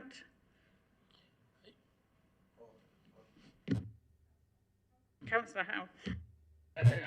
Unfortunately, this is where you start to go into government appeals, and the government are quite categoric the other way. It is a green energy enabler. It does store energy for a lot longer than 2 hours, but it's only got the capacity to discharge for 2 hours. That's the capacity it's got. That's what the applicant said. You know, no. And you're right, it takes from the grid when grid prices are cheap and puts it back in when it's dear. And that's usually when the grid is lacking wind, solar and everything else. So it's a balancing act. The weekend just gone, the energy market was giving away electricity. You were being paid to use it. Monday came, energy prices all of a sudden soared because everyone turned the power back on and wind wasn't blowing particularly hard or anything else, skyrocketing prices. So yes, they're out to make money, as all businesses are, but it is an enabler for energy efficiency, and that's quite clearly what the government says. Whether I believe the government is a different question. That is government policy and appeals, as I understand. I'll defer to Mrs. Ormsby in a second, and she can either tell me I'm rubbish or anything else, but that's where I believe we are. So I'm struggling to understand how anyone's won an appeal on those grounds, and it would be nice to hear whether anyone has. Councillor Barlow. I don't want to repeat, but that's exactly right. It is about balancing. That at the end of the day, green energy on its own cannot supply everything all the time, and you need this balance to be able to top the system up when it isn't. Does it need to be here? Probably not. But if it's not dangerous, then it's not a bad place to have it, in my opinion. And benefit to East Devon, the only benefit I can see is direct benefit would be business rates, because that would obviously get business rates there, which would make a benefit to our communities, East Devon generally. Thank you, Councillor Barlow. Does anybody else have any comments? Councillor Heath, please. Just a quick one, Chair. At the end of this very long debate and the vote, can we have a comfort break, please? Absolutely, 100%. Mr. Hunter. Thank you.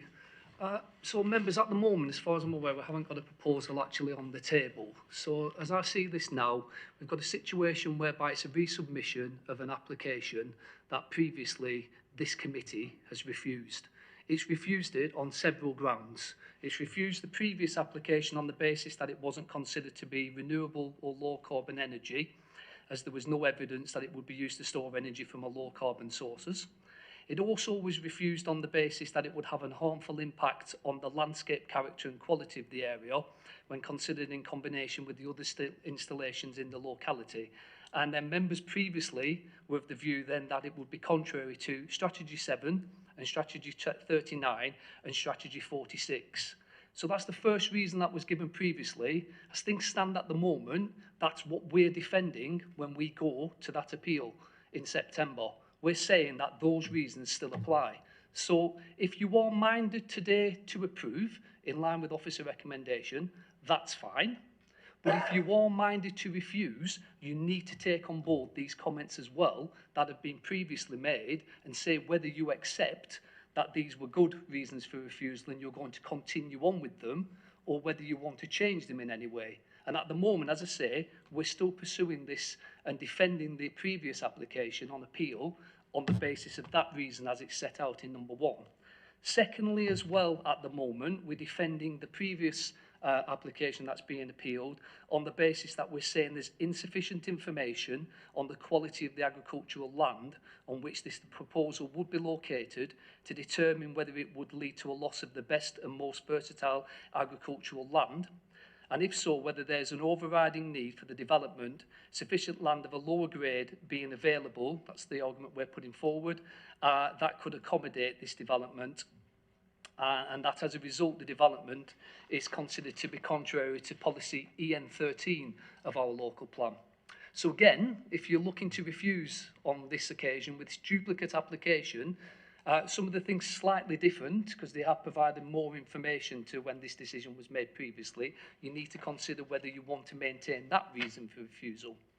And then thirdly, at the moment, we're defending the previous application, which is on appeal, on the basis that at that particular time, members were of the view that there was insufficient information on the health and safety measures that would be put in place to control battery leakages and fires that could arise in the event of a failure at the site. And on that basis, members at that time, with that, in their opinion, insufficient information, believed that it would be contrary to policy EN14. Now, you've heard today from Mrs. Ormsby that they've now provided sufficient information, in her opinion. So, on that basis, you've also heard that the inspectors and the Secretary of State has said that this type of issue can be dealt with by way of a condition. She's happy for that to be done on this occasion. So, you're hearing from her that it will be very difficult now to sustain that reason for refusal.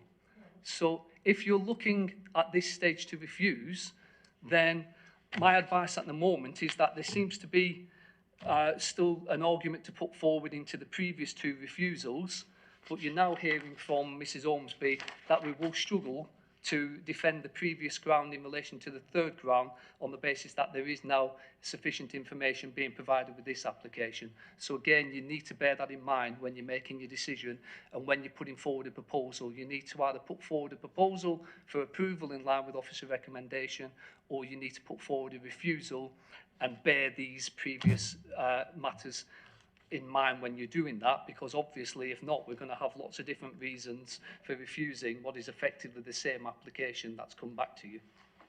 I hope that clarifies it somewhere for you. Thank you very much. Councillor Howe, please. I'm going to go for the 3rd option.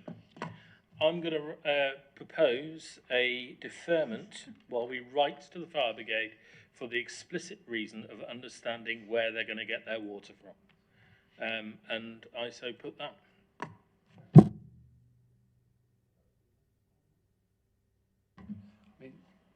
When do you want to come back with any comments on that? Mrs. Ormsby. We can go back to the fire service with that particular question. We can't compel them to respond, but we can put the question to them.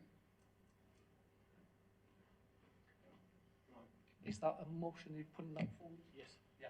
Is there a second of them, please? Me. You're second. I'll second it. Yeah. Can we just ask, when we ask the fire brigade, can we make it in a way that we are looking to possibly grant planning permission for this? So we are going to create this problem. So if they have a problem, now is the time to say something, otherwise be it on their head. In no uncertain terms. Well, no, but you can play around with it and be nice about it, and then they go, oh yeah, no, I can't be bothered to answer that. I'm sure it will be worded in a very suitable way. Could we be copied in, or is that not allowed? Thank you. I was more thinking.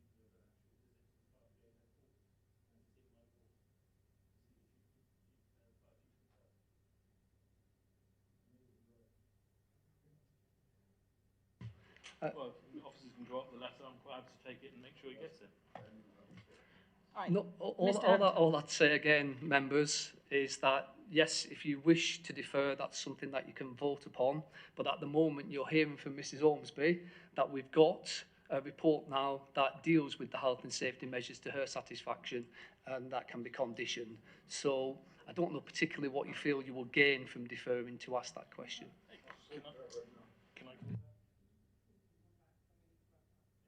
Well, we're not querying the health and safety of the site as such. We're querying the ability of the fire service to respond in the event, the rare event, that a runaway fire happens. And we don't believe the fire brigade has assessed that and come back to us with a satisfactory answer.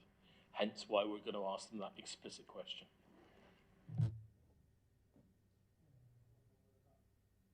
Again, I'd ask Mrs. Holmes to comment. I don't know whether that would assist, and whatever answer we get back from them.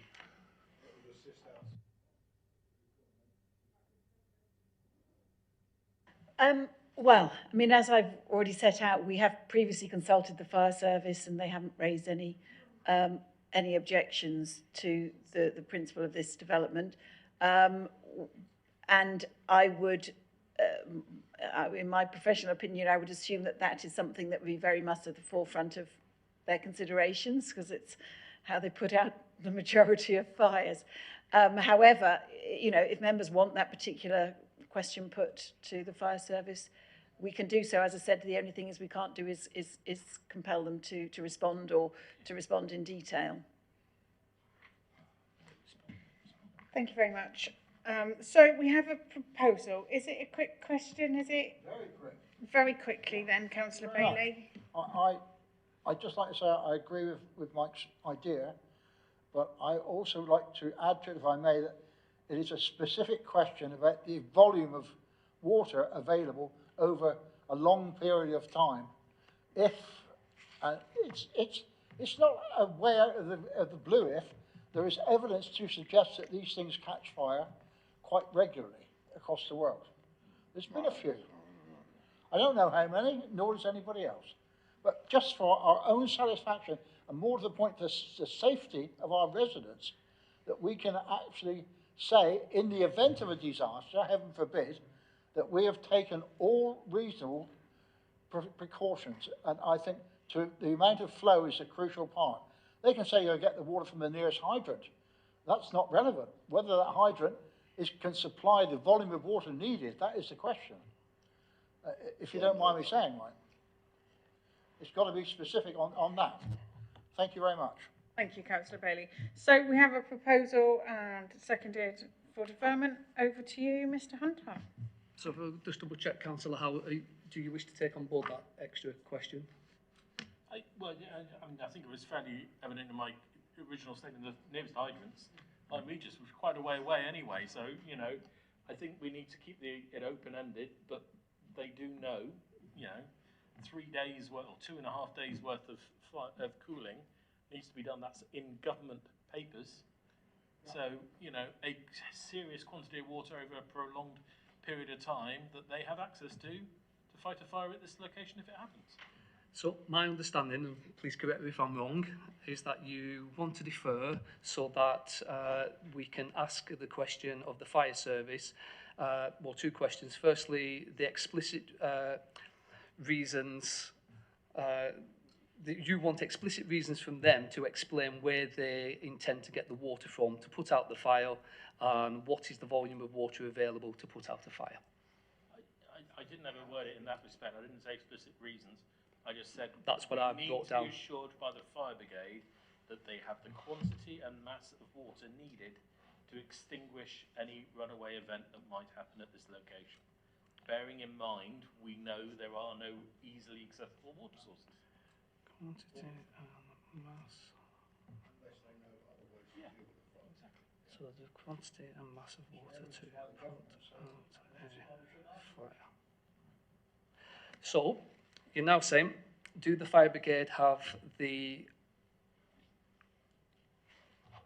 quantity and mass of water to put out a fire? Yeah. Yeah, okay. So on that basis then, members, all in favour of a deferral, please. Unanimous. Unanimous, yeah. Thank you. It's carried. Thank you very much, members. At the time now, we've got 2 more applications to go through this afternoon, but I am just aware you've been saying for a while it's 4 o'clock now, back at, is 5 minutes enough? Yep, 4:05. Thank you.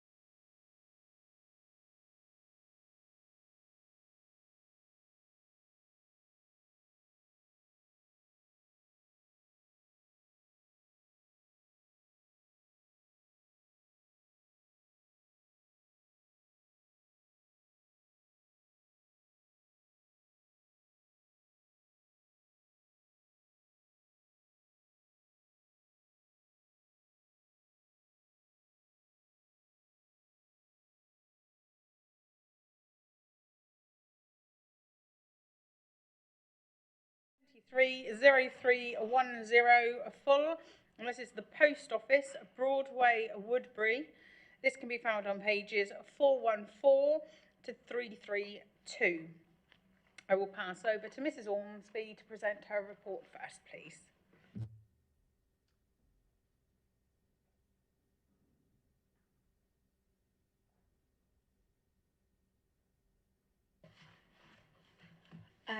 So this is an application for the erection of an attached dwelling at the Post Office, Broadway, Woodbury.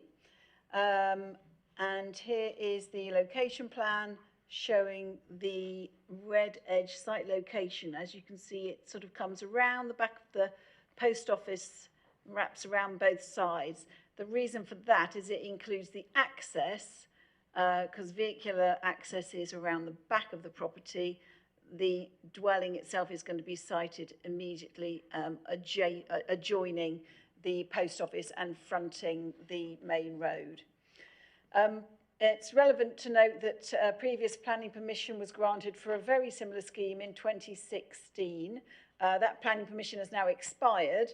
However, there's been no material change in local plan of the East Devon local plan policy since then. The main difference between that scheme and this is that width of the building currently proposed is slightly less. It's been pulled away from the boundary, I think, due to party wall issues.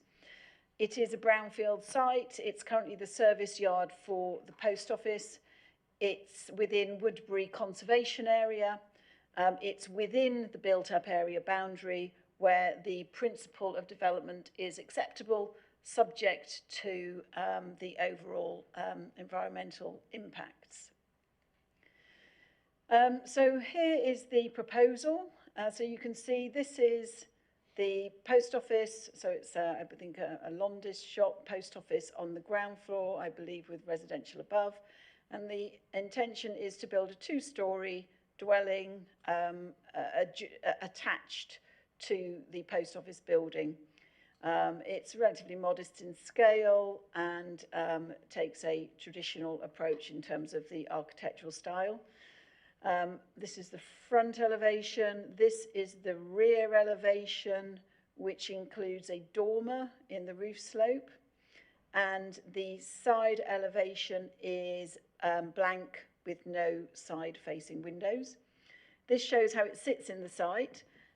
So the building itself follows the front building line of the adjoining post office building, comes back in the same line here, and access for parking is through this access driveway, and the parking is in here. There would be a small, a garden, external amenity space here for the dwelling itself. And just to note that there's a neighbouring property cited in here who have raised some objections to the development on the grounds of principally of overlooking and I think just general overbearing impact. And you can see that the building does come a little bit further back, extends a little bit further beyond the rear building line of the neighbour, but not by any significant amount.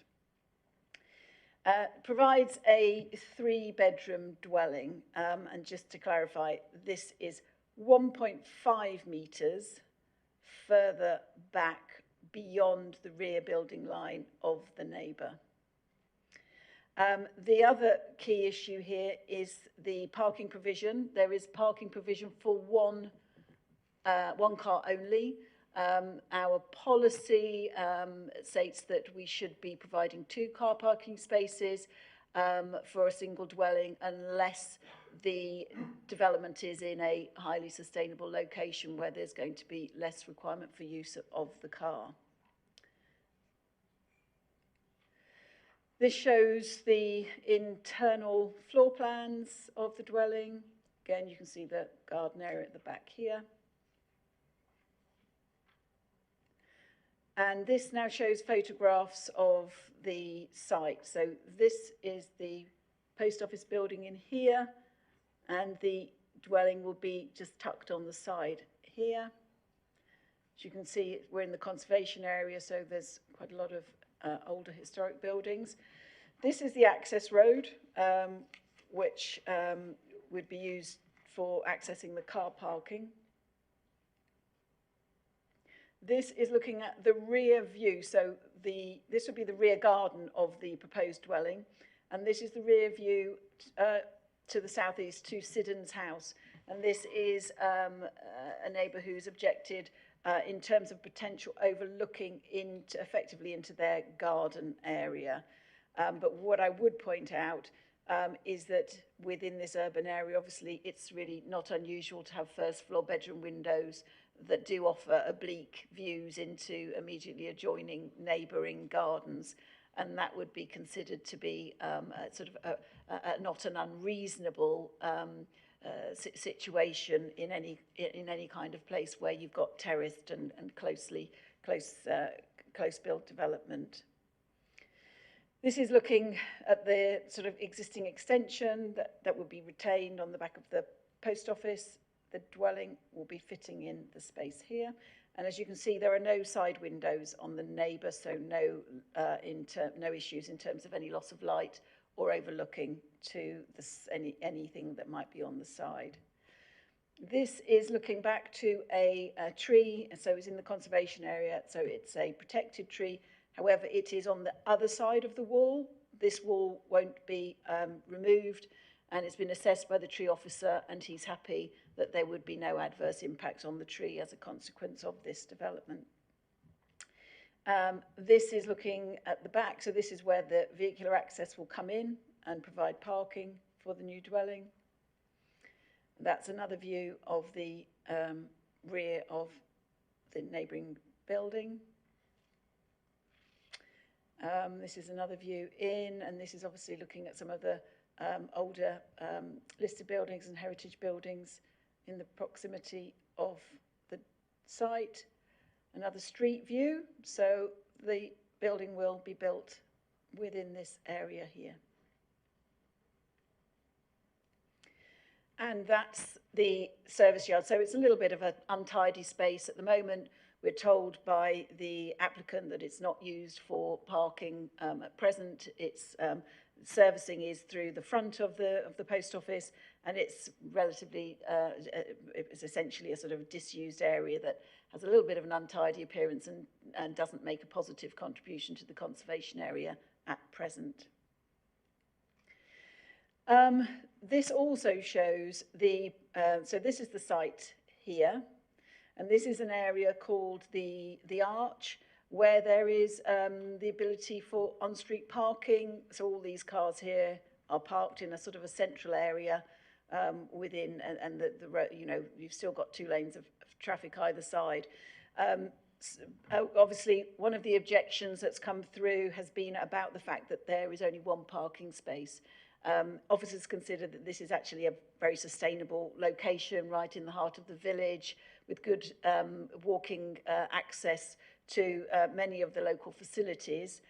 However, if there was a situation where there was the occupiers had a second car, there is, you know, that could be accommodated within this area called the Arch here without causing any highway safety issues. So the other issues are looking at impact on neighbours. As I've mentioned, we're satisfied that there's no significant overlooking issues, no loss of light. There's no objections from the highway authority. There was an issue that had to be addressed in terms of the site's location within flood zone 2. However, that Environment Agency are now satisfied, subject to a planning condition regulating the internal floor levels, which can be taken on board and conditioned. There has also been some questions about land ownership rights to pass over the access track. And the view is that ultimately the applicants say that they have the right to pass over that land, and ultimately those land ownership issues become a civil matter. Having regard to the tilted balance, which obviously very much in favour of housing, I think outweighs any disbenefit that might arise from the lack of that one additional parking space. Officers are considered that this is a well-designed dwelling in a sustainable location, and it's recommended for approval. Thank you. Thank you very much, Mrs. Ormsby. So we go over now to the objector, Anthony Ward.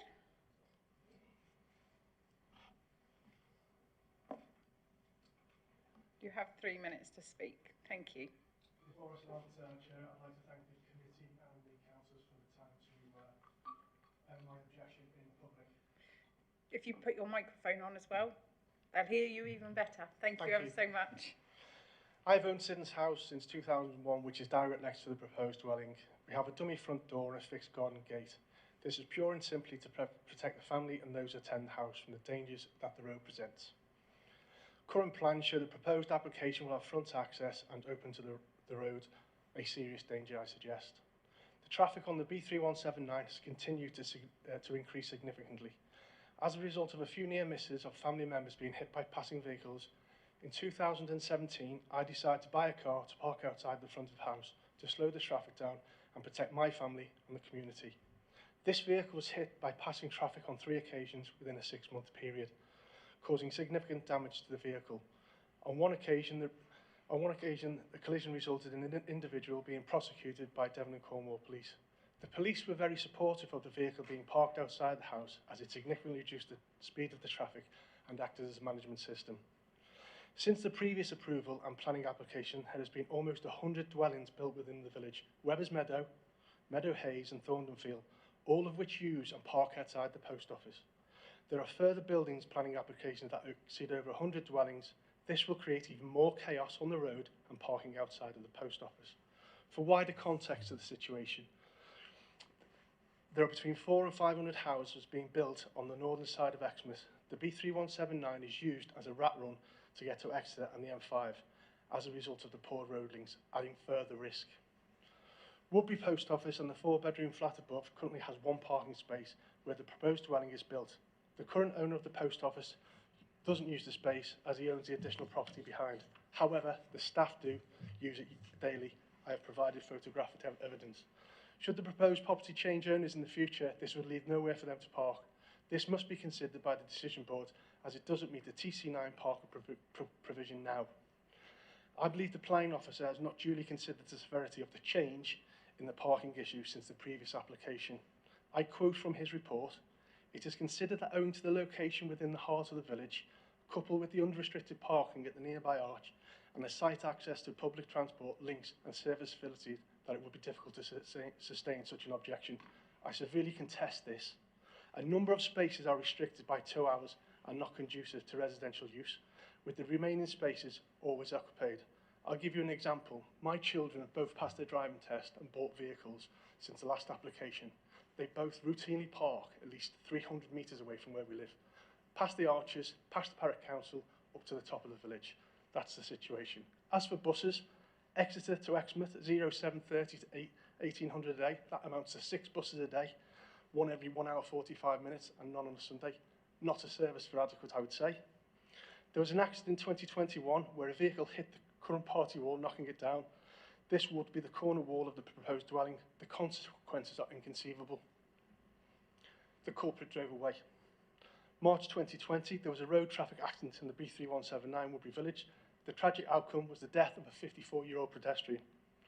This is an overdevelopment in what is already congested space. My conscience is now clear. Should the council take the decision to approve this application, they do so knowing it comes with serious risk to life.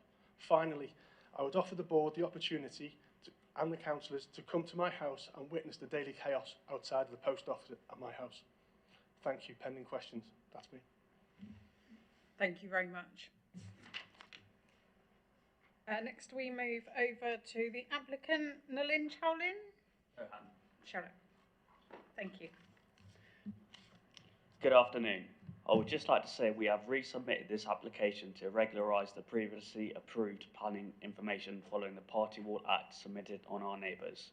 In short, because we are intending to build near the boundary of our neighbours, we have had to issue a Party Wall Act which led to our building footprint being made slightly smaller by approximately 4 inches to accommodate the boundary wall.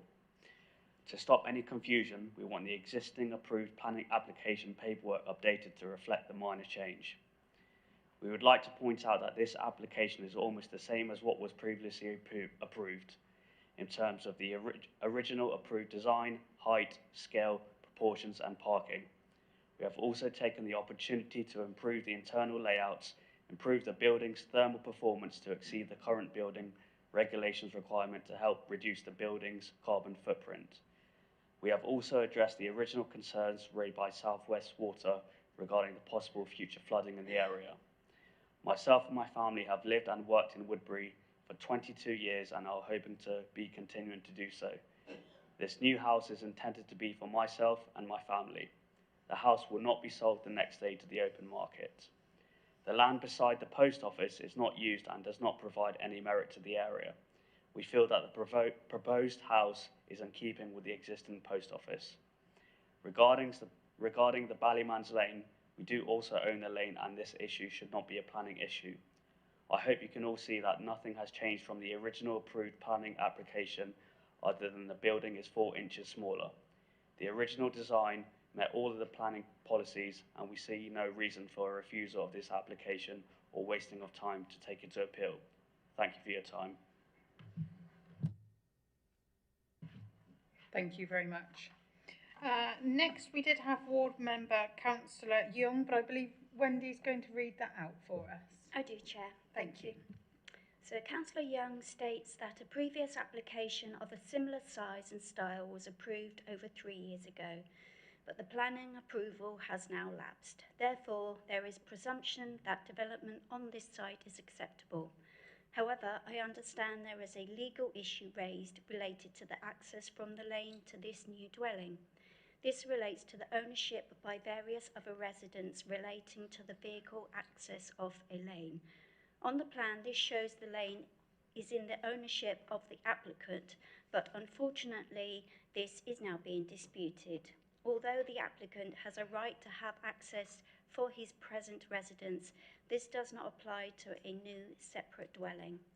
This is a common problem in some rural locations and it's not a planning matter, but a legal issue. Unfortunately, on this occasion, the dispute is ongoing. Seeing the application requires access off the lane to provide the only vehicle parking available, and there are serious concerns to parking at the front of the proposed property on Broadway, I obviously cannot support this application at this time. Therefore, I would ask for this application to await the outcome of the dispute. Thank you very much, Wendy. Right, we've heard from all the speakers. Now we're coming to committee. Do we have any questions first that people want answering around this one? Yep, Councillor Smith, please. I guess in just viewing what we just what we've heard, would something like that require a Grampian condition to, or is it just because it's not a planning condition, we just leave that out altogether? It's not a planning Yeah, it's not a planning matter, so we wouldn't be able to do that. That's fine. Councillor Barlow, please. You are indeed, but I don't know. Do we have any more questions from anybody? Just check. No, that's absolutely fine. We can now move into debate. Councillor Barlow. Thank you very much, Chair. This was passed 3 years ago. It's slightly smaller now, and I really can't see any reason to not support it as it was supported 3 years ago. Especially now, as probably the only difference is that we now have a 5-year housing shortage, land supply shortage. So that I would have thought, in the balance, as I'm always being told, even tilt the balance further in its favour. So I would support this application and whatever it is the word I have to use, propose the application. That's great. Thank you, Councillor Barlow. And did you say that was as per officer recommendation? Yes, unless Damon Hunter would like to add any other things that I've missed off. Well, thank you, Chair. If it's in line with officer recommendation, approval with conditions, that's absolutely fine. And seconded by who, sorry? Councillor Bailey. Thank you. Is there any? That's absolutely. See, we're getting this. This is good. Councillor Howe, please. Thank you. And this is just a word for the objector, actually, but bearing in mind he is absolutely right in what he says about the road conditions. I know the road very well, but being as the approval has already been given previously for this, unless there is a policy change, which there hasn't been over the last 3 years, we can't refuse it. It's as simple as that.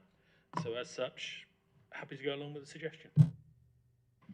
Okay, councillors, so we have a proposal and a seconder. Does anyone else have anything else they wish to add, or shall we go over to Damien? Lovely. Mr. Hunter, thank you. You said it all, Chair, so we're just looking then to vote on the motion of approval with conditions in line with officer recommendation. All those in favour, please. Unanimous, yeah. Thank you. Thank you very much. So that takes us on to our last item of the day, everybody. This is agenda item 15, planning application 222410, reserved a land south of Underhill Close, Limpstone, pages 291 to 313. I'll hand over to Mrs. Ormsby for her report, please. This is an application for the approval of reserved matters relating to appearance, landscaping, layout and scale for the construction of a predominantly single-storey dwelling following the grant of outline planning permission on land south of Underhill Close at Limpstone. And this aerial photograph here shows the context of the site. So the site is in this area here.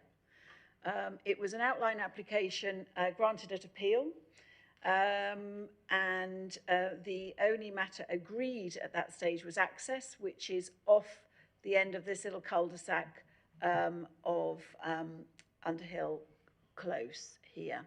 So this is just setting the context of the site, and the site is set within the open countryside, so it's outside of the built-up area and is designated as a green wedge, and it includes this area here, which is a temporary car park, and this area here, which is a paddock.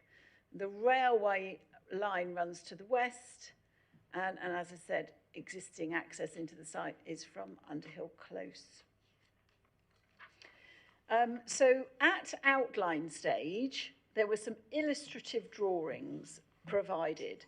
They have no formal status because they were only ever indicative, because the only thing that was agreed at outline stage was the principle of the development and the access.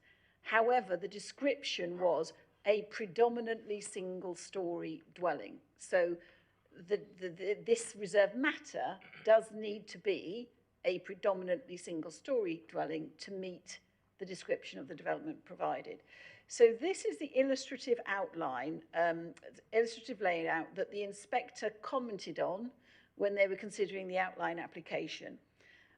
One of the things that the inspector commented on was the fact that this showed here, this orange dotted line, that it was following the building line, if you look at the neighbouring property. That generally the inspector was commenting on the fact that all of this and all of this, the green elements, was flat-roofed, single-storey, and this element here was indicated as flat-roofed and two-storey. As you can see, it is a very large building, shown on this illustrative plan, very wide, particularly, I mean, if you take this example of a sort of more standard house, it is a very wide dwelling. However, the inspector appeared to have, whilst it was a reserved matter, the inspector appeared to have no issue with the general scale that had been indicated on those drawings. This was the illustrative elevations. Again, no formal status, they were just illustrative, but the inspector did reference them as how the site might be developed in the future. So this is where it's predominantly single story with this first floor element. So the proposal we now have is for this layout, which is very similar broadly in terms of its width, the U-shape design, obviously access still coming in as previously approved. The difference here is if you take the building line from the neighbour, it's in line here, but it does step out a little bit further on this part of the building.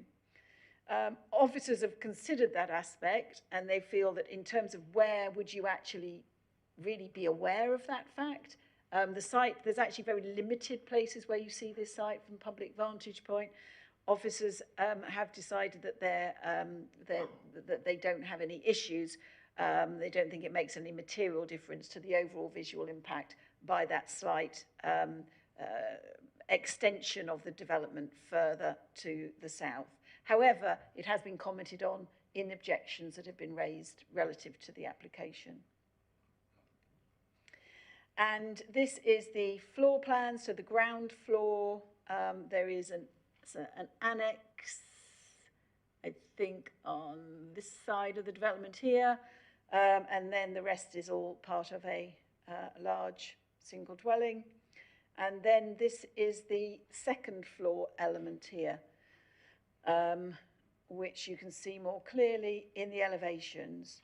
So the main difference, if you're comparing the illustrative plan with the current one, is that the first floor element was previously shown on this side, and it's now over on this side. And it is also wider. But if we go back to this plan here, which shows the first floor element compared to the remaining ground floor element, officers are still satisfied that it is a predominantly single-storey dwelling. So it meets the description. So there's no reason why, in principle, we couldn't accept it. So we're just having to look at whether or not we feel that in terms of the scale and the design and neighbour impacts, it is acceptable. Materials used are textured grey brick on the lower floor levels and natural timber cladding on the first floor. These are the end elevations, the east and west elevations. This shows the hard landscaping proposals around the site and the soft landscaping. So Devon Banks, so the existing vegetation on the boundaries will be retained and bolstered, and then further planting within the site, including some smaller specimen tree planting, which will help to soften and limit the visual impact of the development. This is the gates to the access, and a section, the roof is proposed as a sedum roof. A sedum roof is effectively a green roof, a living roof, where it's sort of like a mossy, grassy finish. You can see in section here. So that element, the top element there, you have to be quite strong. They have to be able to, you have to be constructed to take the weight of that sedum element, but that is how it is proposed. So it does have some biodiversity benefits. So this is within the site. So this is a temporary car park. I think actually unlawful. We're not sure how it came to be there. The officer was quite surprised when he went to do his site visit and found it there, but there it is. So there's a car park that's looking west with the paddock beyond, so the house would be extending across. This central hedgerow would be removed to make a single site. This is looking north, so this is number 8 Underhill Close, number 3 on the right. As you can see, they have got a large decked balcony area. So the officer has worked with the applicant to ensure that there are no windows or elements that would look into this, because obviously, in terms of it could be quite potential intrusiveness if there were windows, etc. So they will, obviously, it will impact their view, but there is no right to a view. And officers are satisfied that there will be no inter-visibility, no overlooking issues arising with that neighbour. That's, again, another view of number 8 with the paddock here. So the house is going to be extending across the site in that direction. This is the car park with the paddock to the side, so that's looking south, and that boundary hedging will be retained. And that's another view through to number 8 here. This is the southern boundary with the hedgerow retained and enhanced. And that's looking east to Highfield. So that's the building we were looking at in terms of the reference to the rear building line. So that is where the building will be coming across the site here. And this is the site entrance. We'll come off the end of that turning head cul-de-sac. That's the existing entrance that will be used. And these are some photo montages of the sort of before and after. So this is a before. These are taken from the landscape visual impact assessment in here. And that is where you can see the building. And so it's effectively the first floor that you would see. But as I say, it's flat roofed, and that natural timber will weather to that grey colour. So that's a view across the allotments. As I say, there's not many places where you would see this. And then there is a public footpath, and this is the view from the public footpath. So this is the before picture. That's the neighbouring property we were looking at before. And this is the after that they've put in here.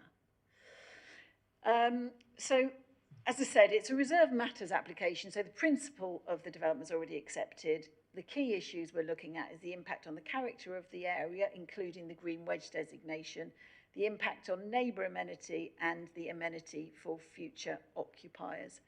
There's been quite a lot of objections to this application, which is one of the reasons it's at committee today. As I said, concerned about the fact that the first floor element is bigger than before, and arguing that it doesn't meet the criteria of being predominantly single story. We think it still does meet that criteria. Generally, we're taking the view that it's a big building. It's a very wide building, but most of that single story element won't be particularly visible within the landscape.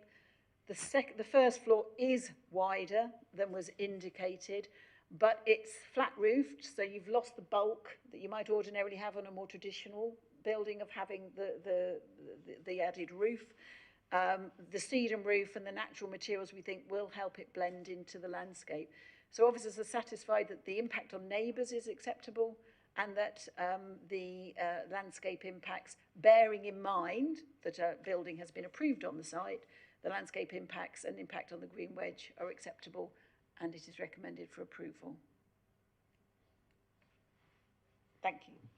That's right. Thank you very much. I'm going to go over to Wendy to read out Councillor Young's. Thank you. It's a short statement. I and the Parish Council do not support this application because we both consider it does not comply to the planning inspector's assessment that a predominantly single-storey dwelling would be acceptable on this site, which is a high ridge overlooking the village and estuary. In my view, this goes beyond the planning inspector envisaged would be acceptable on this exposed site. Therefore, I would ask for this application to be refused. Thank you very much, Wendy. So we have no other speakers, so we can go straight into questions. Any questions? Quick questions? Yep, Councillor Smith. Sorry, just to clarify, it's the end of the day, and I just want to make sure, on the outlying planning permission, it was said that there was a majority one floor living, and now in this it's 28% is now the second floor. Is that the stat? No, it was a while ago since I read that, and it feels like a long time ago. Is that right? Sorry, Chair. So the description of development is for a predominantly single-storey dwelling. So that was what was shown in the illustrative drawings, and we've now got a proposal in which officers are satisfied is still predominantly single-storey, but the amount of first floor accommodation has clearly increased, and looking at the report, it's saying that 28% of the dwelling would be 2 stories in height, which is what has led to the conclusion that it's still predominantly single story because only 27%. But nevertheless, the first floor element is more than twice as wide as was shown on the illustrative drawings. But as I say, officers are satisfied that they, overall it is acceptable. Thank you very much. Yeah, Councillor Gazard, please. Just a question to Wendy. I was just reading the parish council, and they said obviously they can't support it because it goes against the planning inspectorate. Would that hold any weight for refusal? It's on page 294. Yeah, so officer's view is that it doesn't go against the reasoning in that inspector's decision. And again, I think the parish council are of the view of some of the objectors that it is not a predominantly single-storey dwelling. And I think that's why they're saying it goes against the reasons that the inspector felt that this site could be developed. Officers have looked at that and feel that it does accord with the general, the advice and reasoning set out in the inspector's decision. Thank you very much. Any other councillors? Councillor Hall, please. Just one small point, Chair. The green roof, Sedum green roof, is there a way of maintaining it? Because a lot of people put up green roofs, but they need maintenance, and there needs to be an access for it, because that will be a visual impact as well. Thank you. I'm sure they will. Hopefully they will have thought about that, but I'll just see if there's anything coming on it.